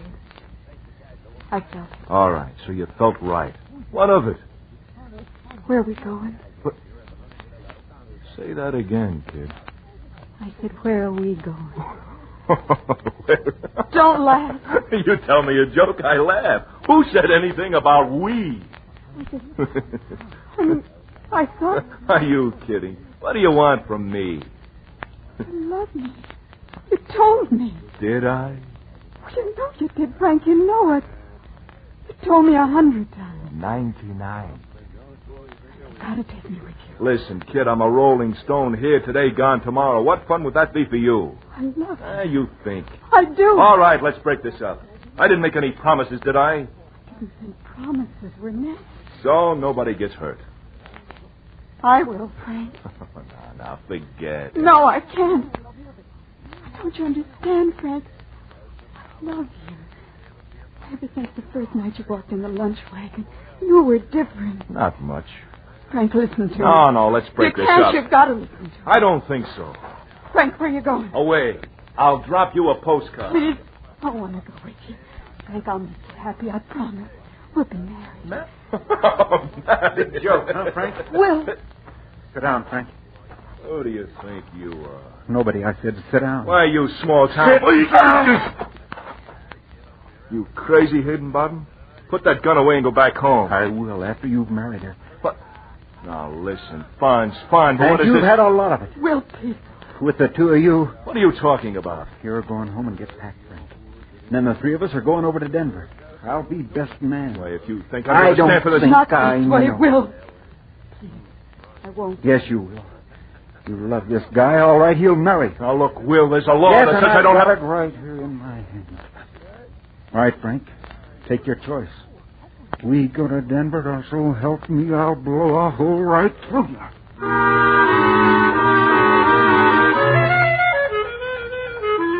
Well, that is that. The three of them go to Denver, and Rose's friend and Frank are married there. Now, that is only a little part of the story Rose tells me. And what the rest of it is and how it ends, I will tell you in a minute.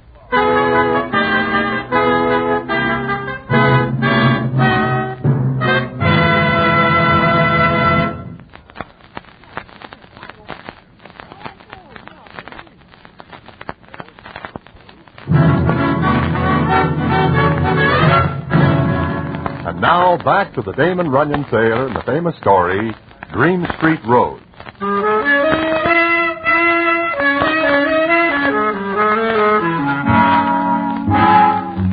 Like I say, Rose gets to the part of the story about her friend where Frank married her, because Will Higginbottom holds a heater at Frank's middle, which is a unique way of getting to be best man, but it works. Then Rose goes on. Now, that ain't the end. No, not by a long shot. I figure it is not. What's the matter? Don't you believe it? Oh, sure. Only I hear a million stories like it every day. Why, there are even a million movies about it. Sure, I know it. But it's got an ending that ain't like the others. You want to hear it? Look, Rose, I gotta be going because Okay. And my friend and Frank get married. And they leave, see? Now a lot of things happen. And one thing my friend finds out. His Frank don't love her. It seems to me that your friend takes quite a bit of convincing. Yeah, that's right, Broadway. Look, I guess every day he thinks she can make a guy love him.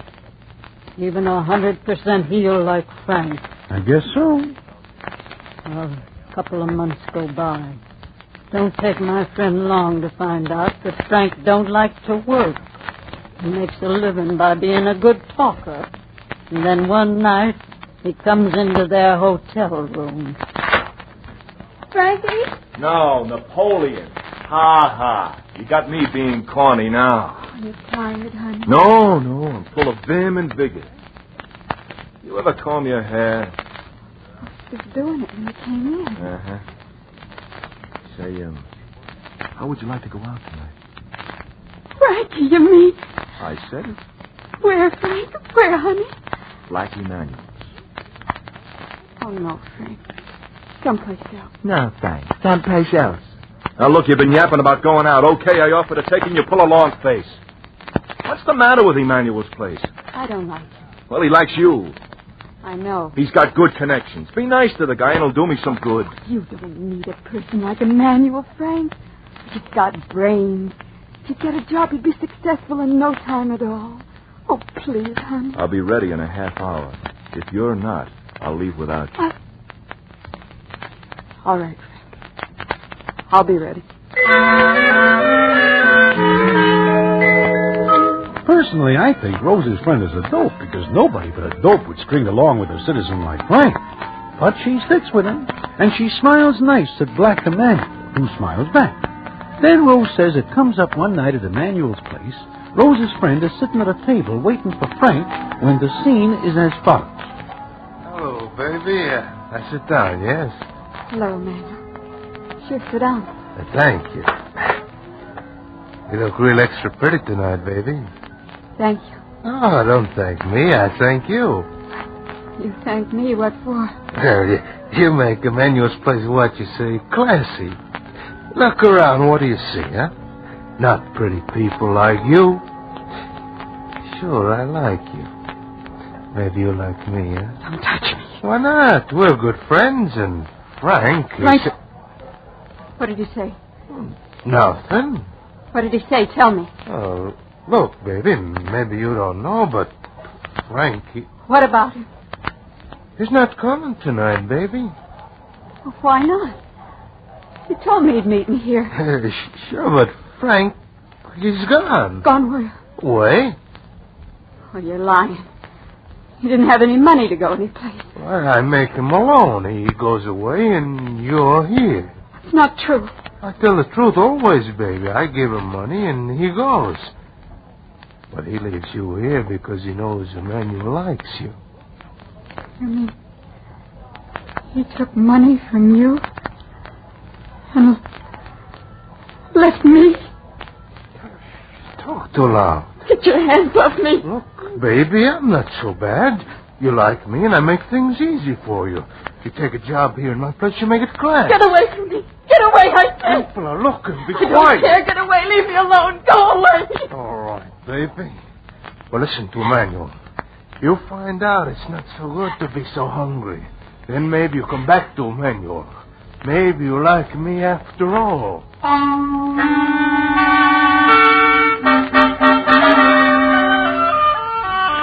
Of course, I do not believe a word of what Rose says, because she is noted for making up stories that are like dreams. But I see that her eyes are full of tears as she says to me, Poor kid. You know what she did, Broadway? No, what? She took the job at Emanuel's place. It's tough to be hungry and with no dough, no place to go. Well, why does she not go back to Colorado? She can't. Well, does she marry Black Emanuel? No. She loved Frank. In fact, she prayed for him every night. She prayed for Frank. What? He pulls a big double cross and she remembers him in her prayers? Sure. Every night she prayed that Frank could be a big success like she always knew he could be. He had brains. She wanted him to make good. And does he? That's the funny part. He made good. In fact, right here in New York. But my friend didn't find it out until a couple of months ago. Yeah, now, wait a minute. Please do not tell me that she goes to him and he falls in love with her and is sorry for what he does. That is too much. She went to him. Yeah. My friend, after 20 years, went to Frank. She surprised him one night when he was alone. My friend says she'll never forget the look on his face when he looked up and seen my friend standing there, big as life. He blinked a couple of times and then... You? Well, you're dead. No, Frank. Not me. How did you get in here? I'll tell you that in a minute. You did all right for yourself, didn't you, Frank? What do you want, money? Me? No, I'm rich. Rich as you are. You're crazy. Now, look, the way we were married, you didn't expect me to stick it out, did you? No, of course not. I only minded what you did with Black Emanuel. I only mind what happened to me after a few months working for him. How did you get in? I know your maid. I got a key from her, snitched it out of her bag. I'll call the police. No, you... What's the idea? This is the second time a gun's been pointed at you. Second time I know of. What do you want? You're rich, wife, 3 kids away at a fancy school. Makes sense, will you? Sure. Nobody's seen me come in. The key I got's for the little door off the terrace, the one that's being fixed with tar. What's that got to do with us? I'm going to leave this gun with you, You're Frank. What? Sure. I'm going to give you the chance you never gave me. That's why I prayed you'd be successful and rich, to make it harder on you. Now, look, 10,000 to fix things, my check. Or cash. I got that much cash in the safe. Maybe even more. Yeah, huh? sure, even more. Oh, I'm enjoying this. I picked a night when the butler'd be off and the maid's off and your kids away at school and your wife at some doing or Stop other. it! You had your fun, now take the money and go. You don't owe me a penny. Not a red cent. Only your life. Your life for mine, Frank. Why, you are crazy. I figured it all out. It'd be like this when I'd find you. If I kill you, there'd be a big scandal. Your wife and kids would be dragged in, and people would find out you never even bothered to get a divorce from me. I thought you were dead. But I'm going to give you a chance. Here, take this gun. Take the gun? People think you killed yourself that way. Save your wife and kids a lot of scandal. See, I'm giving them a break, too. So you'd think I'd use this gun on myself, huh? Figuring on using it on me, huh? Why not? You broke in, threatened me? Sure. Only I left a lot of letters around and a marriage certificate signed by Will Higginbottom as a witness. Will? They'll ask him. He'll be glad to tell what he knows. And then I wonder how your wife and kids will take it, huh? No, Frank, you won't use that gun on me because you can't. It's a lot better if you use it on yourself. No, I can't do that. I can't. Why not? Why not? It's easy, Frank. I killed myself a long time ago, only not with a gun. Mine was dirtier and harder. Now, please, for heaven's sake, I'll make it up for you. Sure, with that. Goodbye, Frank. Boy, my prayers sure was answered. Oh, where are you going? Out. Where are you going? And I want to hear that gun go off before I get back out on the terrace. Because if I don't... Oh, please don't! Listen, police! Will you? Please don't! That's the story, Broadway. A good one, huh? Oh, first rate. You must tell me another one sometime, Rose. Be glad to, Broadway. We'll see you around, Broadway.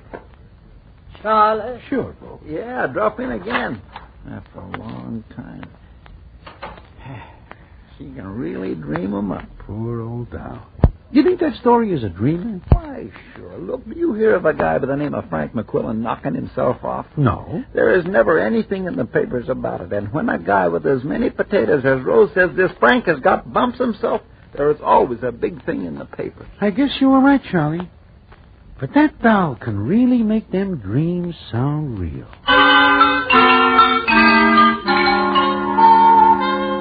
So I and Charlie go back to our rummy game, and we think no more about the story about Rose's friend. But it is not the end. And what the payoff is, I will tell you in a minute.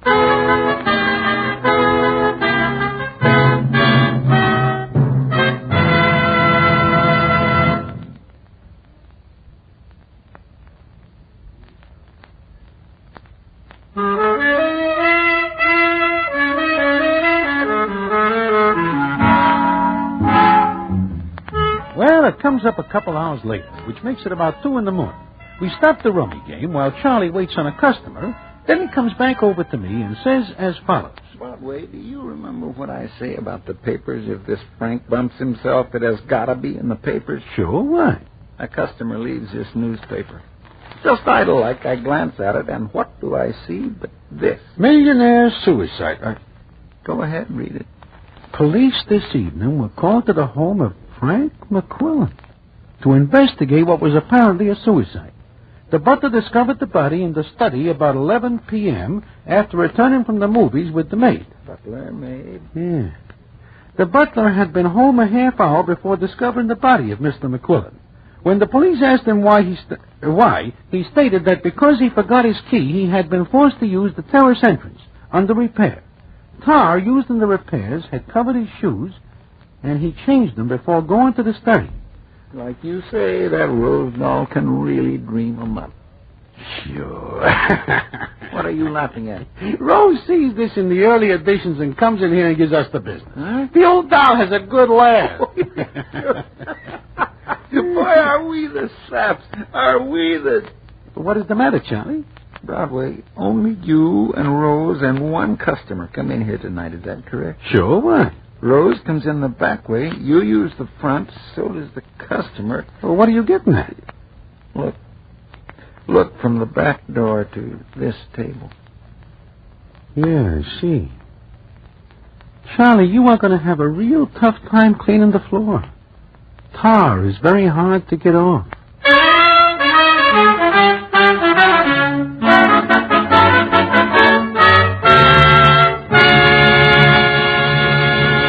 And so ends the famous Damon Runyon story, Dream Street Rose.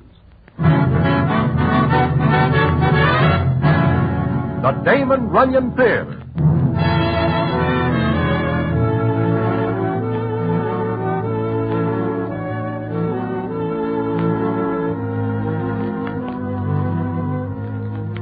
The Damon Runyon Theater with John Brown as Broadway is directed by Richard Sandville, and the story is adapted for radio by Russell Hughes. Vern Karstensen is in charge of production. This is a Mayfair production.